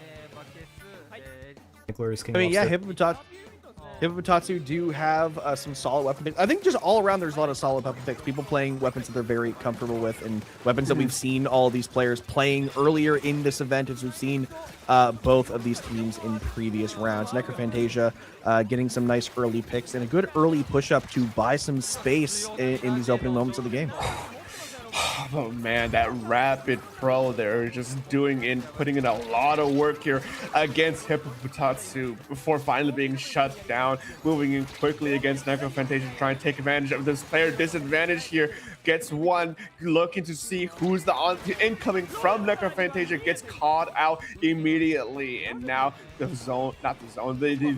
mid region has been flipped here, as we do see just a fight to keep mid pressure, but all teams are scattered about. It's hard to see who's actually coming out on top here.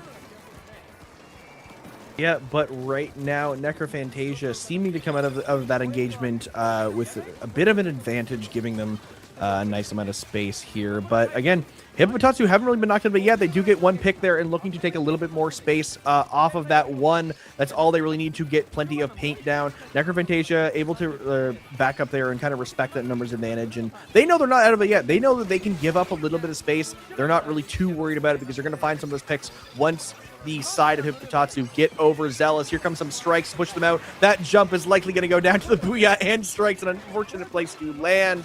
But right now, Hippopotatsu looking to hold on to this zone, but it's not looking just quite like it yet, as they do lose a couple players. And just right now, this is a lot of a scrappier fight than I was expecting, Dark. A lot of players going down here. Yeah, and the way that Necrophantasia moved after that initial pick with the wiper going in deep was almost surgical. They got that pick, went to the next target. After that target was taken out, they immediately swung to the next target, going pick after pick after pick before they finally are now at mid again, contesting against Hippopotatsu here. 40 seconds remaining in this game, and they're still pushing this advantage as best they can to try and come out on top. Necrophantasia has a lot of specials on the side actually to be able to leverage a potential push here, but 30 seconds remaining with those strikes online. It's gonna be who's gonna play. It's a game of chicken right now to see who uses their specials first to pet the counter pushing special in return. Yeah, now there's only 15 seconds remaining. The last fight is going in strong, and Necrophantasia are looking to win it out. They got two players. Shuma there will go down, and the only one player left remaining on Hippopotatsu. Not enough time or space. Necrophantasia just going to take this game outright in a clean final fight, locking them out in their spawn. Up to set point already. Yeah, that's very much... You see who's on Necrophantasia, and you're seeing what's happening, it tracks, right? But the thing is that Hippopotatsu, there's a lot of moments in there where they are actually keeping up with Necrophantasia, keeping up with a lot of their fights and being able to keep them at bay for at least a little bit. But the issue here is that Necrophantasia, with their experience over Hippopotatsu, they see the small mistakes that happen on their end, and they move so quickly to punish those mistakes and move on to the next target as a unit. It becomes very overwhelming very fast that Hippopotatsu has to work so much harder here to keep the pressure once they get it up. Yeah, and the worst part is that when they do get that advantage state, it's hard to know that if you make any mistakes, that's the end of it. Because when we did see Hippopotatsu have control of the map and, get into a lockout scenario, we saw one player go forward and immediately get trounced by Necrophantasia. And then as soon as they got that one pick, they went, oh, cool, an advantage. And then they all just rush into zone. Hippopotatsu have to back up. Another player goes down, and it crumbles from there. So the idea of, even once we do the monstrous task of getting in control, how do we maintain it? How do we prevent Necrophantasia from getting back in? How do we keep up the aggression without overextending and balancing while walking across that very, very fine line? Yeah, that's going to be some of the questions running through Hippopotatsu right now. As now, sitting at match point, Necrophantasia, it very well could be Hippopotatsu's last game here in this very long day of two these very long 2 days of just constant matches, constant playing. You know, I'm pretty sure the fatigue is starting to weigh in some way, shape, or form at this point. But Hippopotatsu, they made it this far. They have a lot of worth in their fight, in their power to be able to keep up with Necrofantasia. It's just the fact is, whenever you even make the smallest mistake, Necrofantasia is so fast to counteract it that it feels like a tough climb, a tough mountain to try to climb through. But at the very least, I believe we're still just a few seconds away from this potential third game to see where Hippopotatsu is going to be taking Necrofantasia next. 25, and it's shit. Yeah, and as we mentioned, you know, with all those decisions they have to make to walk that fine line and not making any mistakes when making those decisions. The first decision, of course, is again the map, the counter pick, which, yeah, again, as Ellie said, we do have Ship Shape Cargo Co. coming as what could potentially be the very last match of SplashGo 13 if Necrofantasia are able to squeak this one out. So this could be the end of our night, Dark. Let's hope it's a big one. Yeah, I mean, Necrofantasia only dropping a single game so far to the last set we had just witnessed before our break here for Grand Finals. Can Hippopotatsu be the ones to take that second game off of Necrofantasia, or Necrofantasia be the ones to just seal the status quo and be the ones to say that, no, we're number one for a reason here? And out the gate already, 1 pick, 2 picks, moving in quickly like we are used to seeing them move. You know, they're not wasting any time, any movements against Hippopotatsu. Yeah, and Rubuten in this corner, applying a lot of pressure on the side of Hippopotatsu, just being as annoying as possible. But then, of course, we have Shuma here on the Wiper trying to apply some pressure on this side with some back from the teammates. They do have 1 number. Make that 2. They're trying to keep this stagger going alive to give some space for the team. Trying to force this jump out in the corner, but they're actually going to opt to fight it and will win. And that's going to be Lobster only trading out 1, though, but buying enough space for the team, especially with those strikes coming in from the rest of the team. But overall, Hippopotatsu managing to hold on to mid here in this first minute of 3. Yeah, first minute goes by. Hippopotatsu is at a good position here, keeping up with Necrofantasia, especially 2 of their own players going down. It's a good sign to be able to just run up and take as much space as you can, turf as much as you can in the process of it as well. But Necrofantasia does respond with their own picks in return here, ready to meet the incoming players of Hippopotatsu, as they do have their own specials at the ready. 1 player going down from Necrofantasia. There's another opportunity for Hippopotatsu to try and swing into their favor. Yeah, with this last minute and a half, they're going to have to make sure they can get it in their favor as quick as possible and just try to give themselves those opportunities to hold on to it. But Necrofantasia are not ready to let go of mid just quite yet. The Booyah coming in will not be able to grab that jump, but they will lose another member on the other side. 3 players taking their top right, getting 2 picks, pushing forward to this. Lobster playing a very aggressive rapid pro, fully aware that, you know, you're going to have to hit those directs once you're in that close range, but they have that confidence to hit those shots. A minute in counting now, and once again, Hippopotatsu are on the back foot. Necrofantasia looking to end this entire event right now. Hippopotatsu, though, with that pick, going to look to have a way out here. The Jet is ready. They're setting up on this top right. They're going to try to get some good leverage here as we're approaching this final fight. I know everything relies here on how these specials are used, how these trades are taken, and how this fight ends up. We're seeing Ballpoint holding on to that Jet for the right opportune moment here. Rips it here in mid to try and push back Necrofantasia to set up the remainder of their team to be able to follow it up with their own specials. Hammer goes in. They are able to avoid their Booyah Bomb dropped on their pelt here, and 2 going down from Necrofantasia. Make that 3, and Hippopotatsu is able to take it again, hiking a wipeout on top. They're still alive for 1 more game. Hippopotatsu able to hold on, getting those picks. Again, that was disaster when all of those specials were coming out onto that Booyah Bomb. Not able to prevent it, but able to start a chain reaction of picks that'll enable them to, again, just get that wipeout and lay down the rest of that paint needed in order to, again, continue this tournament going on. We won't be seeing the sweep from Necrofantasia. This is not as easy as they wanted it to be. No, and I gotta give it to Hippopotatsu. that patience at the end there, it was masterclass. Holding on to the specials for as long as you did to be able to make sure that you can, when you pop them, you're able to secure the picks you need to be able to set yourself up for a checkmate scenario at the end. You know, it's exactly the kind of thing you need to do against Necrophantasia. They have two modes of either playing really slow and steady, making the consistent plays, or just switching on a dime to be hyper aggressive and taking pick after pick after pick, you know, and waiting out, matching the patience with Necrophantasia. Popping your specials at those right time is crucial to make flips like that happen and make games like that swing back into your favor. Okay, I think you heard me like gasp at the start of the game, but I'm so happy to see Ryuken's ballpoint come out. I think that was such a good thing. Like Yeah, I don't know if you saw it, but like whenever the guy would jet just barely out of Lobster's range, so Lobster would stop chipping the hell out of Necrophantasia or out of Hippothatsu, and then divert the attention over to the inkjet. But then like Ryuken would like stay like barely out of range and just like draw that fire. It's perfect. Yeah, and on top of being that distraction, also just the pressure that it was applying as well. You know, we saw just it able to get chip damage, to get those picks. And in that last fight, it was integral for helping shut down, like shred that Booyah to shut down the reflux player. Because like that immediately, not only have you lost a player, you've lost your painter in the last 10 seconds of the game.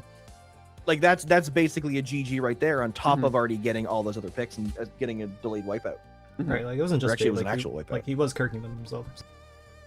Yeah, but yeah, no, now because of that, we're heading to a game number 4 here in Grand Finals. A counter pick from Necrophantasia. So Hippopotatsu, they have a mountain to climb to try and claw out their way to victory here if they want to take this title. Because from here on out, in order for them to actually get to that point, it's only gonna be Necrophantasia's picks for maps at this point. So they're gonna have the advantage, and they're gonna have the know-how, and they're gonna have everything stacked in their favor moving forward from this point onward. There's about 50 seconds out. And Yeah. the pick is Mako Mart, just so you know. Mako Mart, okay. Is Mako Mart? Interesting. Yeah, that is the most unfortunate part for Hippopotatsu is congratulations, you've won one game. Now the number 1 seed has every conceivable advantage. They have the game advantage. They have the map pick advantage. You really have to, like, the reverse sweep is the hardest task you could possibly pull in this event. That would be a story to tell for a long time. But we don't have a long time to tell stories because we've got only 1 second left until this next map starts. Yeah, no, it's definitely going to be do or die for Hippopotatsu. Hanging on a lifeline. Can they repeat what they did in the last game and take yet another game off of Necrophantasia, or Necrophantasia just stop this steamroll now and just be able to plant themselves to be the victors here for SplashGo number 13. We're going to see how that might unfold here as we head into game number 4, as both teams meet in mid to try and see who can set up their early tempo first. Yeah, we do see 3 weapons similar on each side of Fizzy Bomb pick there. But yeah, each team having a Tri-Slosher, a Barazushi Reflux, and a Claws Gal. The only difference being the Wiper versus the Custom Blaster, both being great chip damage, great kill potential, very strong killing special on both sides. But Hippopotatsu, being the team to ultimately have the opening advantage here, getting a lot of picks and taking down that Reflux as well on the run-ins, will prevent any more paint from getting applied. But who needs paint when you're getting the picks? Yeah, good picks from Necrophantasia to make sure that Hippopotatsu just can't run away with all the pain, all the pressure here, playing the range to the best of their abilities to keep them in check. And now players are falling down one by one by Hippopotatsu. It was a good opener on their end, but the response from Necrophantasia means that they have to be more mindful here moving forward. 1 minute 45 seconds remaining. It's not impossible for them to win, but they had to be very careful with how they move forward from here on out.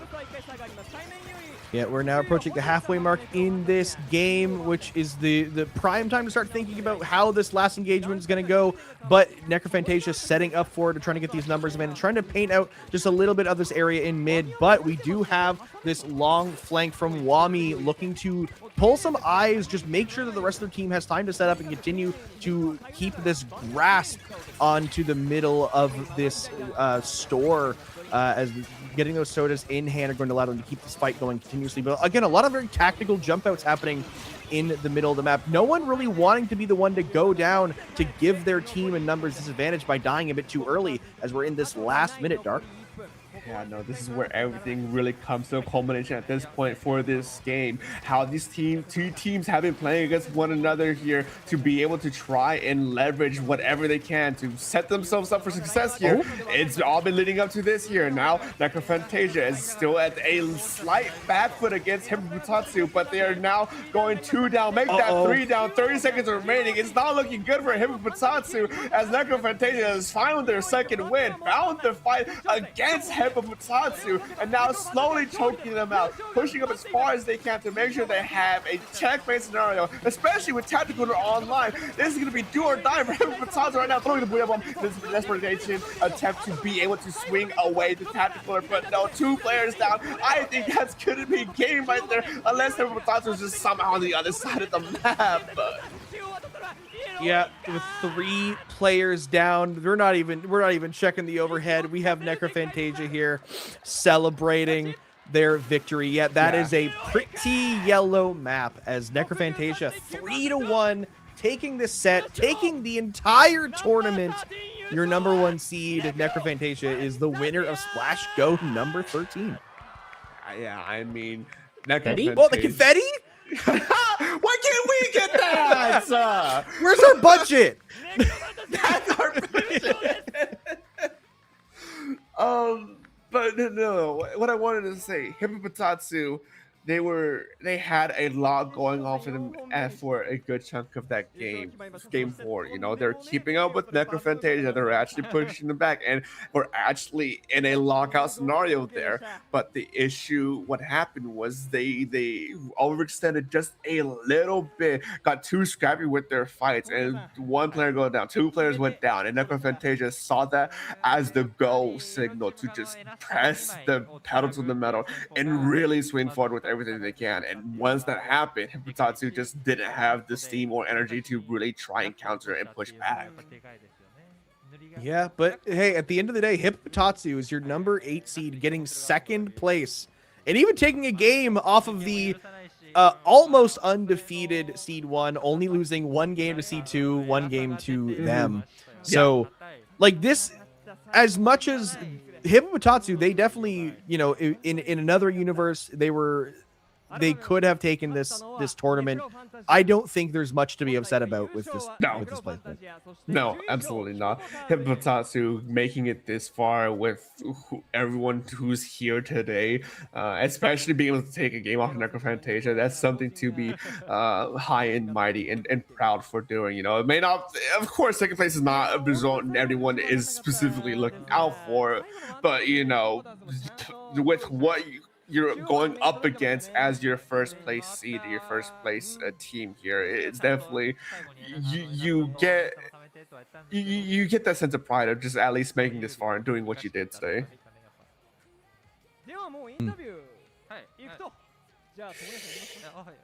Man. Oh man. Listen, my brain is so fried. It has been a long one. We will still have an interview with Necrophantasia, your winners, here in a little bit. You know, we got to talk to them a little bit earlier, so now we have to actually think of questions. Yeah, we have some time to think about it.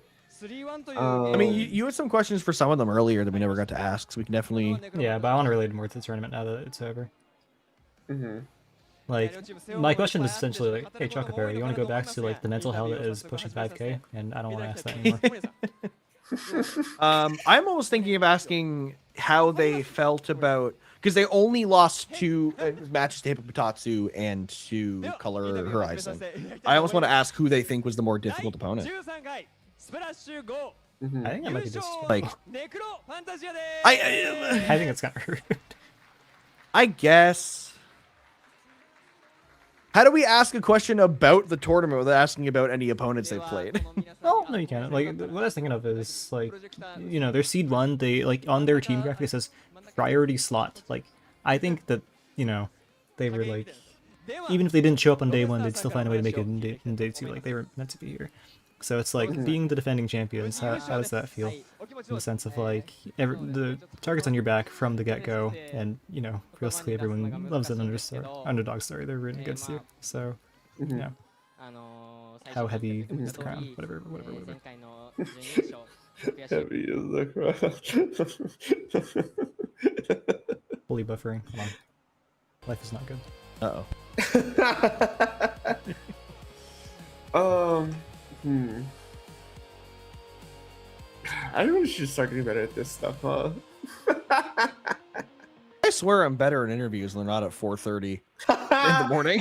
Oh my god, it is 4 o'clock in the morning. Oh, not for you.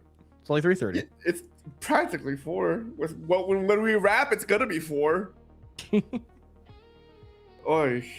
Okay. I can do this. I can do this. I can do this. I hope it's not me that's dying. Actually, no. I think it's worse if it's the mainstream dying and it's not me that's dying. So maybe I hope it's me dying. But something's about brewing. Yeah. What else we got other than please, it's in the crown.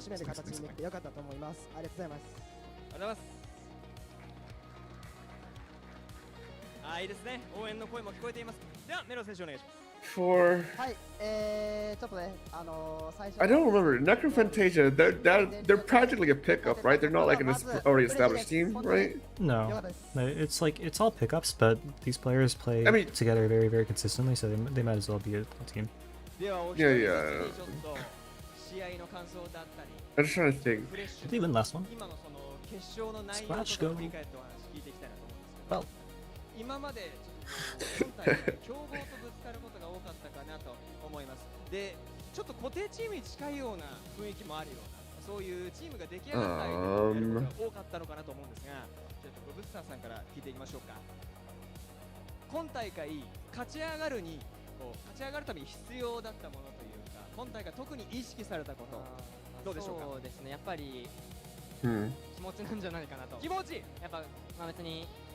スプラの大会に限らずゲームに限らずですけど、大会に限らずですけど、playing in LAN versus online. Like, do you prefer playing in LAN, like having the crowd, the people cheering for and against you? Like, does it add more nerves, or does it make you more confident because you kind of have that like the aura, I guess? Well, Hammy, do you prefer seeing your friends in person, or do you prefer looking at the screen? No, but I mean, like, I'm saying for playing the game, like the nerves of having people like breathing down your neck, like watching you play, like. What? I'm just messing with you. Yeah, but like, you know what I mean, like. I think it's interesting to ask you. It's like, hey, like, do you get nervous because you're in person? There's like people watching your every move, and like it's like that environment, like because a lot of people get more nervous in LANs. Oh, absolutely. I think it's the right. But some people also, but like, yeah. Do you prefer LAN over online? I feel like that might be like the easiest. But that's why I specified, like, it's like, does playing in person versus playing online, like, do you get more nervous? So obviously, yeah, everyone prefers an in-person tournament, but it's like in terms of like gameplay, like did you feel like you're playing at your best? Like, do the environmental factors affect you? Some people are like, I can't play good at LANs because I'm sitting in a chair, in like a fold-up chair. Like I need just like a venue chair. But like, what are we gonna get out of the question? Like Melon says, yeah, dude, I'm like shuddering right now. Okay, well that's the end of that. I don't know. It's 4:30 in the morning. I can't think of like. I want to fish for something. Well, I can't ask anything juicy. No, well, think about it. Well, like, get it out of your system. Let's see what you got. What's juicy to you? Well, no, but you know what I mean. Like, it's it's hard because of the cultural barrier of like asking questions without sounding disrespectful to other teams or opponents. Where it's Well, like, I mean, just like internally, what you got? I don't know. I've already said a few things throughout the day, like such as. I can't remember anymore. It's 4:30 in the morning. I bring up a question, you say no, that sounds disrespectful, and I go okay, and it's out of my brain. Fair.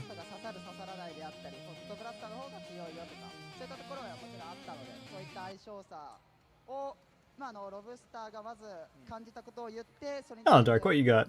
You seem relaxed. Don't fall asleep on us. No, I'm really trying to think. There's loose ideas around, but like I don't know like which ones to pull from, you know? Or which I'm trying to decide which ones are worth following through with. ちゃんとみんな考えを持っていってるんで、ああそっちの方がいいねってもう普通に言える中でありますし、そういったところで最適な選択ができたかなと思います。メロンさん的に一番助かった言葉とか掛け合いとかありましたか今回は？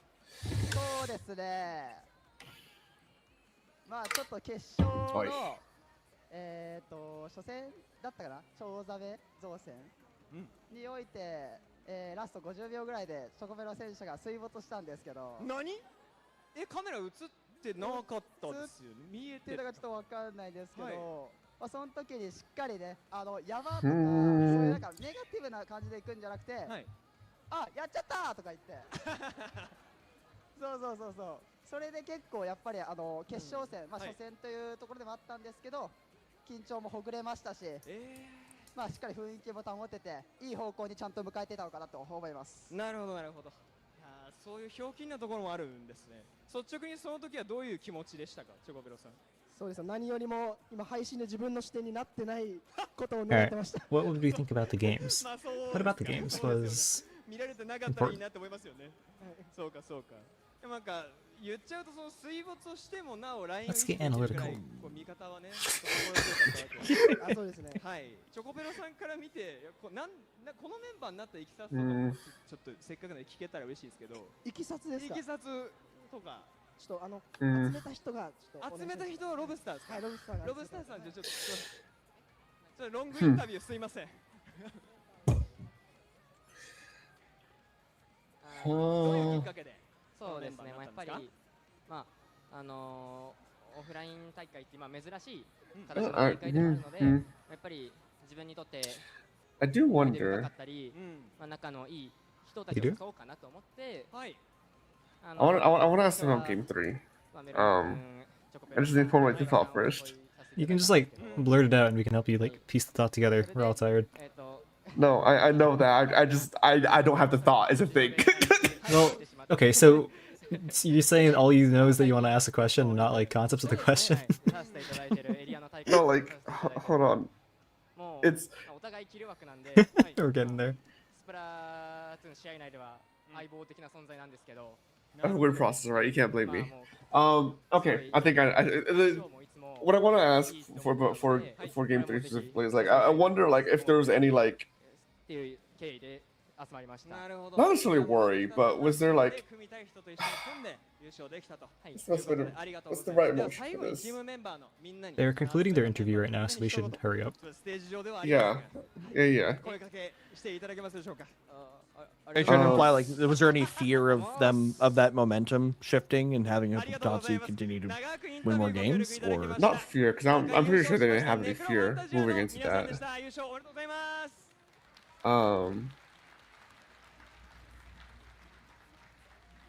I don't know. I guess I guess I want to know is just what their thought process was after that defeat in game number 3.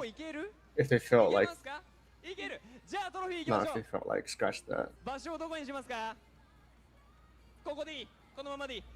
Actually, I can angle this better. I will ask a question about double cooler. I can angle this better. What? I want to ask them what they think went wrong with game number 3 and Trophy ceremony, specifically. by the way. I don't know if you're looking. Yeah. Oh, that's a sick ass trophy. Oh, cursing on my IPL stream? You also cursed in your own IPL stream. That's crazy. Okay, I know. I want to see if I want to. Yeah. I got what I want to ask now. かっこいいです本当に。ロブスター選手、リブテン選手、 I want to ask them what they think. I should probably write it down. Huh? Yeah, I gotta write. I'm still just kind of interested to see like if what parts about Hippopotatsu's comp they think were like the strongest, like what parts that they, you know, would not like scared of, like what parts I'm going to struggle the most with, like kind of like leaning into how you mentioned like with the ink jets, like not being like getting a lot of value for free, and just if there was a thing where they're like, man, we need to shut this thing down, we need to prevent them from doing this thing because it's succeeding so much. どうします？真ん中行った方がいいですか？うなずいている人。 I need to think if that's actually an interesting question, or also how to make that concise. プロジェクターが眩しいのかなと思うんですが、大丈夫ですか？ I probably could have worded that question better, but that's. Guess the way what I'm thinking, it was like, what do you think was strongest about Hippopotatsu's comp, and what did you do to counteract it? I think it's a fine question. I mean, they counterpicked the one stage where you cannot play a Splatling. And then they immediately couldn't use the Splatling, so... Well, yeah, and that's why I was hesitant on that question, because it's like, technically it's something that we can devise an answer to, but it's still nice to hear it in their own words. Well, we're gonna like, I hear know it in that, Ellie, Purr's you want... What? No, never mind. I just said we're gonna hear it in Purr's words. True. But it's like, I know you want juicy stuff, it's like... Oh, but we're tired. We can't juice anything. Yeah, exactly. Like, we're not gonna, like... Interview questions all the time can be thought up ahead of time by people who can write it out and be like, yeah, like, we got this. But then it's like... Wait, are they giving them back? Or something dynamic enough to happen in the moment, but there was no standout things that was like, we need to ask about this. It's like, no, a lot of it went kind of as expected. There were some hiccups, but they're all kind of things that are self-explanatory. Mm-hmm.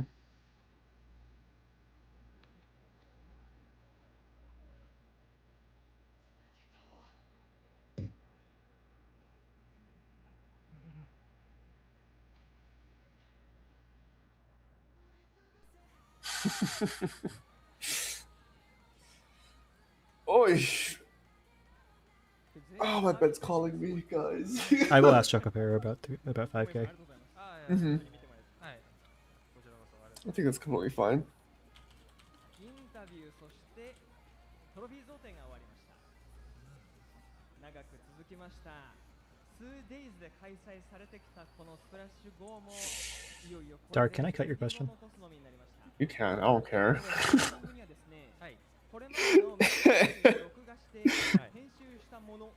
I'm not gonna be offended by that. I'm not an interviewer. They are coming. It's our turn. Yeah. Boy. ということでちょっと待ちがあるかもなんだけど、できそうですか？いつでもいける。よーし来た。じゃあ最後告知がある。今後に告知しますか？告知？あ、出て。スプラッシュ後大会スケジュール画面変わっております。上からワンデイ96チーム並ばり1000会場の1月11日、これはもうすでに行われたやつですね。で、春 What do I do with this energy drink that I haven't drank now? Drink it. Chug it. Chug it. Right now? Now that we're done, I can drink my energy drink. Yeah. Wait, hold on, what are they? Try to go to bed. Wait, pause. Oh, what is this? Alright, so now they're under. What does it say? I can't read. Oh, someone who's got to read the Japanese. わからないんですよ。はい。会場が変わるかも。変わってない。変わる？もしかしたら会場がとんでもないことになるのかなんないのかちょっと言い切れないんですが。Yeah, assuming it's just the next. このあたりもお楽しみにしてください。Yeah, the next SplashGo dates. Oh my god, Hemi. So the next SplashGo it's in what, September? Yeah. During Riptide. When's the Riptide X SplashGo, huh? Yeah, add a third stream setup at Riptide. It's just commentating SplashGo. I guess it would be at different times because it's at night. It would not light up at all. Overnight Riptide venue, we can all watch SplashGo. That'd be a banger, actually. Yeah, just like have it set up on main stage. And then you oversleep your set next day. People oversleep their sets anyway at Riptide. I wouldn't know. I've never been. People have like the Riptide Mile, man. Like I overslept the Riptide Mile. I shared a bed with the person in charge of it. They didn't wake me up. I'm not gonna name names, but who it is. Yeah, we all know who it is. I doubt she's still in chat because it's 5 in the morning. But No. It's 2:43. Nito's in Texas. Oh yeah. Nito's not here. There's no way.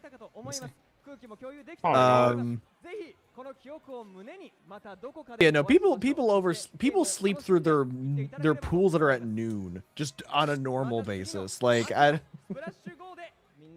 if we had midnight or overnight venue watch parties, like it would be cooked. Speaking of being cooked, I guess are these our questions that we have for the interview? Because those are all my questions. So if you got more, Yeah. then feel free. But like I wrote in there, hey man, Lobster, why'd you use the name Amia? You play Project Sekai? We're not asking that, so feel free to help me out. I think it's just the 4 a.m. call today. I really want to head back to go sleep. You look deflated. I've been up since 8 o'clock. I had 5 hours of sleep. I wonder 5. how much like agony you'd be in if this was double Elan and we're going back to reset. Well, that's why I have the monster. I would have cracked open the monster at this point. But because I know that we're ending kinda soon, I was like, oh, I don't need it. I'll just stick it out and be fine. It's the idea that I know sleep is coming soon, which is why I'm so tired,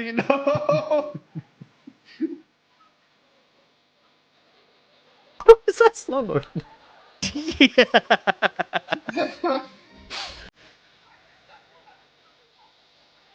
They do the autographs.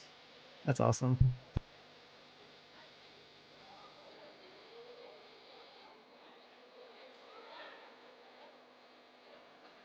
When do we do the Splatoon rewind where we play a tournament back in Splatoon 2?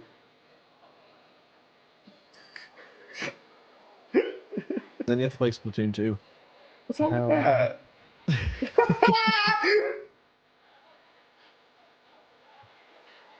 It'll be fine, guys. Trust me.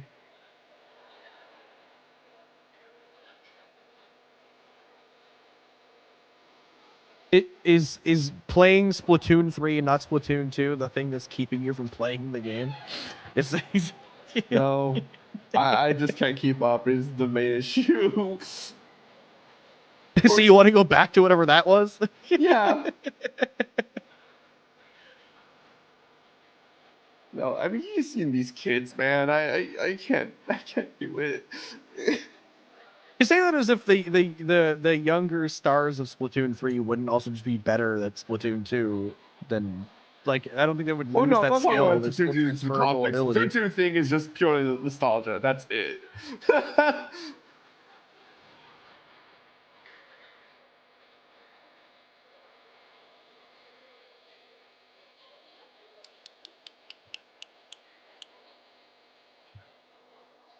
Oof.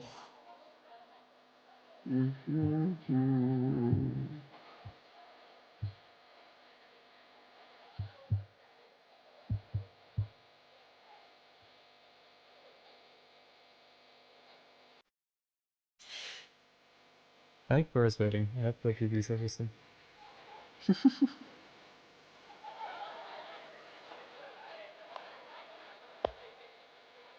Oh. Yeah, they come.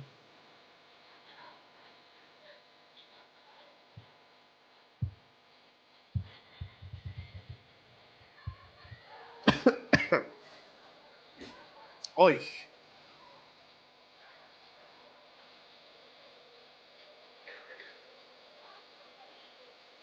Hey, it's dark and heavy. Mhm. Mhm. Sounds good. Oh, you're in the credits. Yeah. Yay. Yay. Yay. It That feels weird. I didn't expect that. we need more LAN B-roll footage just to like. I feel like whenever we have credit scenes, it's just like, yeah, here's. Well, because it's kind of hard to do, you know, to be able to edit together B-roll footage the day of. Yeah. Like you need to have like a team dedicated. Well, to not even day of, but physically even just like that. having B-roll footage of LAN stuff, just to like have for promotional things, like having yeah, audiences yeah. of people cheering at a Splatoon match. Mm-hmm.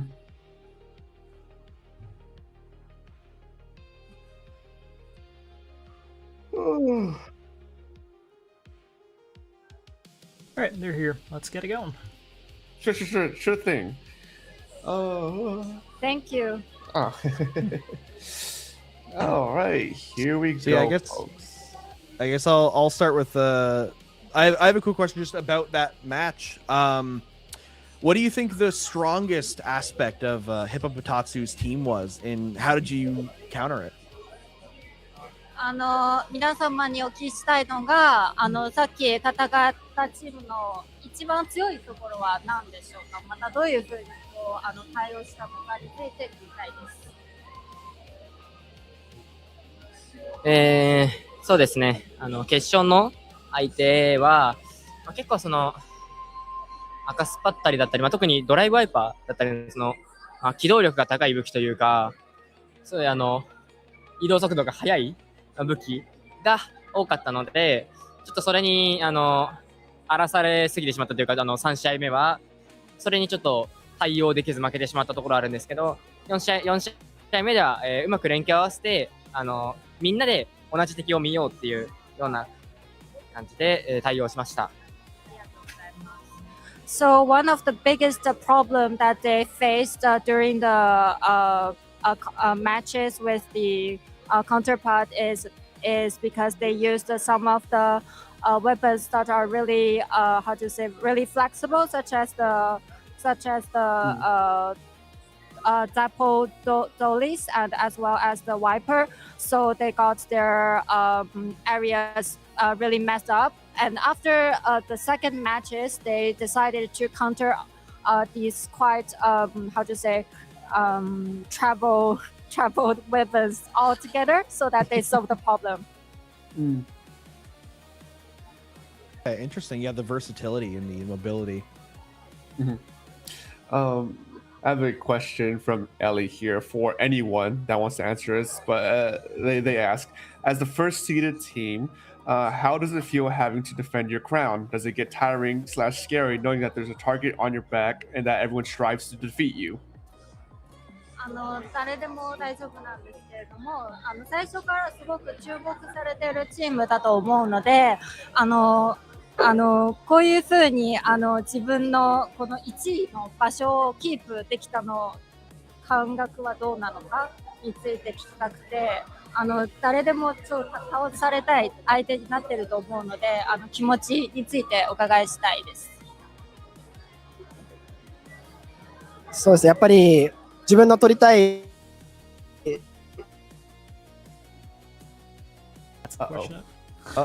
Oh no. Oh no, we lost the feed. That's so sad. No! Right at the end. That's rough.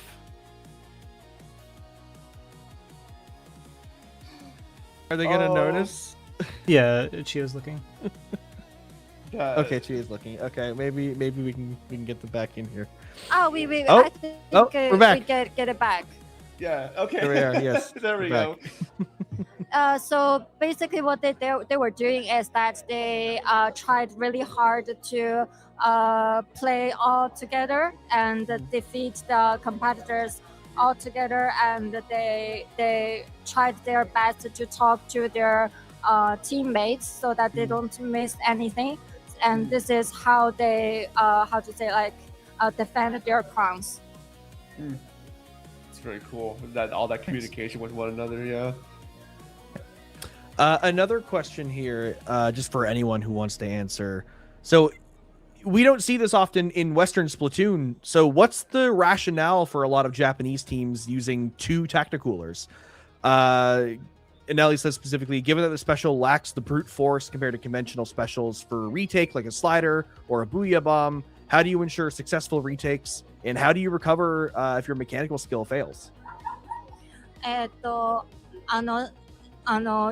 ーロッパがアメリカのチームではドリンクを使うところが本当に少なくて、なので皆さんがなぜこの2つのドリンクを採用した理由について知りたくて、でもし自分のスキルがドリンク使ったのによくうまくいかない時もあると思うので、そういうところはどういうふうに対応したのかについて聞きたいです。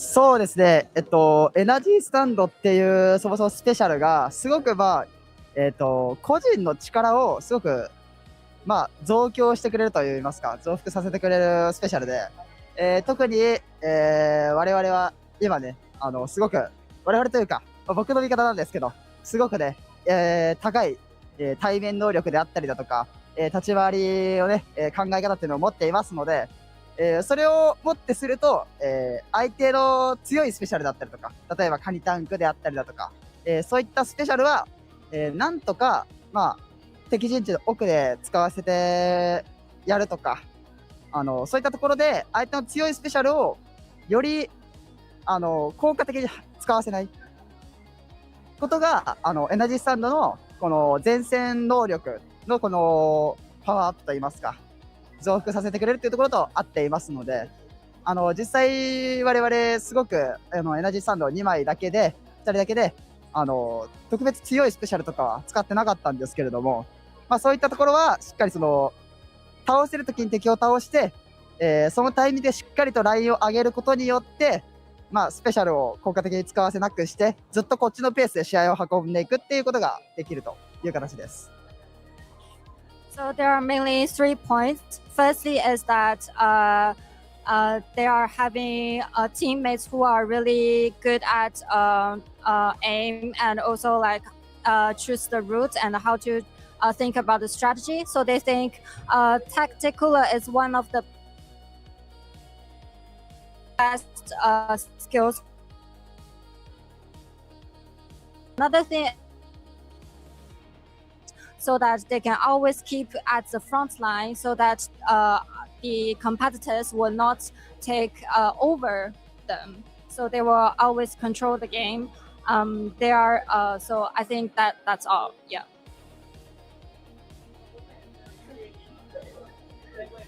Okay, it's really interesting to see, just the differences between those regions, and I like that they really have that emphasis on fighting and being able to utilize that buff. Yeah. There's one more question coming here. This is the last question for Chocopedo specifically. We all watched your journey to 5,000 XP ended in an uncontrollable tragedy. Do you think you ever tried that achievement again?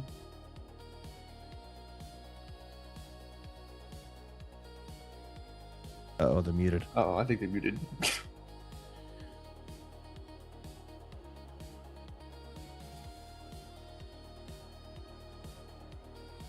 Uh-oh.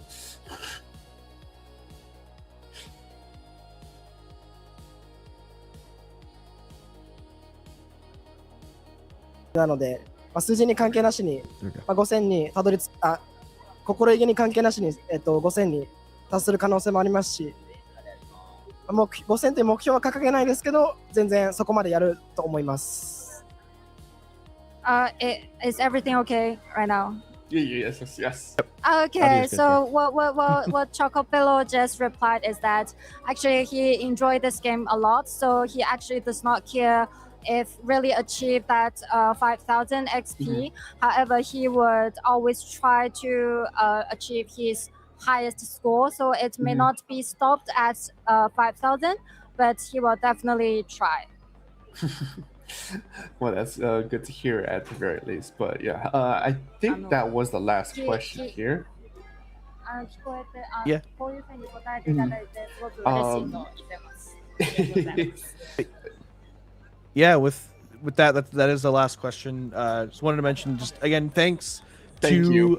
yeah, thank you so much to the whole team for the great matches we get to see today, for showing us a lot of great Splatoon, just in general to all 4 members of this roster here. They're very inspirational players to a lot of players in the West, so we really appreciate all their efforts. Yeah. Thank you very much. すごく海外の方になんていうんですかね、インスパイアになる方たちなので、すごくありがたいとおっしゃってます。ありがとうございました。ありがとうございました。So that's all for today's interview. Thank you so much. And a quick thank you to Pura for all the work you've been helping with us with the translations too. No problem. Yes, thank you so much, Pura. Actually, I'm really happy that my English actually helped. It helped a lot. We just literally wouldn't have it without you. So. 解散で大丈夫です。ありがとうございました。So we will end the interview. Thank you so much. Yes. Thank you. Thank you. All right, you can call it a day too. You know what they always say. What do they always say, Hammy? I don't know. I said you know what they always say. I don't know. Oh, that's unfortunate. Yeah, no. I mean, we're at the end of the night here, folks. It's getting pretty late. It has been an honor to do this, though. A great pleasure. No. As much as we are cooked right now, with it is 1 minute to 5 a.m. in my time zone, 4 a.m. for Dark. Ellie should be fine. Oh, it's only 1 a.m. Yeah, it's 1 a.m. for you. Yeah, you're probably used to staying up late. But either way, thanks. Shout out to anybody who's still watching live. Right. Animals. But yeah, thanks for. This is a good time. Thanks for putting this on, Ellie, and I mean everyone else behind the scenes who really and everyone else collaborations happen. Yeah. Yeah. Thanks for hanging out, Dark. Hey, I couldn't say none of this. You know, it's true. It's a very I love LANs as well, so it's very much like it makes sense on why I wanted to do this. I always want to support LANs as best I can, and this is a cool thing to do. But no, I don't want to try just staying here rehashing the same thing over and over again. I want to go to bed. Is there anything else we need to talk about, Ellie, before we wrap up? No, you can go home. If Ellie's still here. When do you go home? Home's already here. We're both home. That's the power of the internet. Yeah, I guess Ellie's dead right now. Get out of here. But yeah, I guess wrap things up. Yeah, there we go. Graphic. we still have audio, but yeah, I think that's it. Thanks everybody for watching. Yeah. Oh, that's it. Okay, sure. Okay.